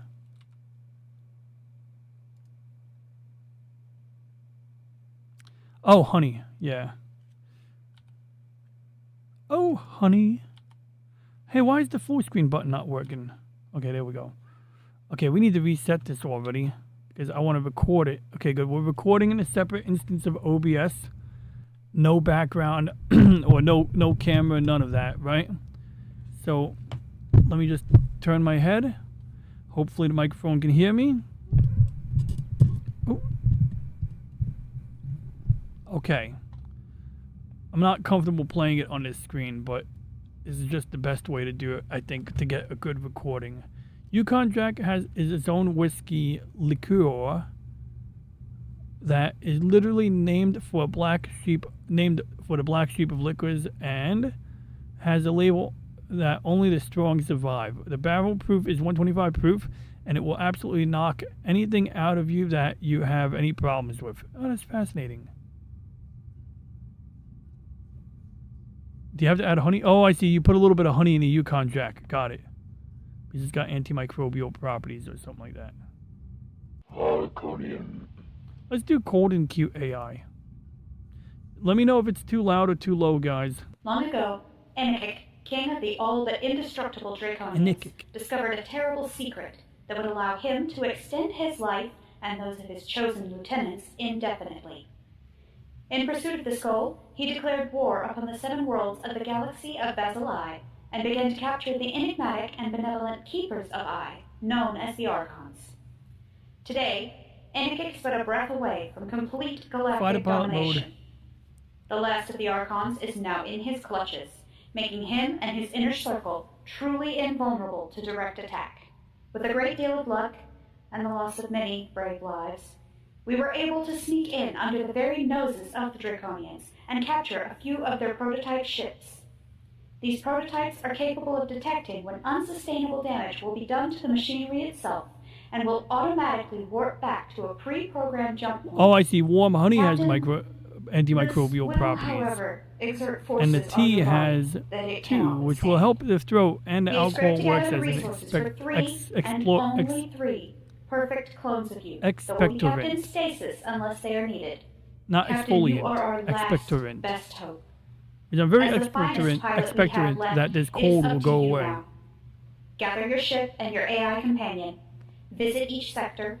Free the Keepers of Ai from the grasp of the Draconians. Now I'm probably not gonna record. and strike a I'm not blow gonna play against every one Enekik. of these intros, right? All of our But hopes I wanted to get are that with one because it's the key intro and it might be useful in the video that I send to Snow.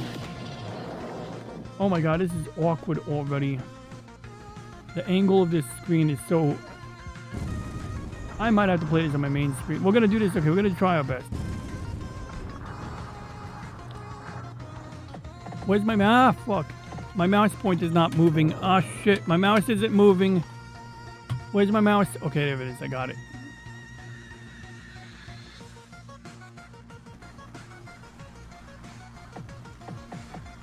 Oh, that was close.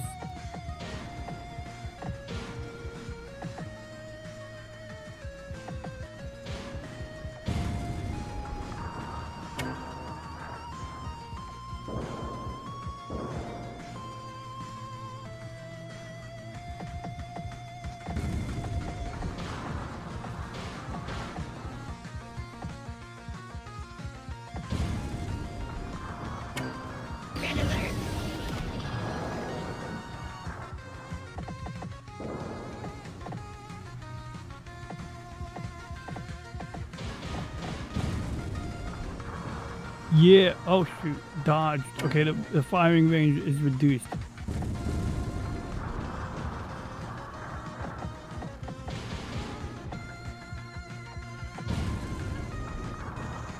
So basically, we're rescuing the Archons, these angels here.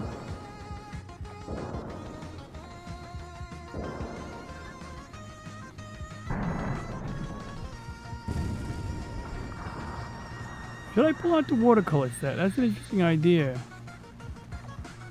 Probably not. It's really late. Oh, it's not 4 a.m. yet, but you want to aim for 4 a.m. tonight. I don't want to stream till 5 because I find what happens is I end up chilling out on the internet after that, and well, you know, I'm up till 6, and then I have trouble waking up next day. Then my work schedule is screwed up on Sunday, and then I'm tired when I'm drawing with Elle and Snow this week.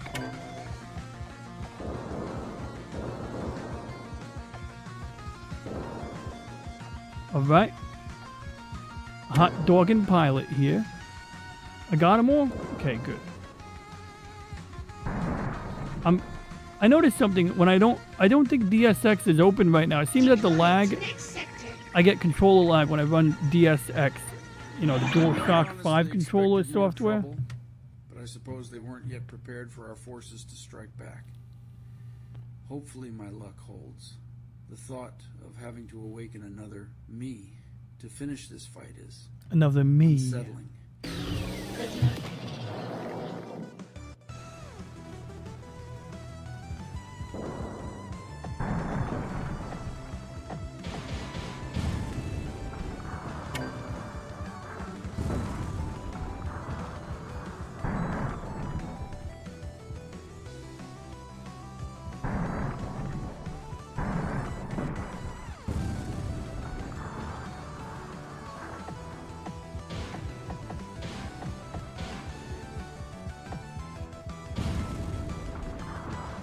Yeah, we got this.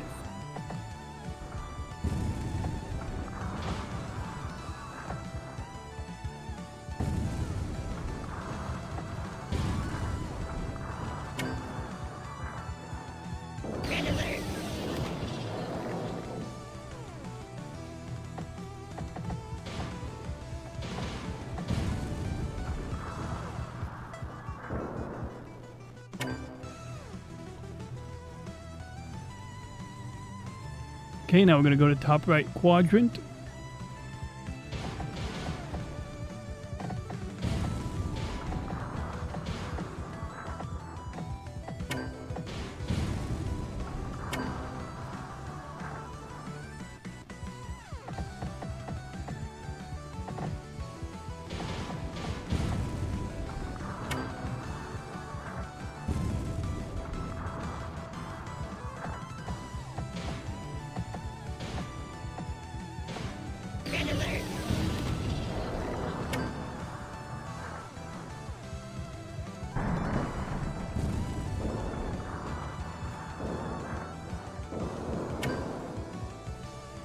Oh my god, those red dots missed me by just being out of range.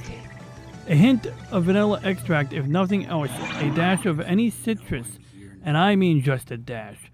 Orange juice, lime, 4 lemon juice. Just a little bit of this citrus will help cut any mucus you have. Ronnie? Oh yeah, true. Ronnie asked if you could find the Super Mario World hack. Quote, "'Tis a silly place." Oh yeah, you did mention that. I have not looked into that yet. I can look into that in a little bit. Minus the actual moment of my death. They say that they will be. For I should all be intents and conquering this game pretty quickly. You know, I just want to get a good, clean, full-screen recording of this game. I'm not so sure I believe them. Hopefully I can get some action shots to Snow.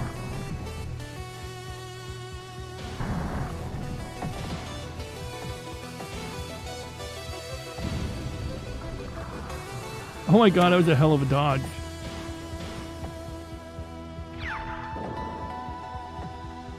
I noticed that the enemy fire can deflect your fire.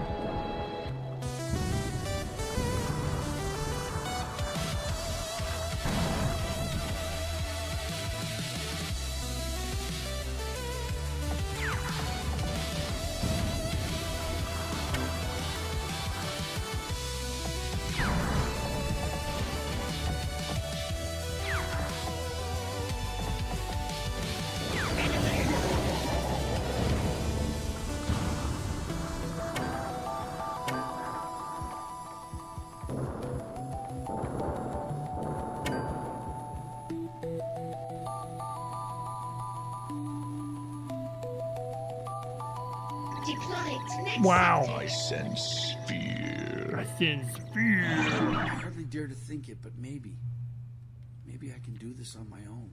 I'm nearly halfway there, and I'm still me. I don't dare to say to anyone. I know this game, the thought vector graphics, of shooting waking like up to asteroids. realize I'm Oh, not who I sounds like was asteroids. anymore. Terrifies Trying to me. destroy star bases. I think you're talking about Bosconian, maybe? Experience hell every time we You go can't to sleep. move until you destroyed the star bases. I played Bosconian. It wasn't vector graphics, but it was an old game that resembled this one that had bases you could blow up.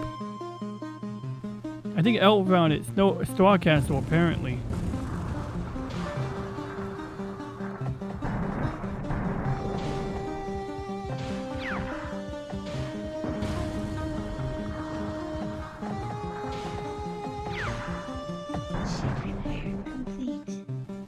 I was gonna use that asteroid to block the enemy fire. I'm gonna try that next time.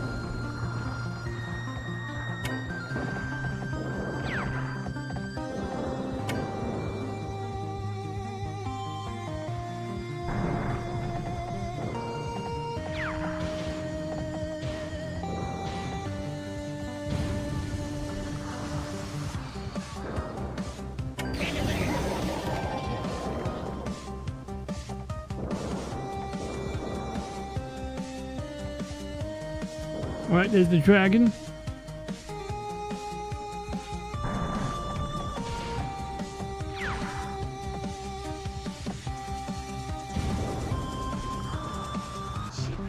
Oh my god.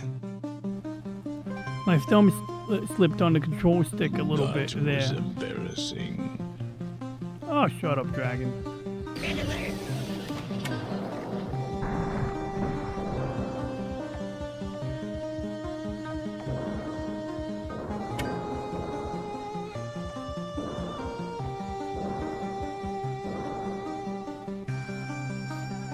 Okay, we got one on the bottom quadrant here.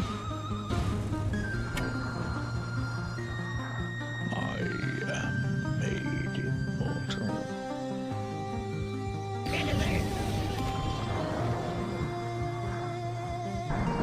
Hey, did it just do the red alert while I was flying to that mine? That's interesting.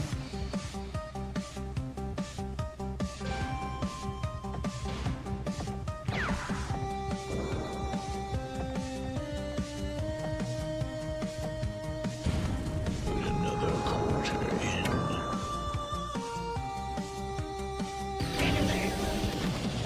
Oh my god.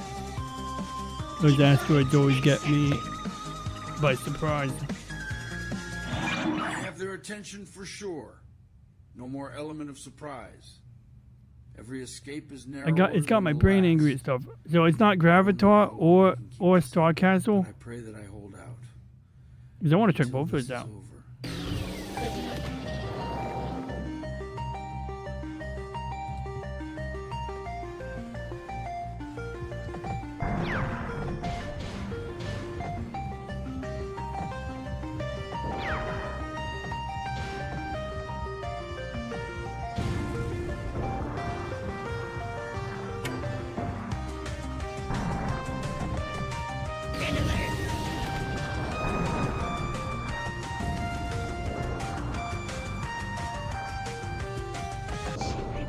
Oh man, I did a divine wind maneuver.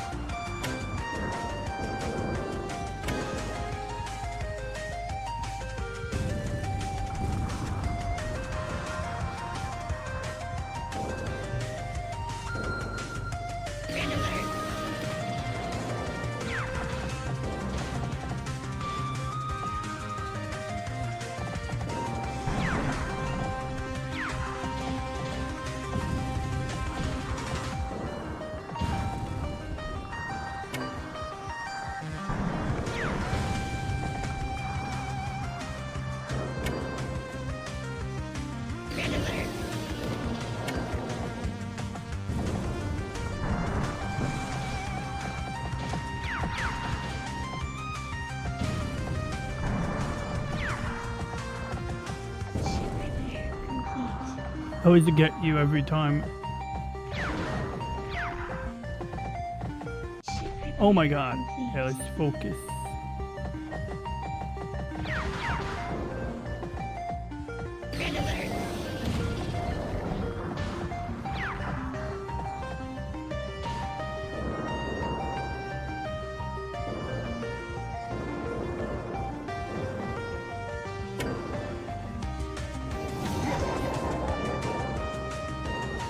Perhaps you have a friend who is better at this.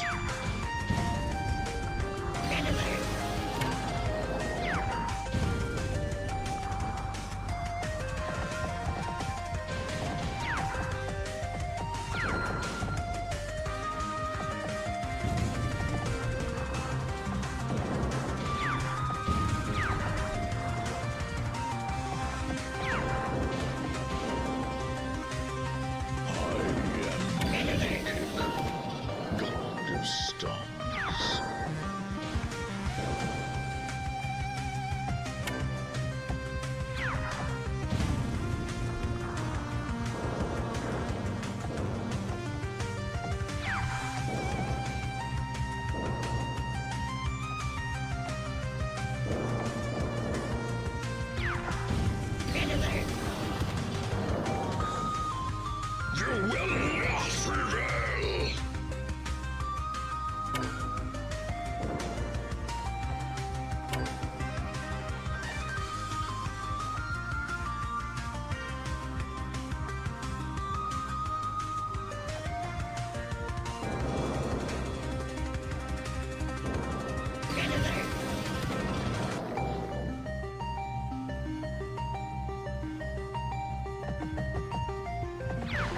That was embarrassing.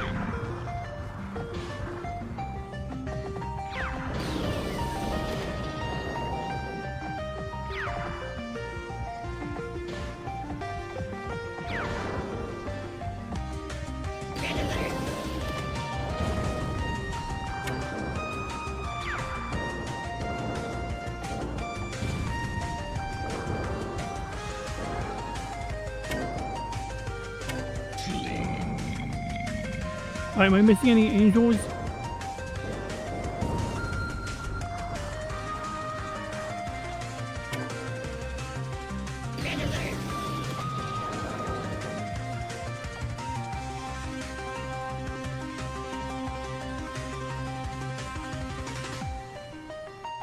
Deployed to next sector. Ah, you wrote dog. Getting two of the last ones you have mentioned mixed up my brain. Thank you. This is every element of both those just redone perfectly and totally just gave me a whoop, man. Oh, Sinistar. Tired. I'm even blasting formations in my sleep. When I can force Roger myself Dodger. Slim Limit. sleep.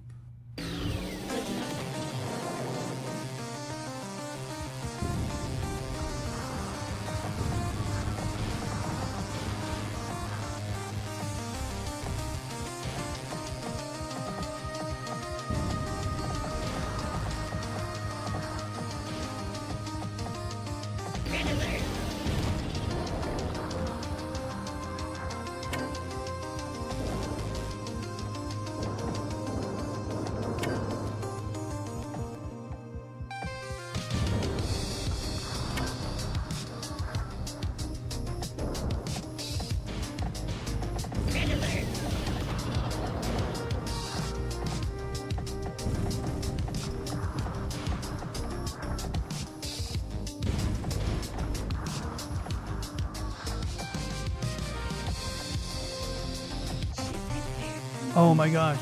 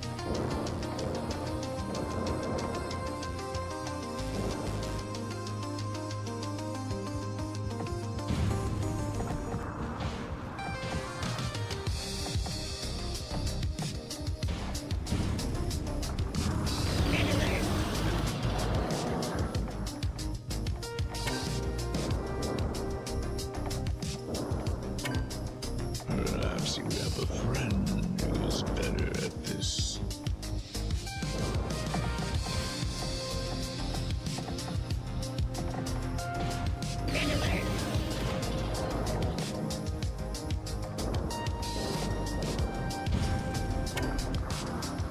Yeah, we did it.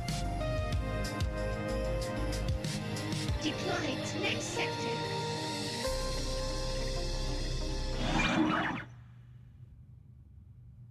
One left.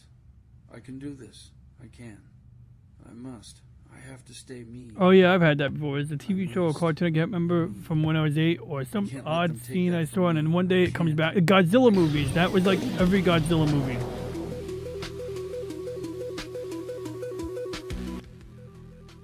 Like every Godzilla movie basically that I saw during Godzilla marathons, that's what it was.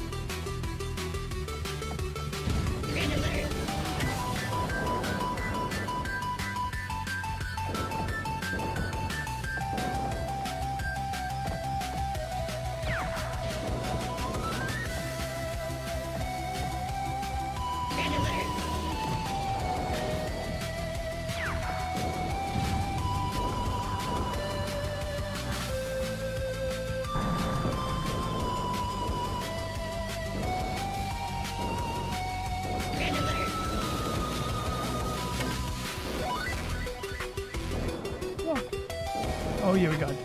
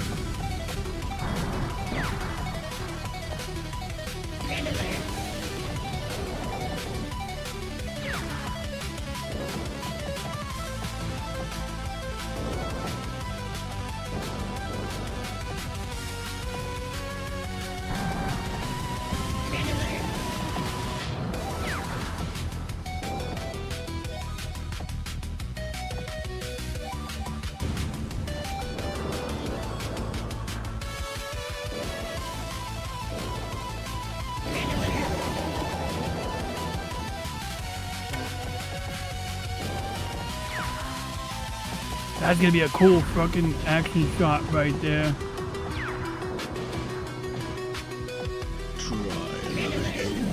Oh man, that sucks. If I kept that going, that would have been a hell of a streak right there. What the fudge? I didn't even see that happen.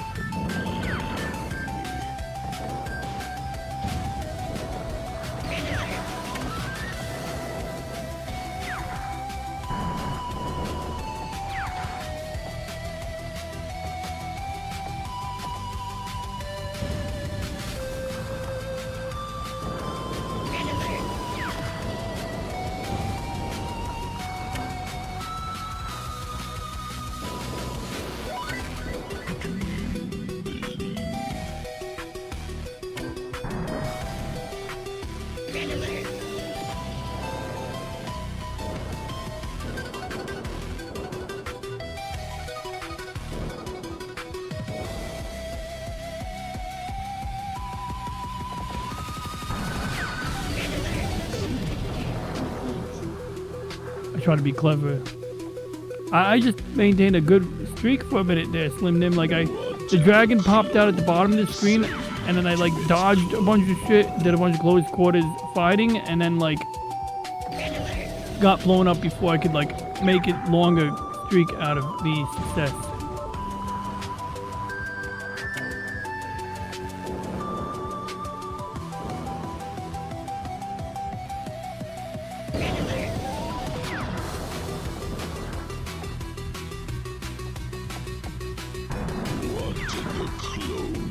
say to its clone.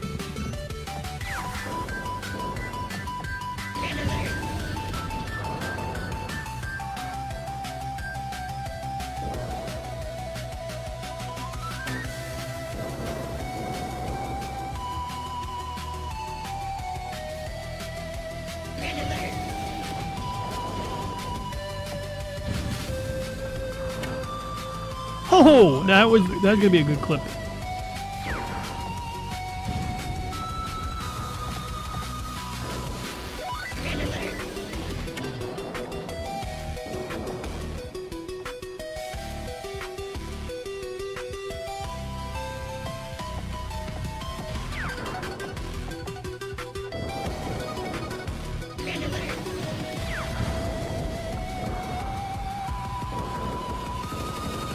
Perhaps you have a friend who is better at this.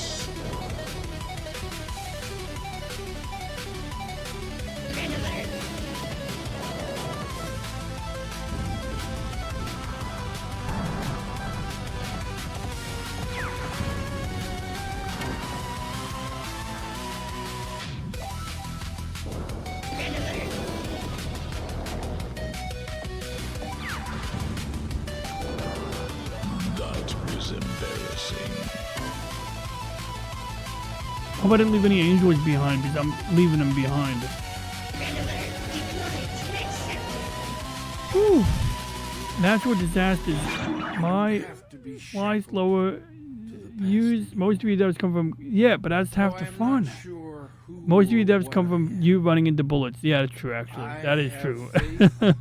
You're not wrong. You're right. Of the one who began this desperate mission to finish it. But you see, the dragon keeps telling me that I'm a coward, and I'm like trying to prove to the dragon because I have something to prove to the dragon that I'm not a coward, even though it puts me at a disadvantage. It's like the Marty McFly. Don't call me chicken. Nobody calls me chicken. That's the one.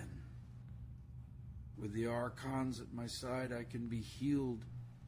I can be whole. What we do today will never restore what was lost, but might make it possible for a better future. Even though it's reasonably spread out, I think part of the thing is where I live is part of life. I don't mean to make fun of the fact or hurt anybody any other way. Oh, wait, what are you talking about? The density of New York and Manila and that island in the Philippines where they had the beach sign saying "No Japs here." That was cool.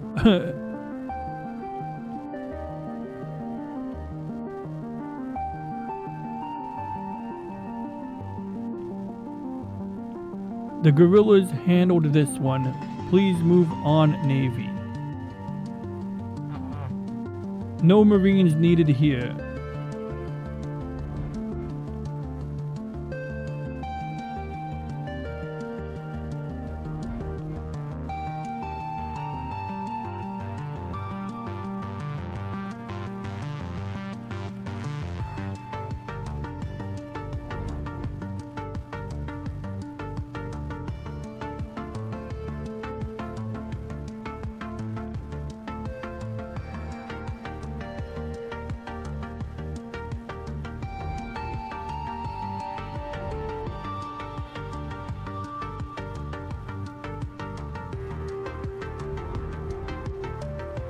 Oh my god.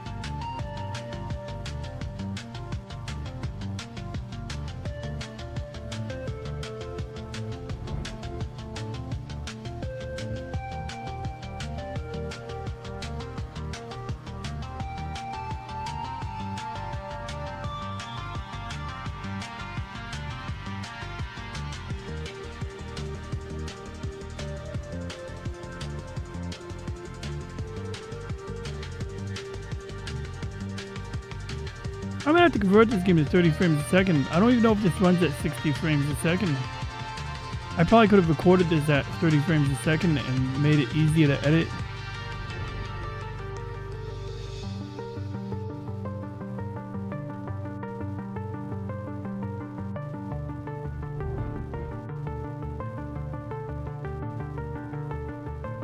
If I have any trouble editing it, I'll do that. I'll either check if I can change the timeline to 30 frames a second, or I'll re-encode the video at 30 frames and then attempt to edit it.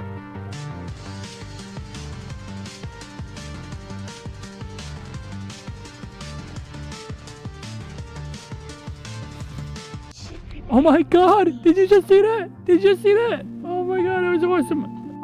That was hilarious. I did not see that coming. Oh my god! Okay, let's take a break. Let's take a break. Crack dealer, what's up? Okay, so I was clobbering Snow's game, and this asteroid hit me twice. 35 FPS. Is that a really oddly specific number? Yes, we did have giant turtles in the pic. That was actually a picture I commissioned from Elle a while ago. And I used the Photoshop blending options. But let's check out my translation here. So, okay, we got my Japanese subtitles here. Do I have to save this?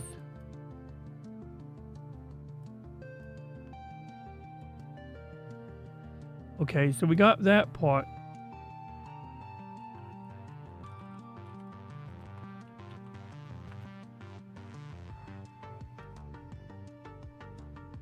So we're going to go to text-to-speech, and we're going to tell it to use all talk on the server. We're going to use Gator's voice, and then we'll do a second pass with Reggie's voice. So where this gets interesting is... Okay.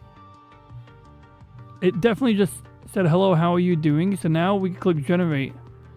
And this was a crazy hack, what I had to do.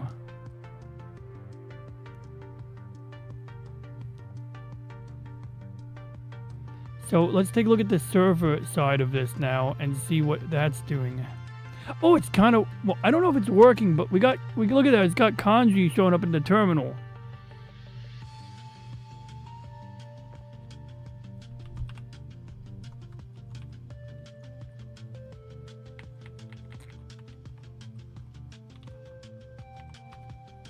And then this is the single GPU in the Linux container that's actually, that's interesting. It's showing a single graph. Or it doesn't matter. I could see a multi-graph if I go here.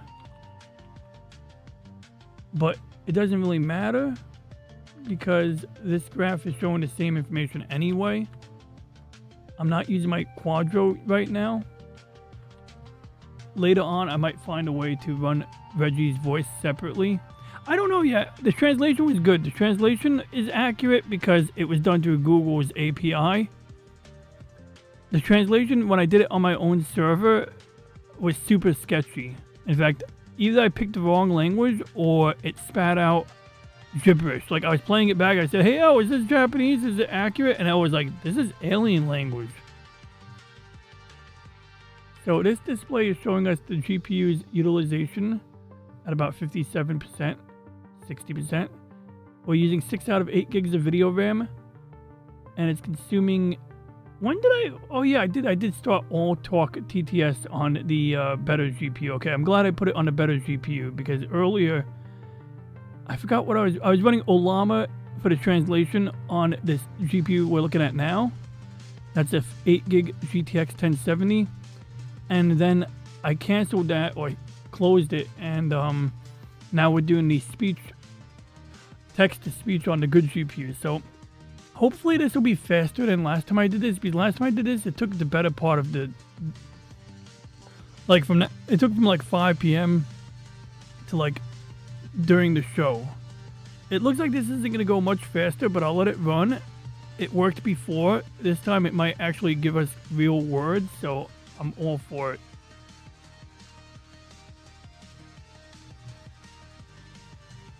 Because my plan is to have my show dubbed in Japanese. You know what I mean? If I could dub my show in Japanese, that would be cool. So I'm going to be looking at my screen like this. How does this look? How does this camera angle look? I'm going to put it on my right screen so I can see. guess that works. But my fighter pilot is behind me. Well, let's resume the game.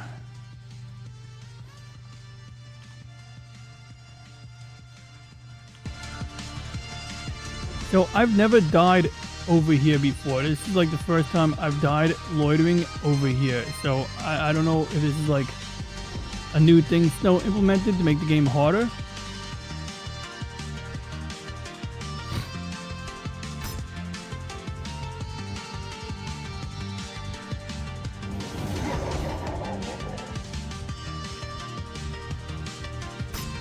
Everything's moving more fluidically right now, I think.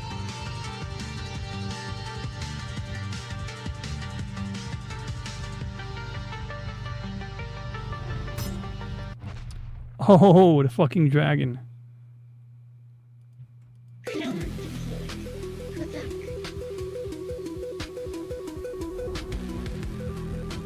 Oh, I forgot I could blow up the dragon.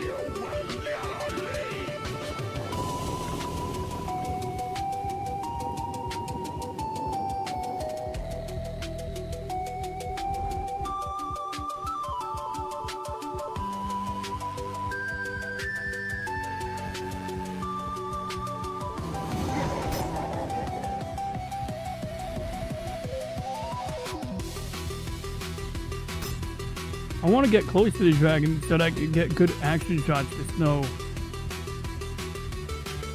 Is there a particular part of the dragon I gotta be shooting? I know I failed. Fuck! Okay, never mind, we got him.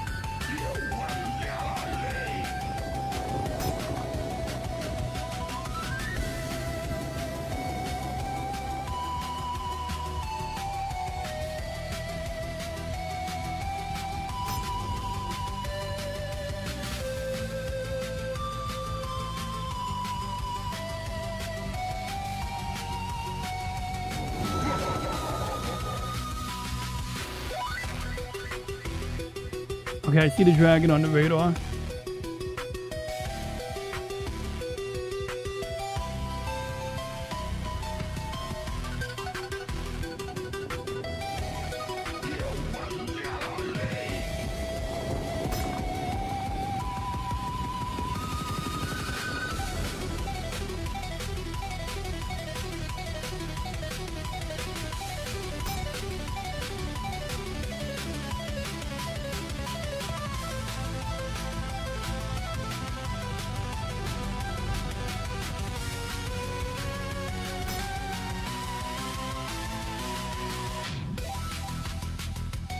Oh, that's so cool.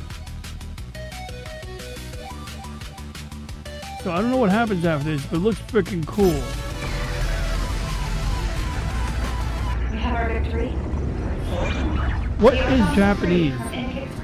Did you just write a Japanese character that equals what is Jap? No, all the characters look the same. Our scepters are liberated, though our dear captain's Why does it do mind that? has fractured under the weight of what they endured. Scattered, but still powerful, the Keepers of Eye have given us a second chance. Oh yeah, no wonder you couldn't think All of will it. be restored to how it was. Once more into the fray do you go, brave pilot. Gather the Archons, so that you may end the tyrant once and for all, and perhaps Yay, even thank free you, good yourself game. from the fate dealt to you. Shoot the letters. Oh, it works.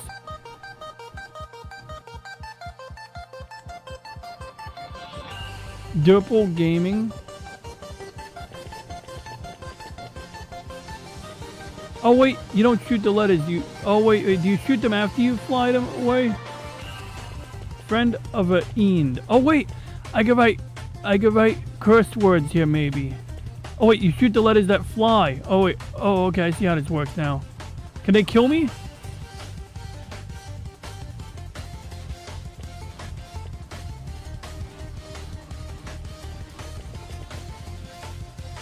Loper. CIA. Ah, damn it. I wanted to say CIA. IA Herd. And then let's see here. We'll put letter K here for kick. And let's see. Rain, there's no funny joke there. No funny joke here. Maybe we can just do Esther's. Ah, fuck. Never mind. Ronnie. We're gonna put my name. We're gonna take away the G. Ah, damn it. Now I gotta make it Ron. Fuck! Okay, what's my friend row? I'll leave it there. Durple. Und.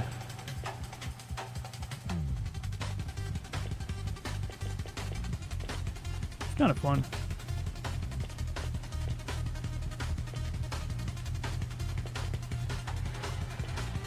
You heard?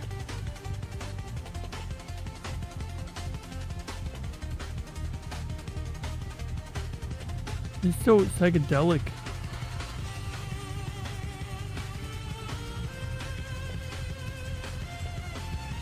There's some interesting physics going on here. Like the letters, some of the letters bump into other letters and they cancel out their momentum, I guess.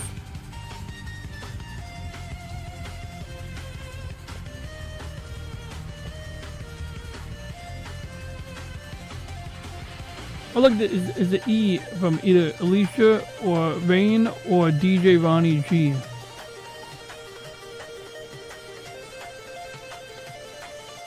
Look at that O. It's just a free floating O.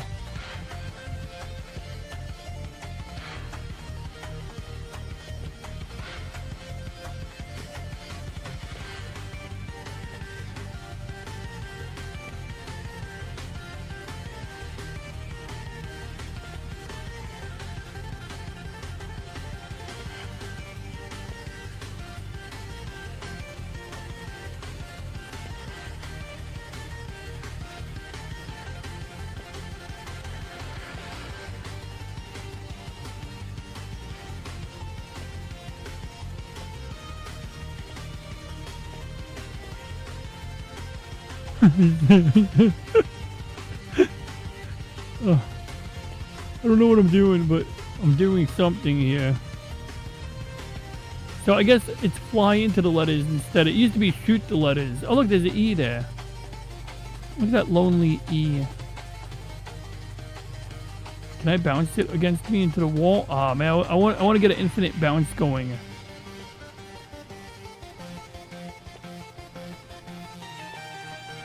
This is like billiards.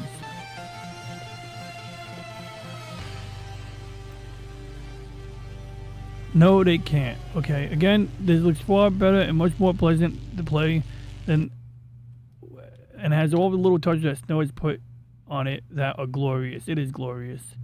Again, oh yeah, I said that. It's quite entertaining that you are able to interact with loading letters. It's like one of those screensavers from back in the day. Which reminds me of a cool screensaver.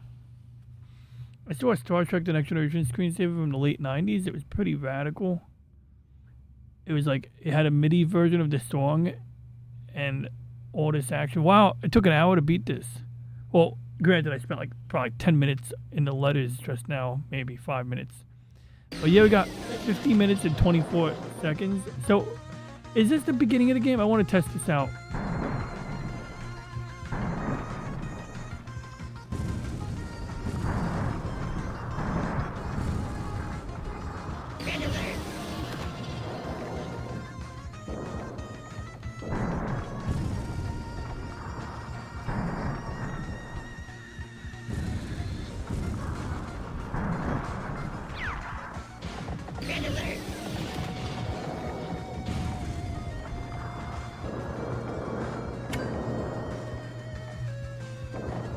Okay, so there's no angels here anymore.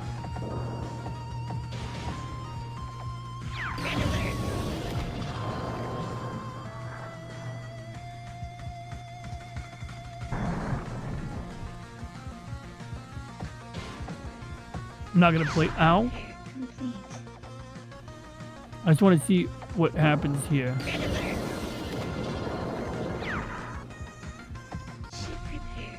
What? I don't know if that counts as a bug. Ship repair complete. Well, it did repair the ship. I just happened to get destroyed a millisecond before.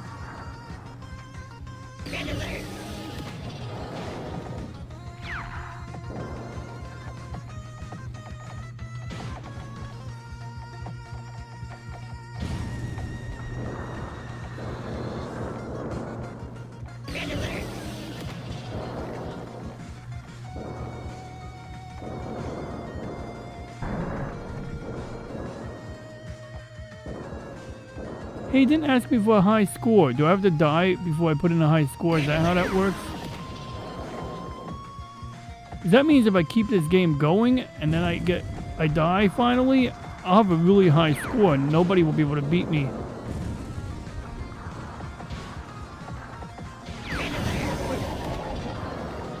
Oh, I hear end kick.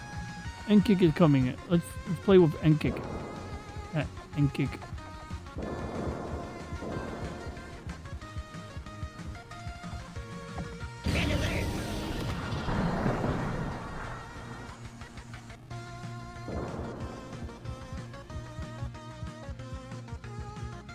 Oh, this is the version 1.0 end kick that doesn't move fast.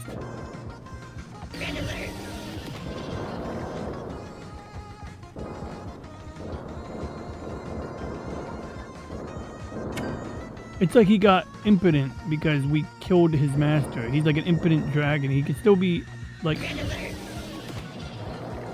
You can't blow him up, but he's impotent now, which is pretty cool.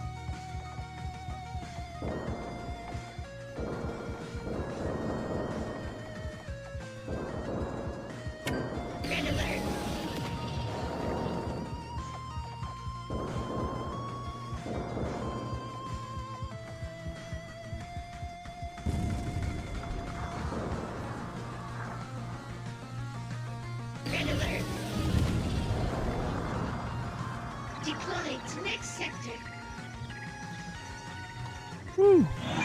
He stops moving a bit if you hit him. Oh, interesting. That's good to know.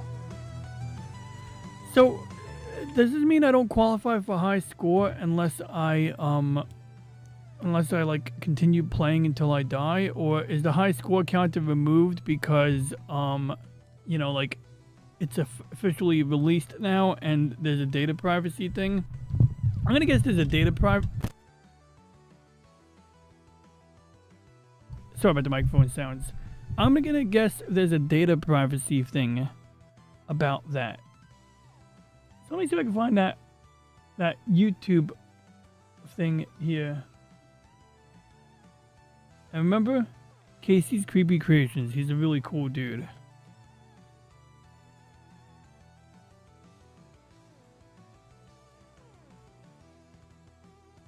Oh, I was almost going to show you guys my playlist. Some of them are actually pretty mundane, but some of my playlists are really bad. Well, they're not bad, they're just porn. Anyway.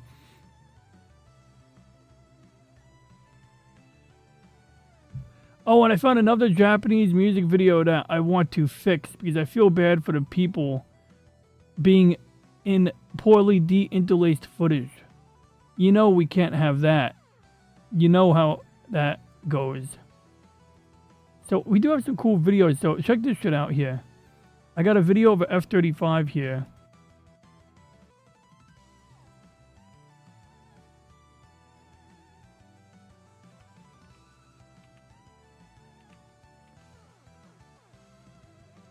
So there's people, they believe that the F-35B was pointless because they should have just built a dedicated vertical takeoff aircraft, because the theory was that if you have 3 similar aircraft, it will be easier to maintain them. But because they had to, like, you know, shoehorn the ability to hover into this craft, it has a lower payload and yada yada yada. And I think it's not really a pointless fighter because, I mean, it does a good job of vertical takeoff. And if you can't operate a regular carrier, this can be launched off of a regular flat top like you can see here. And that's why Japan owns more of them than any other country aside from us. But the idea of making a purpose-built fighter, well, I guess if they had a separate program, sure, but they didn't.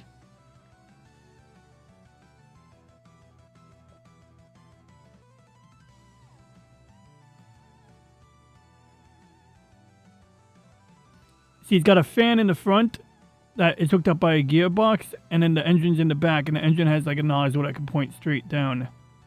So that's how they get even thrust, and it's safer than a Harrier. Harrier is the British Sea Harrier. Super tricky to land with that thing. It can flip over abruptly if you're not careful.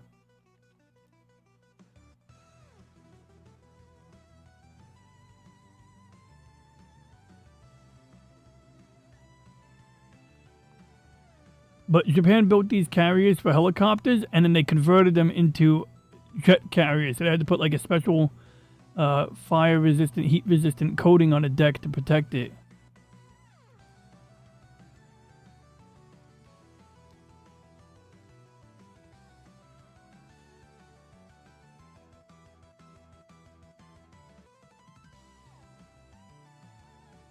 I think he's going to do a short landing, so he's not going to land on a long runway. Mm-hmm. Yeah, the Harrier is British. Like, let's see. I bet we can find a good Harrier crash. But that's why the U.S. Marines fly it, El. You know, Marines are crazy, right?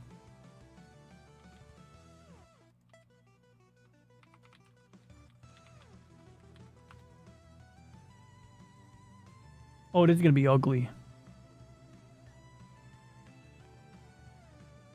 You hear about the B-52 that crashed recently?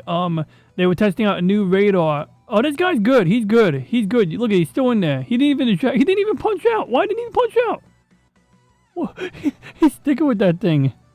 He's really sticking with that thing. Oh no. Oh, there you go. He's like, oh shit, it's getting hot in here. He's like, it's getting hot in here. I'm out. I'm out. He's like, fuck this. That's the coolest thing about a lot of these plane crashes, that you get to see people survive that shit. This one looks like a special Harrier. It's got a weird radar on the nose. It must have been a 90s or 80s technology. 86, the year I was born. In fact, this is 4 days after I was born. So you got these nods. So the way it works is you got one engine, and they run the air through 4 ducts. And when it's flying forward, the ducts have to point backwards. And when it's landing, the ducts have to point down. So the maintenance is super tricky on here. But also, like, there's weird vortices that occur when you're trying to land.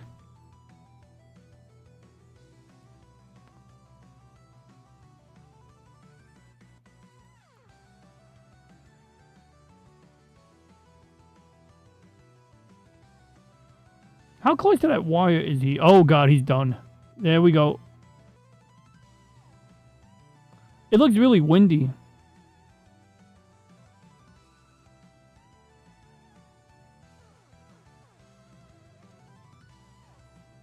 Oh no, he's gonna fly into the wind? No.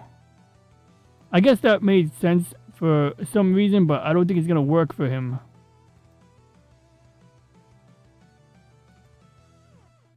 When is it gonna crash? I mean, I don't want... please eject. Oh, shit. Shit. Fuck. I didn't see a chute there. Like, I saw the chute, but I didn't see the chute deploy. I just saw the guy punch out.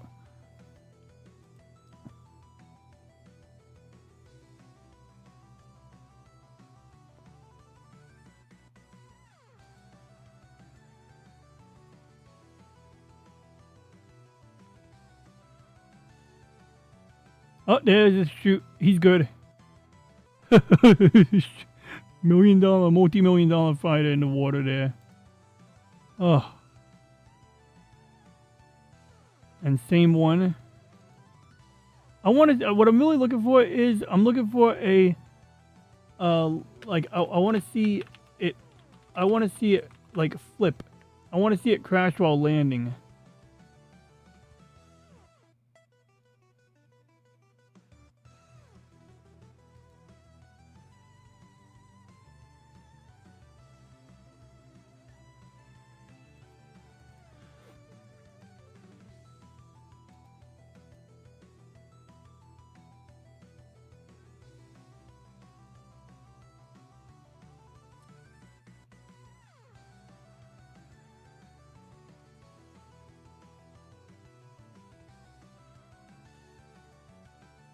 And look at the prop wash.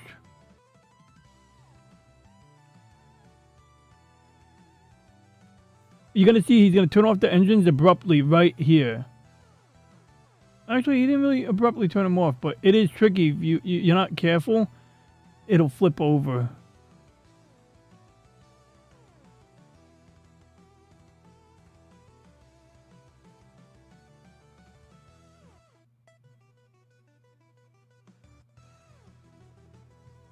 So I didn't see that.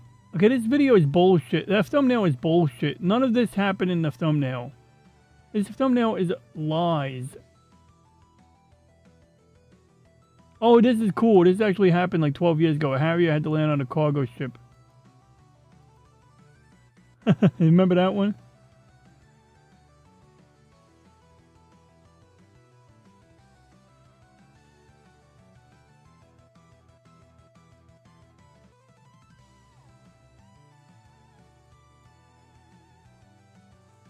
But yeah, B-52 crash had to have happened because of a DEI, and well, in this case, it was pretty clear that there was a Boeing engineer and a few other people. That said, you want to see an example of DEI at work? Oh, I got a funny one for you. What was it? It was New Zealand lesbian Captain Sink. This one was great. If I could find a transcript, that would be the best part. The transcript for this was the best part. These guys are not bright, by the way. The conservative twins or the Hodge twins, they're not very bright. They can be funny sometimes, but they're not very bright. They don't believe in the moon landing, so it just kind of means they're not bright.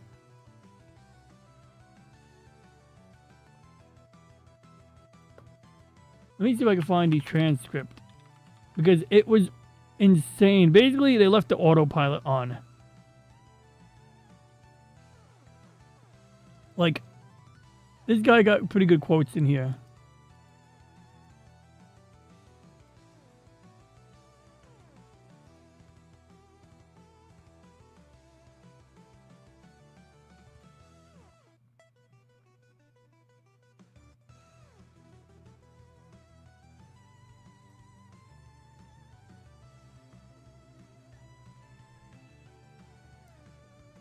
My grandfather asked my grandfather the craziest story he heard.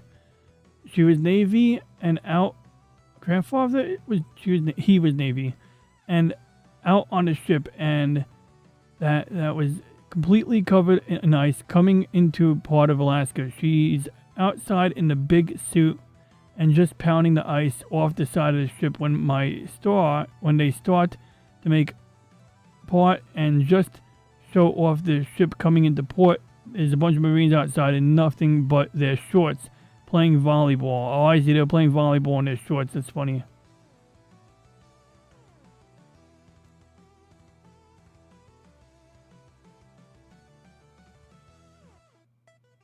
If it is the point of view or this, and we are still going to take care of you, one of those Marines was his best to the end. The boys don't mess around. Oh, yeah.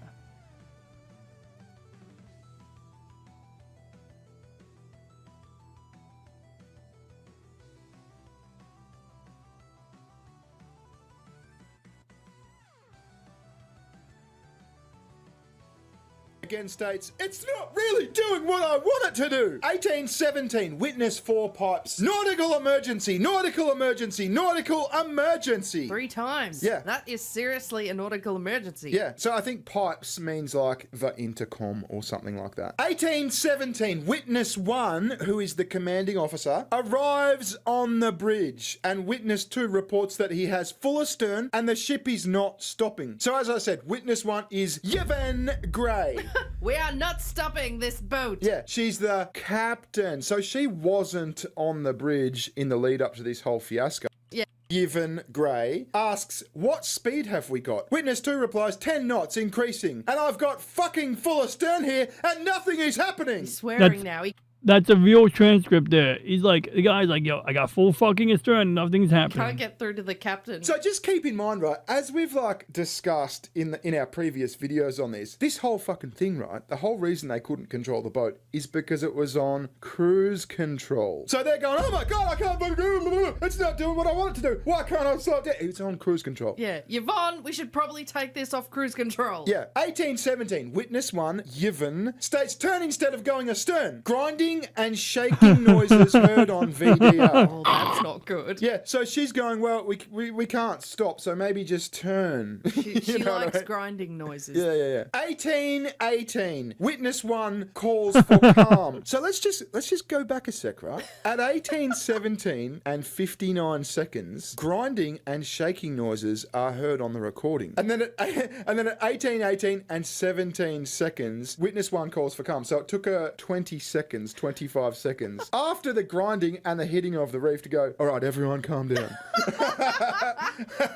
You know what I mean? I think if there's any time to not be calm, it's after the fucking grinding noises of hitting a reef. 1819, witness 1 says, I want you to look at the system because you understand the system. See if we can get propulsion back. So the captain didn't understand the propulsion system. She's saying to someone else, it doesn't say who she's saying it to, but she's saying to someone else, hey, can you reverse out of this driveway for me, baby? That is a Because punchline. I can't maneuver this fucking thing together for a reason. Witness 1, the commanding officer states, I can see the stern swinging back round to port. And then at 18:22 and 6 seconds, voice heard saying, Captain, ma'am, intention is to drop both anchors. So the captain is standing there going, everyone fucking calm down. Can you look at the system for me? Because I wouldn't have a fucking clue what's going on. And then she goes, oh my God, the stern is swinging back round to port. And someone comes into the fucking bridge and goes, listen, we're dropping the anchors. Yeah. No, what should we do, ma'am? Yeah. What should we do, Captain? Listen, bitch, we're dropping the fucking anchors. Isn't that insane? This is a mutiny. We're Yeah. overthrowing you, Captain. And, Yeah. and, he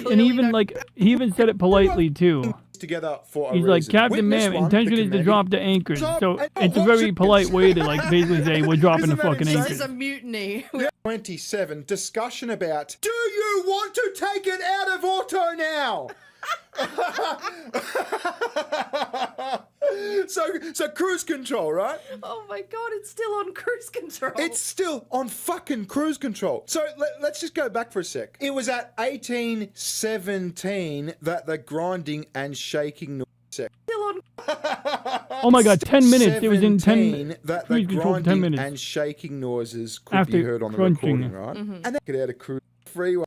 Yes, it's still on the cruise control. Yeah, now it doesn't say that this was the captain that said this, so it's probably some other guy has Well, said, "Listen, should we take there it is off a fucking more cruise to this. control?" Yeah, they're very quickly coming to the realization that they're captained by a dickhead. Yeah, more on that later. More on. 1827, conversation heard regarding propulsion control re-established. And it was in auto. I didn't realise, ma'am. Cross off now. So whatever motherfucker's got his like finger on the fucking auto thing, he's gone, oh my God, I didn't even realise. It's probably a chick, let's face it.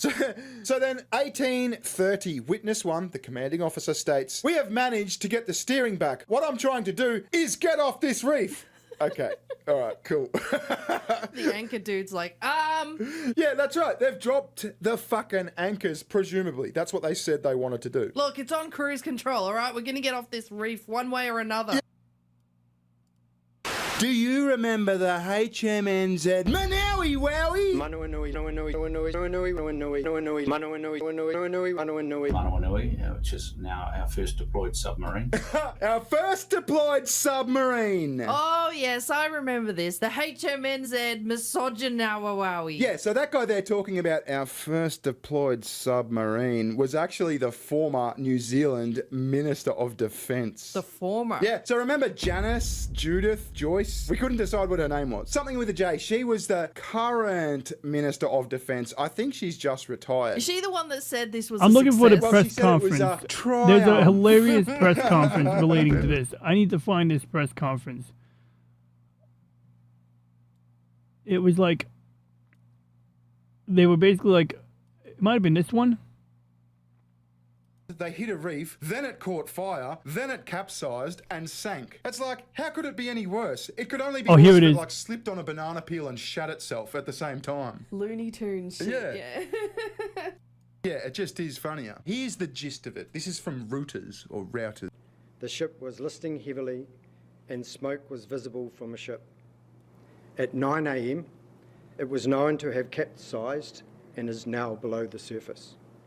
At this stage, the exact cause of the grounding is unknown, and this will need further investigation. Pause. Do you reckon they spoke to this commander? I reckon they did. Of course they did. They want to protect their image. Yeah, so the question would have been asked, like, what happened? Did you, like, lose power? Were you attacked? You know, it's like, oh, we don't know why. We have no idea why. I think they do have an idea why. Yeah. And that's why they're not saying it. They do allude to it later, but in a funny way. I'll show you. Yeah. I can confirm there were 75 people on board at the time the ship ran aground, including 7 civilians from scientific agencies and 4 foreign military personnel.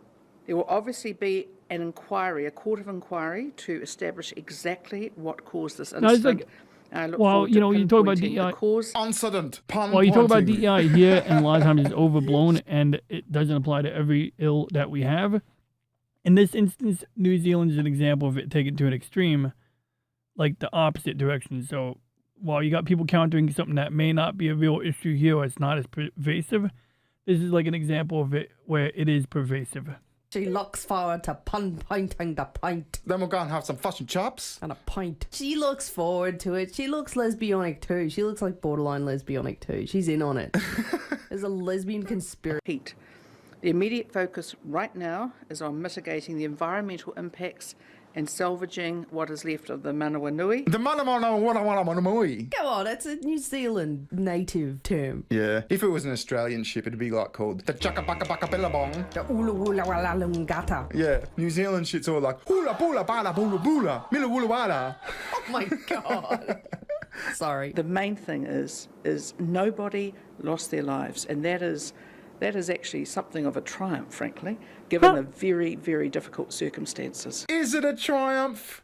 See, she's trying to paint it as this like big triumphant thing. Yeah. This is awesome. We like lost this $100 million ship, but no one died. Yeah. That's such a fucking chick cope. We don't know why the ship crashed, but luckily no one died. Like imagine you went out and totaled your car and you came back and you said, oh, listen, the car's fucked. It's a wreck. It's got to be scrapped. But the positive thing is no one died. I go, bitch, that's not a positive thing. I mean, I'm glad you didn't die, but it's not a positive thing the car's fucked. I wouldn't crash the car. I've got a stellar record. The way the ballast on a huge Bullshit. ship See, like we that have works this is argument all the absolutely time. insane. We shocking. We're going the right in the fucking passenger seat. I know, it is absolutely shameless on their part.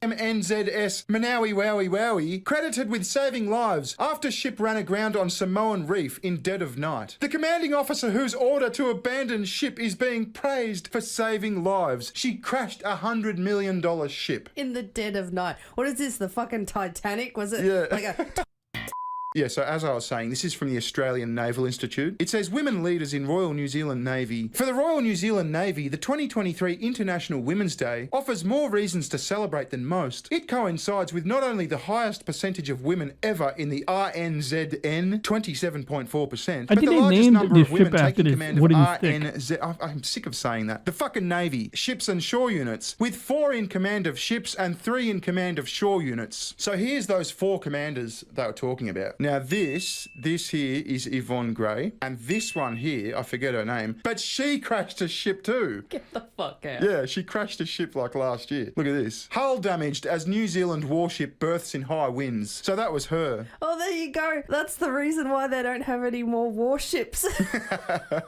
She fucking got rid of the last one. Well, I don't know how many warships they've got, but probably not many. They've got 9 ships, for God's They've sake. got fucking none now.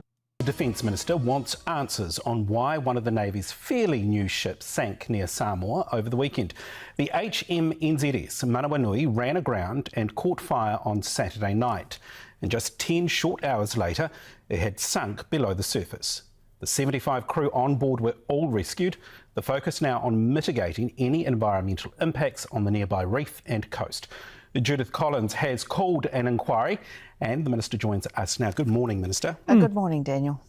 How embarrassing is this? It's not embarrassing. It's actually, it could have been really, really a massive tragedy. It's a triumph. It's not embarrassing at all. It is fucking embarrassing. What are you talking about? I mean, we actually planned to scuttle this ship. You know, it was all part of the plan. We wanted to add to the reef. We're environmentalists. You didn't really like the ship anyway. It's all about learning. At least everyone had fun. Yes. That's what it's all about. It could have been so much worse. I'm just so pleased that they're going to be able to come home, and we're going to wrap some more support around them because they have been through a very, very challenging time. And that I understand, but this is a Navy ship that's equipped to map the sea floor and it runs aground, Minister.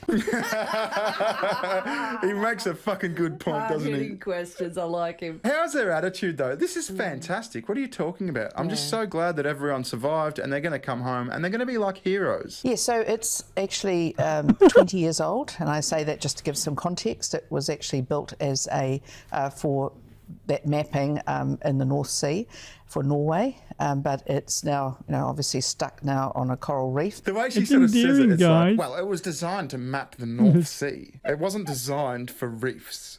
Accidental comedy, the way she did it. We need to find out why that happened. Apparently it lost power. I'm aware of that. And see, now that is interesting. She says apparently it lost power. Yeah. When it hit the fucking sea floor? Yeah. Of course it lost power. We don't know when it lost power. Like, this Minister of Defence is saying apparently it lost power. Well, did you speak with the commander or not? Has she been did she say, oh yeah, the power steering went, and then I could hear a fucking squeak from the rear left tyre, what's up, Snow Dog? and all of a sudden I was swerving all over the fucking sea. Yeah, I just found it interesting how she said We were apparently just watching it lost power. the when? thinking Like, of the after it was Manawi on Wowie fire? Wowie, and basically in New Zealand they did this like super duper DEI hire where they bragged about having like 4 female captains, but they were like probably like the most unqualified female captains ever.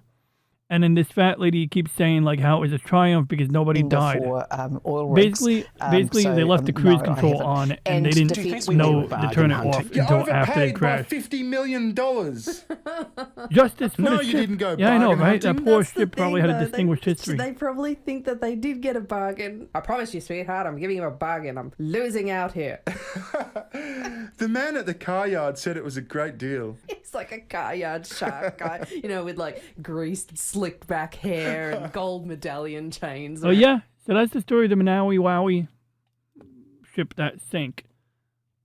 Now I did discover a new channel recently that had some dope ass footage on it. Is it one of these? No, this is the other playlist. I gotta find my other playlist because it was basically the Japanese Maritime Self-Defense Force was showing off their wares, and they had some pretty slick hardware. Wowie! Right? Oh, speaking of Wowie, I do have a clip of the New Zealand Parliament Haka? Is that what it's called? Oh my god. Oh, here it is. Oh god, this is gonna be so weird. So this happened like a year or two ago. 6 votes.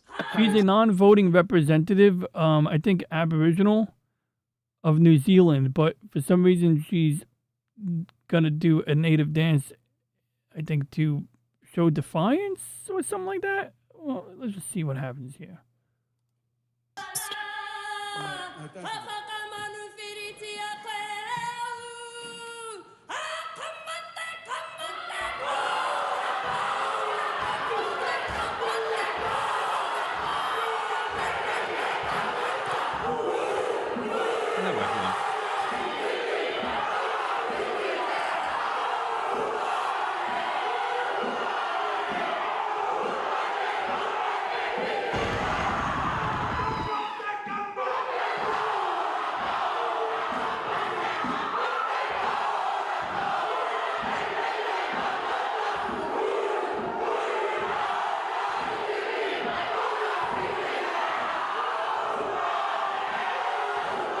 Yeah, usual shenanigans, Jolly. We played a game. I translated one of my videos into Japanese, and I'm currently generating the speech because I'm going to upload a dubbed Japanese video so that I can expand my audience to the land of the rising sun. Because ever since they auto-translated all of those posts on Twitter, it's really easy to promote content in Japan. Hell, we should see...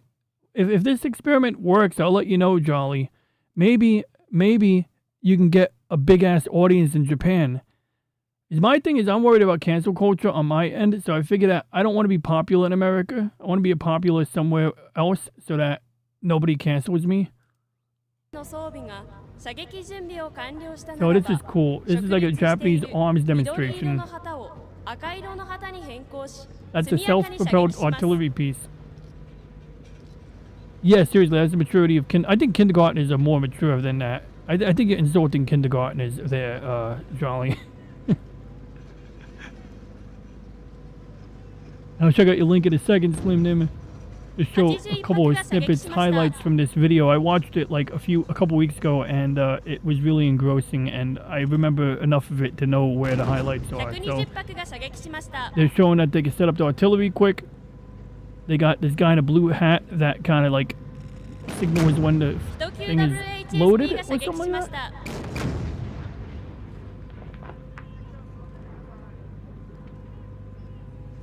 I think they're going to show us the targets. Yeah, there we go. Yeah,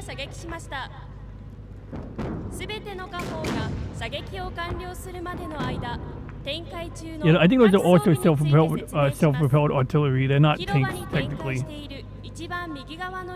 Yeah, the auto dub normally has a hag voice, L, but since they're not auto dubbing my stuff, and I have to do it myself, I can give it my voice and Reggie's voice. Yo, that would be another experiment we could do. I want to hear Lex's in Japanese. Although I guess you don't need the dub. I guess. The automated process with downloading the subtitles from YouTube. The way I'm doing, I download the subtitles from YouTube, and I convert them to Japanese. I translate them, and then I feed them to the text-to-speech engine. If I still had the original text for Reggie, I could certainly just use that, but having the subtitle data from YouTube being generated has the timing data in it so that it syncs up.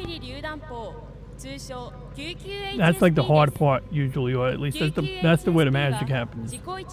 Now we do have some aerial, they do have, let's see here, they have this example, and then we got some HIMARS batteries or Patriot. I don't know which ones these are.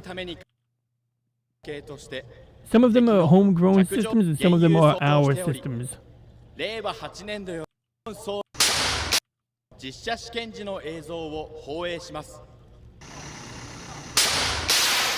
Oh, sorry if that's loud, guys. All over it. Sorry about that.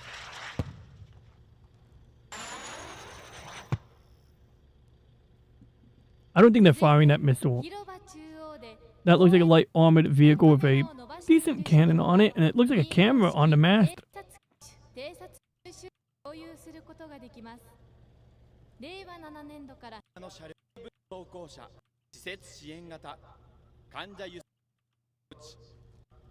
And I think some of these can drive. They do show an amphibious version. Okay, that looks like a radar for an air defense system. So you have the radar on a truck, and then you have the missile launcher on a separate truck. That looks like an optical tracking system, I guess. Oh. And they got a generator to power it on the side, so I think they tow that around or they hook up the cables.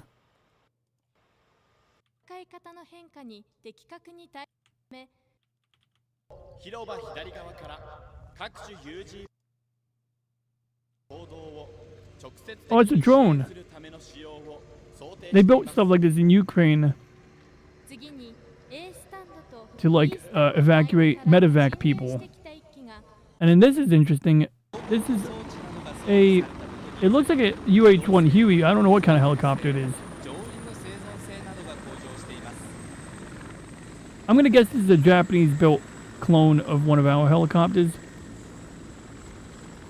Oh, I always wanted to ride a bike off of a helicopter.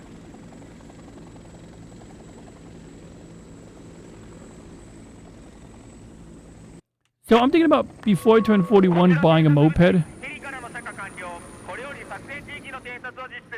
Because I'm not riding an e-bike. I refuse to ride an e-bike. I frankly don't like lithium batteries being anywhere in my house that are big enough to power a bike. Because when those things go on fire... Oh cool, a V-22 Osprey. This is the tilt rotor aircraft that can fly efficiently, or it can land vertically. Or fly like a helicopter like it's doing here. I should get some Misato Katsuragi sounding voice. Yo, sometimes they have one. Yeah, the Robodog looks dumb. I think the Japanese Robodog is useful, but the Chinese one is a joke. The Japanese, if they're gonna have a Robodog, well, they're good for like if you want to go to a minefield, you send a Robodog. You know, like it's good for stuff like that. you want to like, you know, walk it through the minefield, see if there's any mines there. You want to maybe at least identify a safe route where people can walk. You can put a minesweeper on the Robo Dog, you know. So it's got uses, but like when you see like certain military demonstrations, like sometimes you'll see they're showing off in a certain kind of way where it's like it's all talk. Are they gonna do anything cool like drive off ramps? I mean, they did drive off a ramp. Okay, they did do that. Okay, this looks like a Patriot battery. These are the ones we use for mainly shooting missiles out of the sky.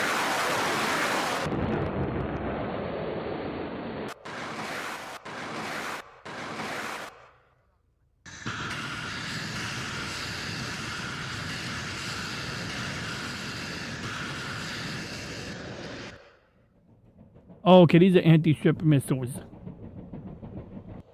Oh, it's gonna be cool CGI animation, I think. Oh, yeah. Okay. Definitely not the real flight profile, I'm sure, but it looks cool.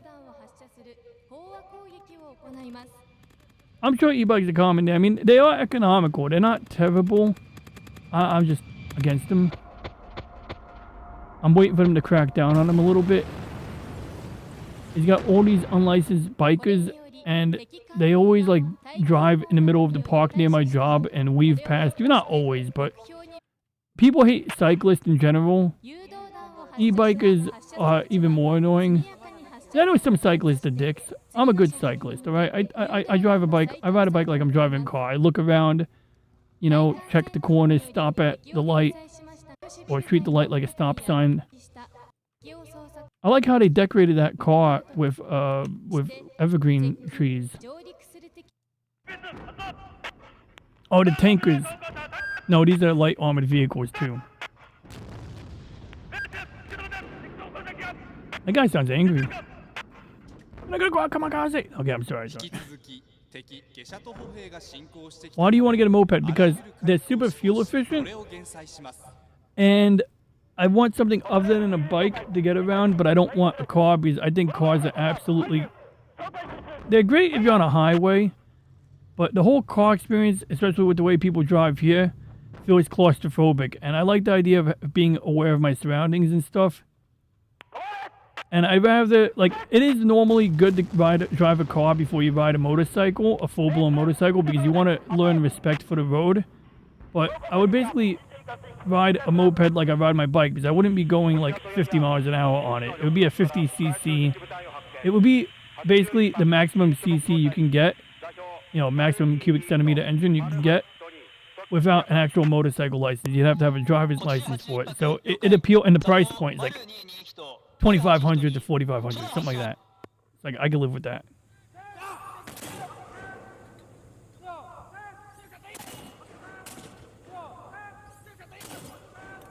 Okay, they're doing mortar rounds here. That's a pretty fast loading job. I hate any e-vehicles. They make no noise.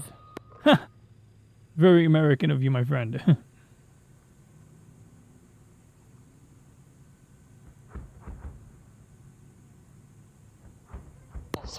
Yeah, this shit's pretty cool though. And then they do this whole thing, they give you a tour of the base, and it's kind of, you know, cutesy.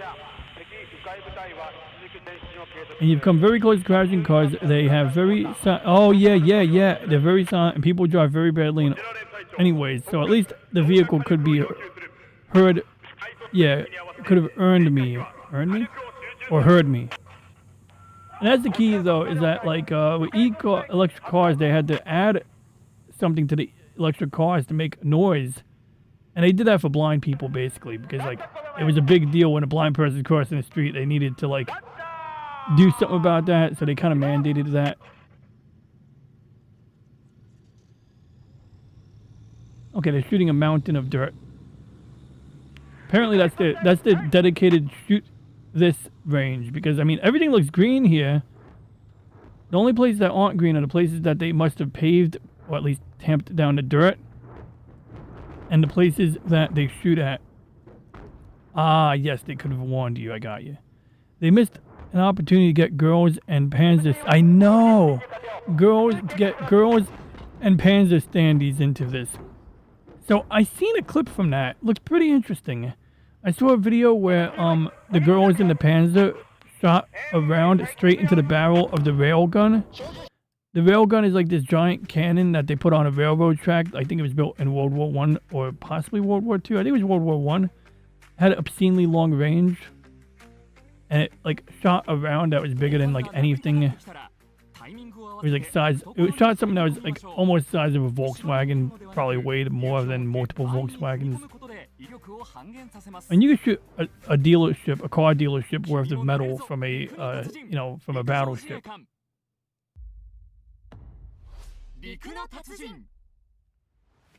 Oh no, she's gonna be like, how to wash your hands. Don't be a dirtbag, wash your hands. Use this soap that everyone else uses. Now what's this? Does anyone know what this is? Is this like a place for third world water? Like what is this thing here? Is this like a soap mixer? Like why is there blue stuff in it? Like what's going on with this? Is it to build pressure? Is it a pressure builder? You know what I mean? Like I don't know what this is. It looks like a Brita water filter, but I don't really know what I'm looking at.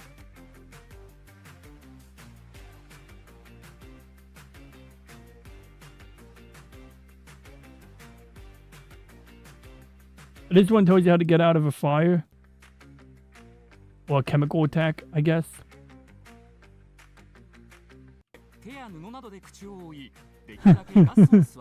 It's like the stuff from kindergarten when they teach you how to like get out of a fire.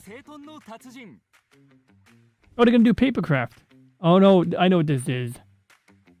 It's like for taking your emergency readiness supplies and putting them inside of that foam board by cutting it to the shape of your tools.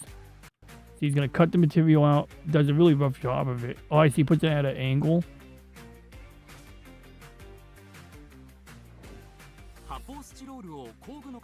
Point. This is the point of this.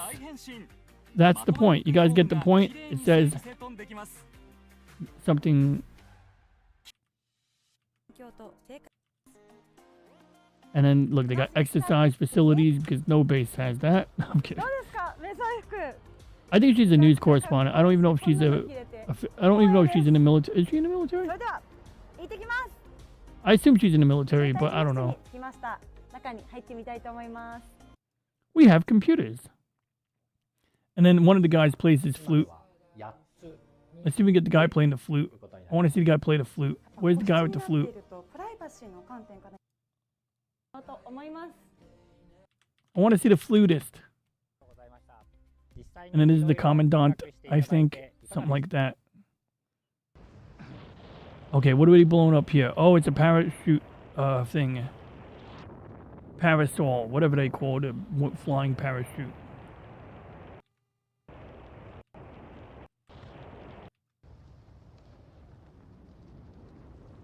Look at that, they got little stands on the sides. You can actually watch this stuff. That seems like a good time. I'd rather see this than a football game. No offense to the Seahawks. Go Hawks.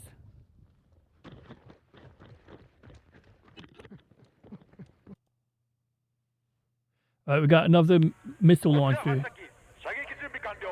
Oh, I think they're gonna fire this one. Oh no, not gonna fire it.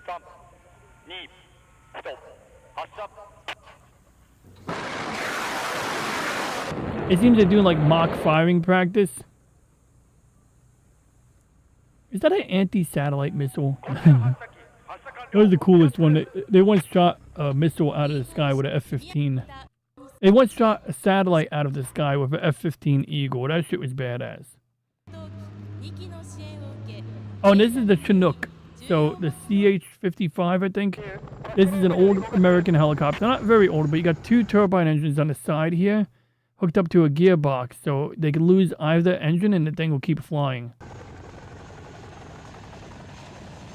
But it's a very high capacity helicopter, and it has a higher casualty rate because when they do crash you have more people on board, but they're not really dangerous. It's just, you know, when they do crash, it's like when a 747 crashes, there's more people on it, right? And it's the rope from the movie Black Hawk Down.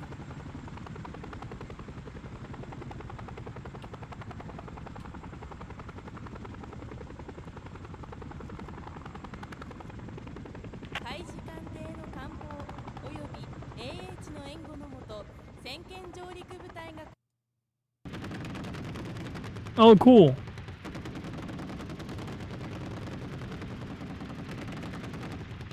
They're shooting tracers and stuff. These are the amphibious vehicles. So these are a lot like the LVT 1s and 3s from World War II, where they could float and they could propel themselves on water and they could drive up a beach. And we took them by storm at the Battle of Saipan when we showed up with these, or with similar craft.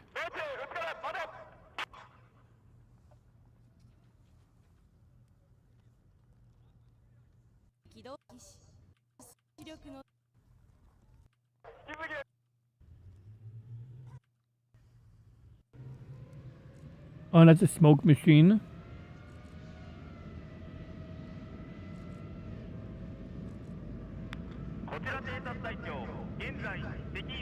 I think he said Godzilla just now. Gojira!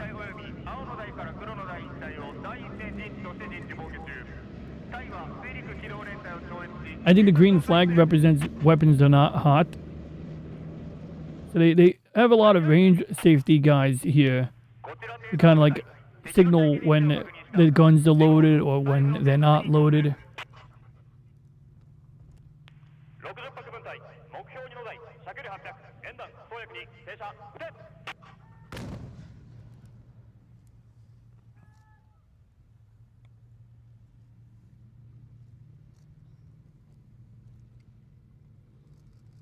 That's like when you throw eggs at someone's house and then you run away.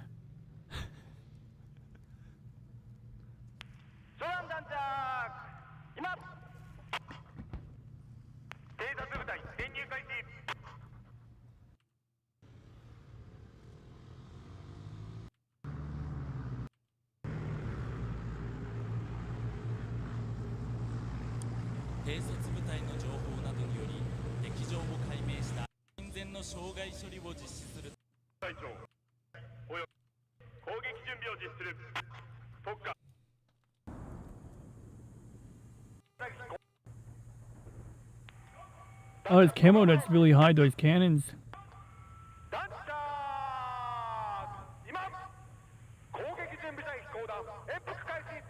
Okay, so they're laying down smoke, I guess. Wait, what was that? That looked interesting. That was, oh, it's like a flashbang.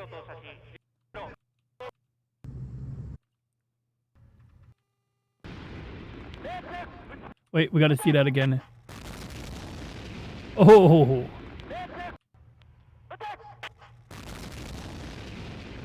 They missed the target, but they also knocked it over, so I guess that counts. So they're doing that thing where you fire and then you move away.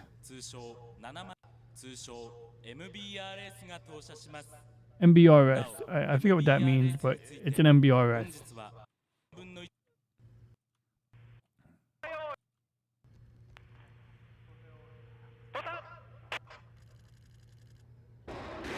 Wait a second, look at that. There's a wire attached to it. I think it's one of those, yeah.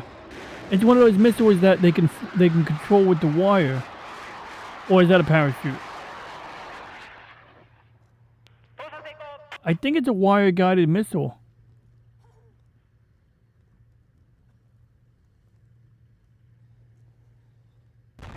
Not really sure what that was.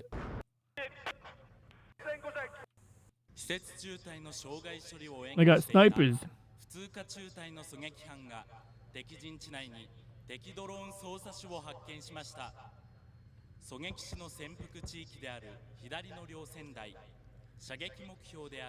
青の台左をスクリーンにライブ映像として流しますので So what do we got here, chat? I need to get back to MMD. Mobile Legends? Maybe I'll do it after I get back from work today. MMD. The way the rotary airborne vehicle like that used to be a government secret. Rotary? Twin rotary? Twin rotary what? Twin... Oh, yeah, the twin helicopter. Yeah, that's an interesting thing. A lot of things were secrets for a long time. Like, and then either you have a crash. Like, remember the helicopter that during the Osama bin Laden raid? That was a stealth helicopter. That was like a stealth imitation. It wasn't really a Black Hawk, but it did the job of a Black Hawk helicopter, but it was stealth. It was literally a helicopter made out of composites, basically like, you know, fiberglass, resin, carbon fiber. And it had like a design where it was relatively quiet and invisible to radar. And we didn't know it was classified until it crashed next to Bin Laden's compound or in his backyard.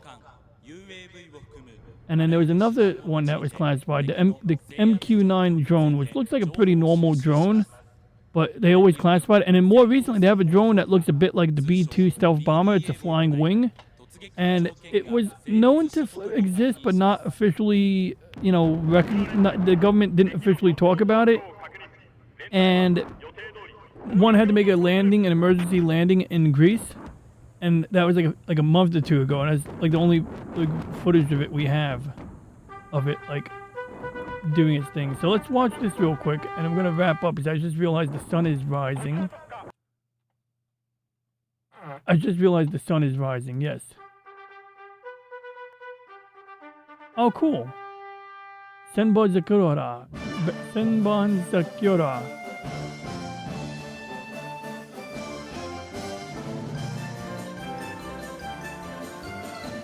Japan Philharmonic did the entire Miko concert about a decade ago. Oh yeah, they also did the Galaxy Express 39 song.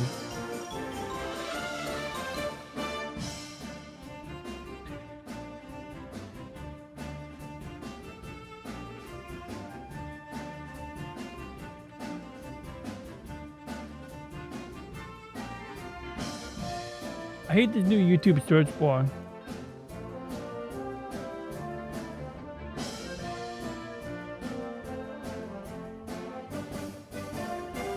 So that was Slim Nim's link, right?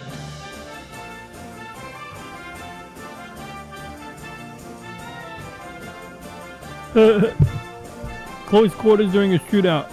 I don't know, I guess it's good to train hand-to-hand. North Korea has some training, hand-to-hand training.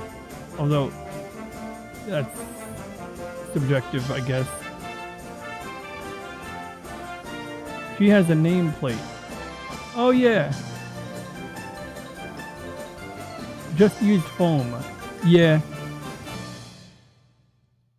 She did have a nameplate. I did see that on the Japanese girl out there.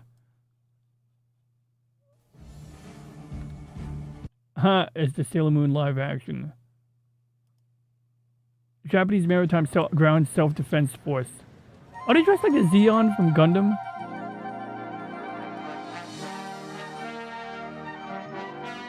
Yep, that's the Galaxy Express 39. It'll take you on a journey, a never-ending journey. Something, something, something. Okay. Okay, that was your video, so I gotta find Slim Nim's video.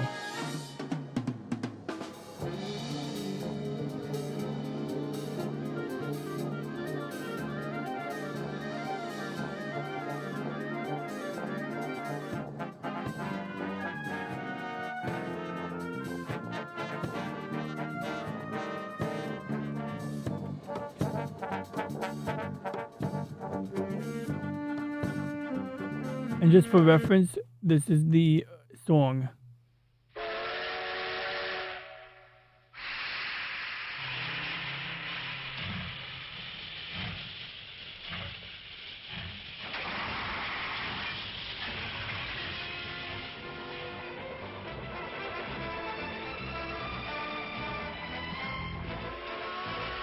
Oh, I'm way behind on the chat here. There we go. I scrolled up a little too high. It's literal soap. Oh, that was a soap dispenser. Okay. So she's using a bar of soap, but she has a soap dispenser. Ren, I've got a surprise for you. Come out, wherever you are. Hey, maybe Ren is somewhere being sad. I will make him happy again.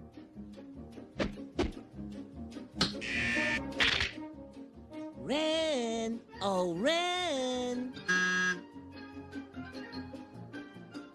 Boy, Ren, if you think you're happy now, wait till you hear this. It's a record of my favorite song.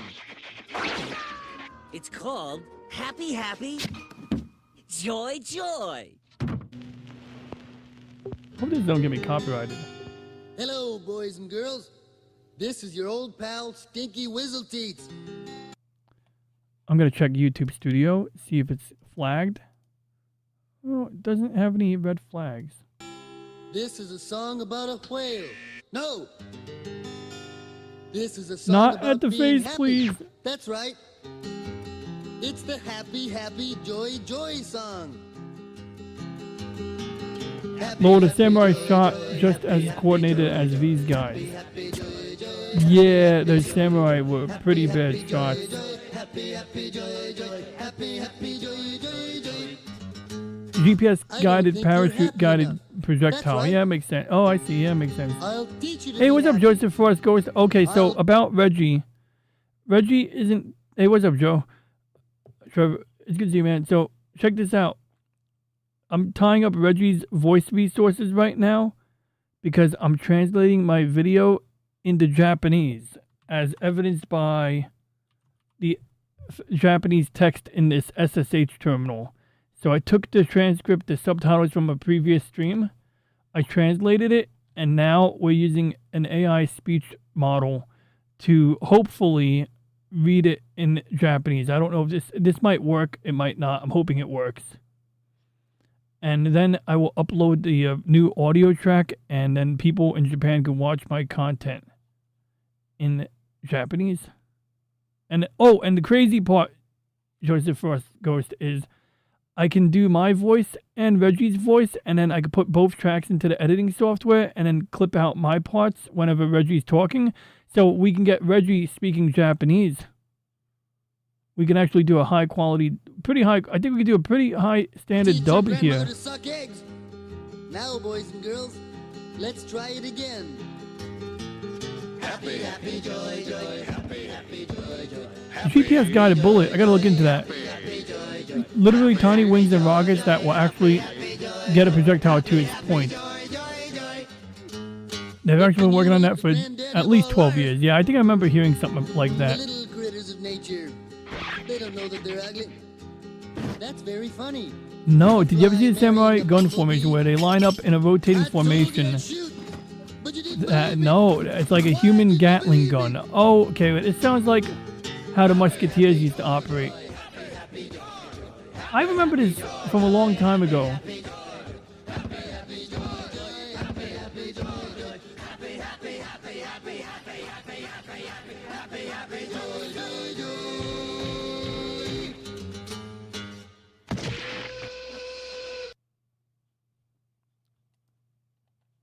Did we play this one? Oh, is the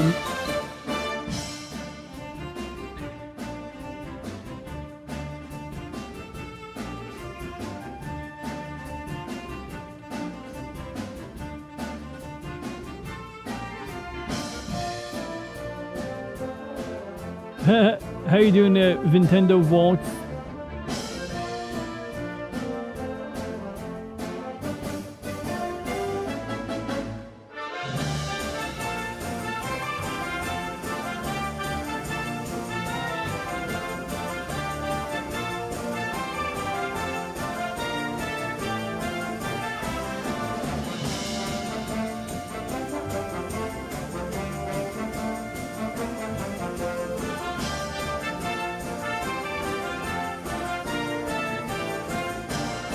Nerds! No, I'm kidding.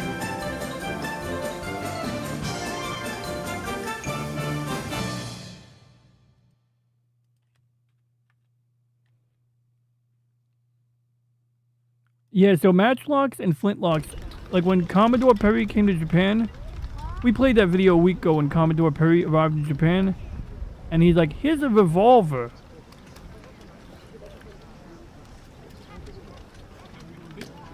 They gotta load it, muzzle loader.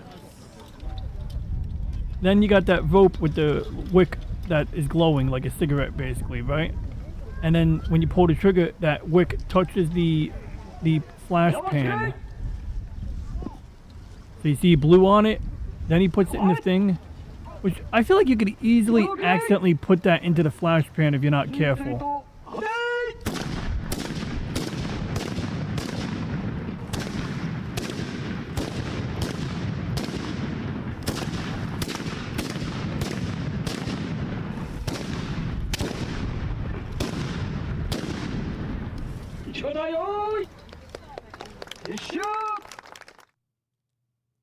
Was that the one?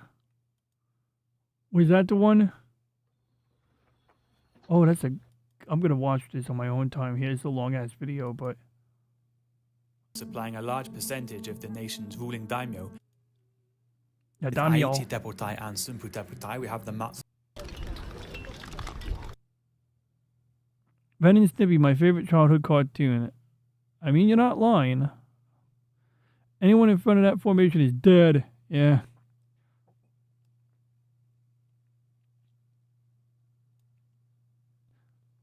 They did pretty good there, actually.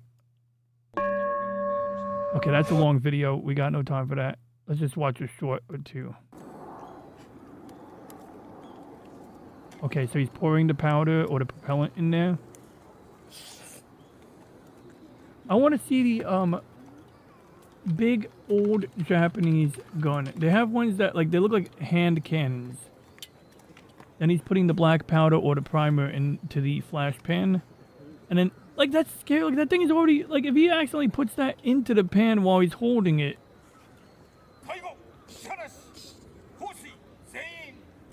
And obviously matchlocks don't really work in the rain. Although you would think that's something you could solve with an umbrella. You would think you could just get an umbrella for that, you know? But I want to see if we can find it. It was a huge gun. It was like a big like it was like a big early. I think it's gonna be here. No, this one's the multi-barrel one. Was made possible or match cord is held in place. Okay, yeah, see, that's pretty big. Next, the gunner takes aim, then open. Only just getting started That on one. how nutsy Japanese guns could get. This one's bamboo. Look, a tiny edible can. And it's funny because you'd think trying to make a cannon out of a material whose primary purpose is to burn would make for poor cannon crafting material. However, not just Japan, but countries all over the world at this time were making cannons out of wood. In Japan's case, I've seen mokuho reinforced with everything from iron rings to bamboo. Yeah, bamboo. Again, you'd think it'd be too brittle or a katana that struck it. Yeah, the mokuho was for with Dungeons and Dragons guns. Pistols are like the high mechanism. And with a thing that dinky, what kind of monmei shot could it even load? Well, that's the thing about Nigiri Teppo. They were less about being long-range weapons and being more about melee.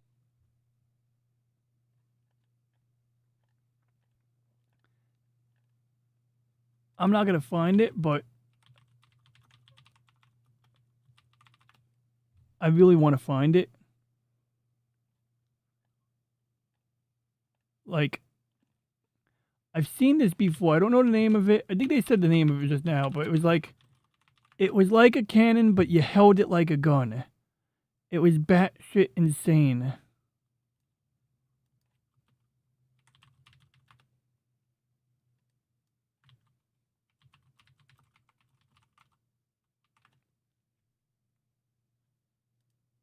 Here it is, here it is, here it is, here it is. This is a matchlock rifle known as the Tanegashima, and it changed how wars were fought in Japan. The thumbnail was introduced by the bold. Portuguese in 1543.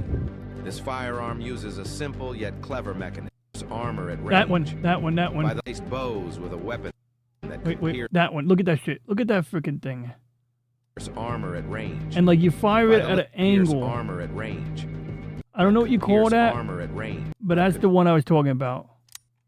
Okay, that's the one I was talking about. So I think that's a good place as any to wrap this up before I, the sun actually, the sun already rose. Like it's literally bright outside. It's not that bright, but it's getting brighter. So let's catch up with the chat real quick. New meaning of Shogun. Good one. Yeah, that's a cannon. You probably are thinking of what was considered a pole cannon. Okay, I'm going to look into that. Anyone hit that by that is dead. Let's see the Kevlar that stop let's see Kevlar stop that. Right? What were they melee? Melee. You melee me. No, okay. This is like literally the video I clicked on before. That was like, this video is too long. But it's good. And they'll probably have the cannon.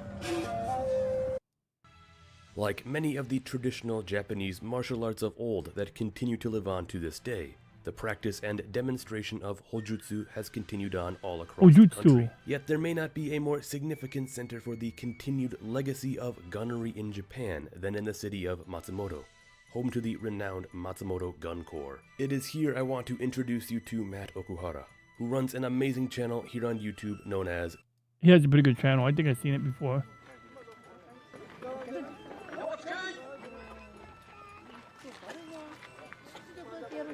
At the same time, to A, increase the accuracy of the unit, B, oh yeah, there's your human increase the shotgun, damage L. caused by the volley. For this reason, a Teppota is best deployed to a pre-prepared position, where expect was a tactic often employed in creating sustained fire. Oh, okay. In addition to not consuming the ammunition too quickly, it did not heat the guns up to the point where they could not be used. Whilst one rank fires, the second and third ranks prepare to shoot, as seen in this clip. After shooting, the first rank will withdraw to the rear, and the next rank will move up.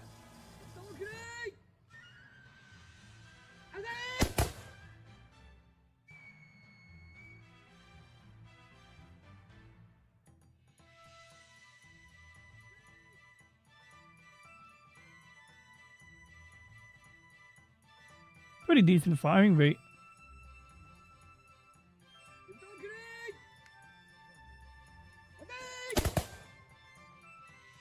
You're doing 3 shots at once. You're getting a pretty good spread. And then by the time you're done firing, the next rank is ready to fire. So if you got 3 ranks of guys, you can always have enough guys to keep firing. You have a good night, Nintendo Vaults. Or good morning. It's like a dance. So elegant. Let's examine some of the guns that we used during the Warring That's States a flintlock. Is Pistols that a were flintlock? known No, as it's a Kansas. matchlock. And although large caliber, their short range and long loading time made them impractical for battlefield use. They were sometimes used by mountain samurai, but were mostly seen as status symbols. That pistol looks like a musket. The standard Ashigaru was armed with a mass-produced Banzutsu, which means numbered gun. The guns were issued and controlled by serial numbers, and as such became known as Banzutsu.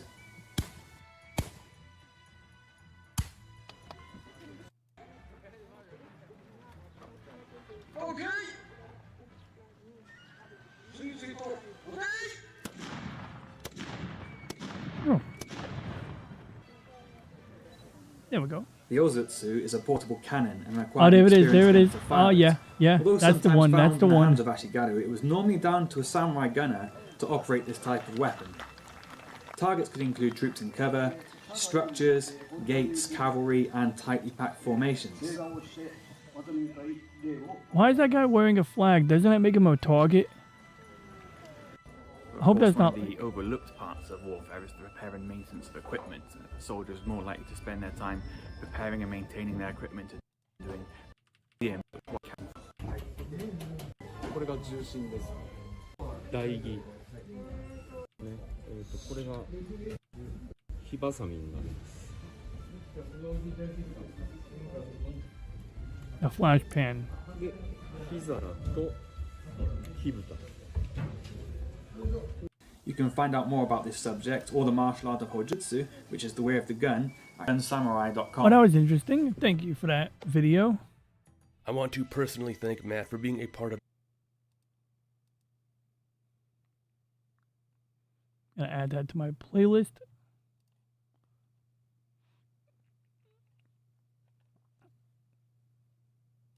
Okay, so that's still translating the words. I can't shut off my computer when I go to bed tonight. I'll put it in power saver mode, and that'll keep the power draw down. So yeah, anyway, these can destroy structures too. Well, thank you for exploring that adventure in Japanese. I forgot the word already. Something jitsu. Hojutsu? Something like that. Well, it was fun looking at the guns and that JMSDF, or was it Japanese Maritime Ground Self-Defense Force, whatever video we just saw of the freaking, self-propelled artillery and the, all of that stuff. That was cool.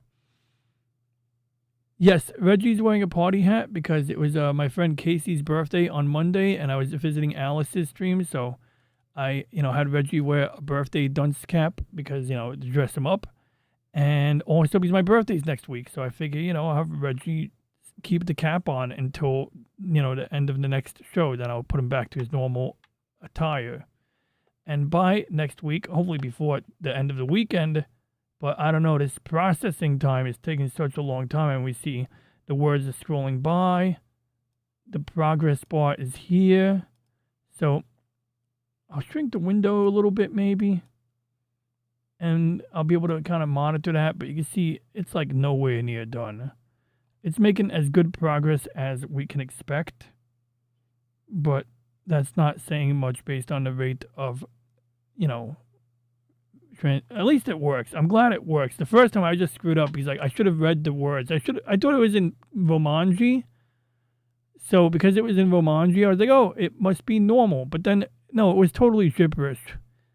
I either picked the wrong language or used the wrong AI model altogether.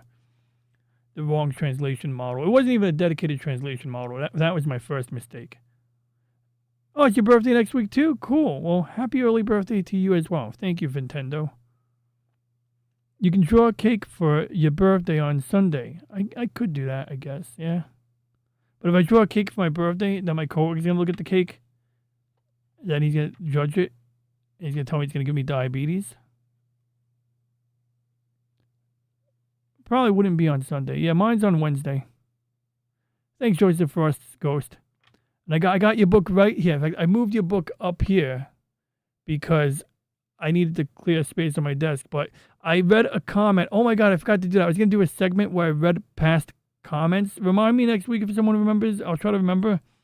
I want to review the unread comments from this channel, as well as comments that I read but that didn't respond to that I might want to respond to. So I saw that your co-author, Michael Bono, co-author of this book right here, left a really nice comment. And it was like around that time I said, I was like, okay, I just moved the book over to my desk instead of having it on top of my Silicon Graphics workstation. I read like a couple more chapters, and it got me engrossed enough to, want to keep reading it, which is a good sign. I've retained the story in my head, what I've read so far. Not enough for me to really give a, more than a overview, so I'll save that till I read more of it. But I'll definitely have some thoughts about your book, and of course, when I finish the book, I'll do a proper review. But yeah, definitely fun to review comments, and I would like to do that. And also, because you get nice comments from a few people sometimes, and other people, etc. But yeah, on Sunday, I'm looking forward to seeing what Snow has in store for us. We're going to be doing some watercolors, so I'll make sure I bring my watercolor to work. In fact, everything's in my backpack except for half of my markers. So I got to put the markers that are not in my backpack, the paintbrush markers in my backpack, and I'll be good to go. I tried to leave a comment on that same stream, and YouTube removed the comment. They've been doing that to me here and there, like last week's show. Oh, interesting. I think I got a comment from you last week, but maybe I was looking at... I did a review on Tuesday. I think on Tuesday, I went through a bunch of comments, and I saw a few of your comments that I either read but didn't respond to. Because I think usually YouTube, if you... It has a category in the comments where if somebody's left a comment and you click the heart button or the like button, it says that's a comment you've responded to. And then if you don't do that to a comment, then it still shows up in the list. But there's different... Anyway, bottom line is I was going through a lot of comments, and most of them are on a lot of them on my Evangelion video where the girl is screaming senpai and people just keep making lesbian jokes. But that's another story. And there's the one with Ibuki and Dr. Katsuragi, and the end of Evangelion when they turn into Tang. Oh, an extra lesson after Snow. Okay, cool. And then there were None by Agatha Christie, a mystery novel. Sounds mystery. Well, are you recommending it or just referencing it? Because I got to finish this book, and I want to read the Gundam book I bought, but I can't read the Gundam book because I decided I'm going to read The Guardians of Vindicate City before I read the Mobile Suit Gundam book, which is actually really good. I read part of that one, and it's got some really gory stuff in there, but it's basically it was localized by a guy who was really cool of the guy who made Gundam, Tomino. And apparently it got his seal of approval because it was a faithful version, a faithful translation of whatever he wrote. We're drawing Kiki. Kiki, let's see what Kiki looks like. She sounds hot. Kiki, let's see what Kiki says. We're drawing this random Spanish or Filipino girl here. We're drawing this person. We're drawing this random person. I don't want to draw this person. Oh, I misspelled it. No, I didn't misspell it. Why are we drawing this person? I know we're not drawing that person. I'm just pulling your leg. It's the last book I read. Oh, well, was it any good? I'm currently listening to the audiobook, The Lost Fleet by Jack Campbell. What book was it? I forgot the name. Corsair. Yeah, that's the name of the book. I'm reading Corsair. It's a spin-off. And perhaps I will tell you guys about that next week. But in short, Blackjack John Geary's great-grandson is imprisoned in a syndicate prison.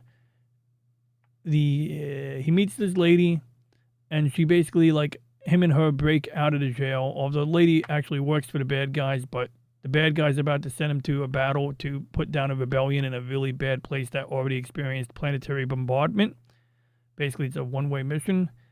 And they steal a ship. And the reason the lady springs the guy out of jail, even though he's from the other side, is because he knew how to fly the ship, and he can get a crew together that can fly the ship. Whereas her people were experienced in other ways. They can get around security systems. They were good at, they had like some mobile forces, I think they were called. I'm paraphrasing a lot. Kiki, do you love me? Are you riding? Say you never want to leave me. I'm going to guess that's a song because you got musical notes there. Ryukishi, based on Umineko in that book. Ryukishi. So I don't know who Kiki is, but I guess I'll find out who Kiki is when we draw her. And Ryukishi is a pen name of a Japanese writer who is the leading member of the group's 7th expansion. He's the creator of When They Cry visual novel. Oh, it's a VN author. Well, I guess I'll find out who Kiki is on Sunday. And you spelled Kiki differently. Nice, Kiki, do you love me? All right, let's get this wrapped up because these lights are really bright, even though it's also bright outside now. You're welcome, chat. Sea Cats, too nice for this crowd. Yeah, Sea Cats. You guys are just dropping a bunch of references here. Oh, it's a band. It's also a tracking system, seized assets and case tracking system, Sea Cats. But I'm sure you're referring to the band. Look kind of like cowboys. Too niche for this crowd. Yeah. Oh, niche. I misread that. I said nice. It's a song that people were dancing outside beside a moving car on video several years back. Oh, okay. That's, dancing. Huh. The more you know. Da-dung-dung-dung. So we got 5 hours and 45 minutes of playtime. And some of you people have been here for a pretty long time, so that should really rack up some watch hours, huh? It should be niche. My bad. But anyway, so from Sea Cats is a funny way of saying Umineko because of Umi, ocean, sea, and Neko, cat. But that's not the real translation of Umineko. Oh, I get it now. Umineko. Yeah, sea, cat. But even though it's not the proper way, it's a compound word. At least that's what we call those in English. But anyway, from the bottom of my heart and the bottom of the chat, I do want to thank Game Gear Goddess, Lewd Gamer Overrated Pro, LCX, Crack Dealer, Joseph Frost Ghost, Nintendo Vaults, Slim Nim. There's a peach there. I hope we get to draw something peach shaped on the stream. Anyway, we also had Snowdub, also known as Jolly, of Snowdub Music and Entertainment. You can see him on Friday nights, Saturday nights, Wednesday nights for Hump Day, and once again on Friday nights, which I already said. And that's usually where I show up dressed as a robot. In addition to that, we also had...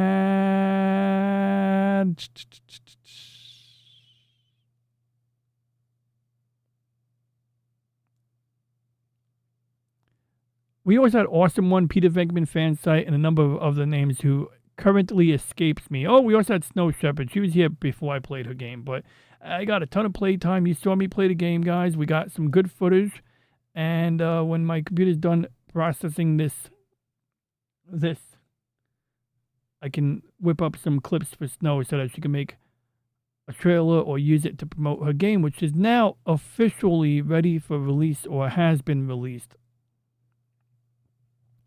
It's actually a sequel. I'm still waiting for you to get monitored so I can become a member. Monetized. Okay, I got worried. Monitored. I'm like, what do you mean? You want the police to come after me?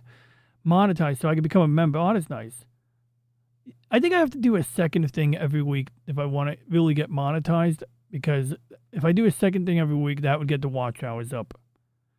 And then I'd have to like pick something that I don't do for 5 hours, and then I would do something else. Like, I gotta see. I hope Aris gets back soon, because like usually if I know Aris is streaming, I'll make sure I don't do the stream too late so I don't eat into his, viewership, even though he wouldn't make a big deal of it. Just, try to balance things, Let's see here. But, we'll see what happens. Yes, we shall do that. Gotta sketch it nice, plump. Ooh, nice. Nice and plump first. Logan's Dinner Productions. Oh, yeah, that's a... Logan was here, too. But also, that plump Kiki could be also Logan's dinner. Just like how Kurumi has Nobeta. Yeah, monitored. I was like, oh no, I don't want to be monitored. Please don't put me on a blacklist. Jeez. But all jokes aside, thanks for tuning in. Look forward to... I hope I wake up in time to tune into L Show tomorrow. I suspect I'll tune in for the 1 o'clock hour. Maybe make dedicated gaming streamers. That's a good idea, because then I could segregate my activity a little bit and then still get those watch hours up. Because, I'm going to bullshit and talk through either type of stream, right? Either way. And doing a dedicated gaming stream would help me to get through Symphony of the Night. I still got to beat that game. And I do want to beat that game. It's a good game. I mean, I take my sweet time with a lot of games. I'll put them down for like a year at a time sometimes and come back to them. It's just Mortal Shell 2. Mortal Shell? Yeah, I guess it is. Yeah, man, I'm glad. See, if I run the stream really late, you can tune in the morning when you wake up. So you don't have to move to Hawaii so that you're in the proper time zone. Just, you missed the beginning of the show, but you get to see the last hour. I mean, you've got at least a good half hour, if not nearly an entire hour out of that. Because it's like a Souls-like. You get a gun, easy parries, and infinite stamina. Mortal Shell 2. I still want to play Symphony of the Night more because I like the music. The music is great. The music is just so good. Oh, that's the game you're playing tomorrow. Okay, that's what you meant. Yeah, I saw you playing this today. I think, was it you or someone else? And it did remind me of... I was born in random month in the year. Why does Steam ask me my birthday? Do they not have that information on file? I know I'm not signed in, but still, they ask me for that information even when I'm signed in. Oh yeah, that's very Souls-like. And it's free. And it's an open beta.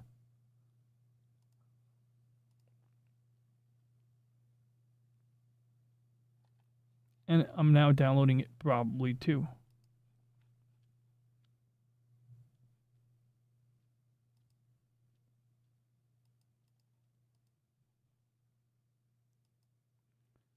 Oh my god, I only have 2 terabytes left on my server. I'm going to have to do something about that very soon. I mean, 2 out of 40 terabytes? Really? Someday I'll probably move to Hawaii anyway. I want to move to Saipan. Well, I don't know if I want to move to Saipan, but I want to visit it. It could be fun. I hear they get a little territorial sometimes, so it depends on what part of Hawaii. So something to keep an eye out for. Okay, Lost Droid killed. Alright, Obi, since my system is disconnecting and reconnecting, I'll make this quick. Thank you all. Since my system is disconnecting and reconnecting, I'll make this quick. Thank you all for tuning in as I read everyone's name in the chat that I can remember. Oh, crap, it disconnected again. If the stream is still operational, which it is not, uh-oh. Yeah, we got a really bad bit rate here. I'm going to close Steam.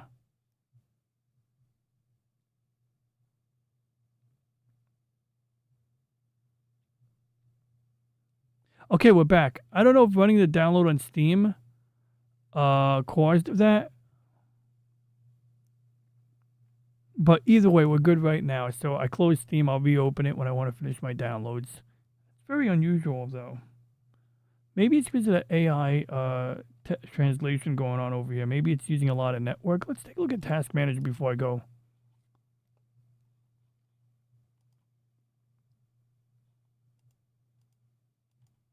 I mean, I wouldn't really call that overwhelming the network connection. 13 megabits a second on a gigabit line. Not really downloading anything. Yeah, I don't see any issue here. Well, anyway. You too, Crack Dealer. Thanks for hanging out. And if anybody watching on the replay, if you have any questions, comments, ideas, or concerns, please leave a comment. Please consider liking and subscribing if you're not already subscribed. Dom, 5 hours and 55 minutes. You know, if I just run this another 5 minutes, we could hit the 6-hour milestone. But we're not doing it because it's already 5:40 a.m. basically. So yeah, thank you all for tuning in, and you all have a good night.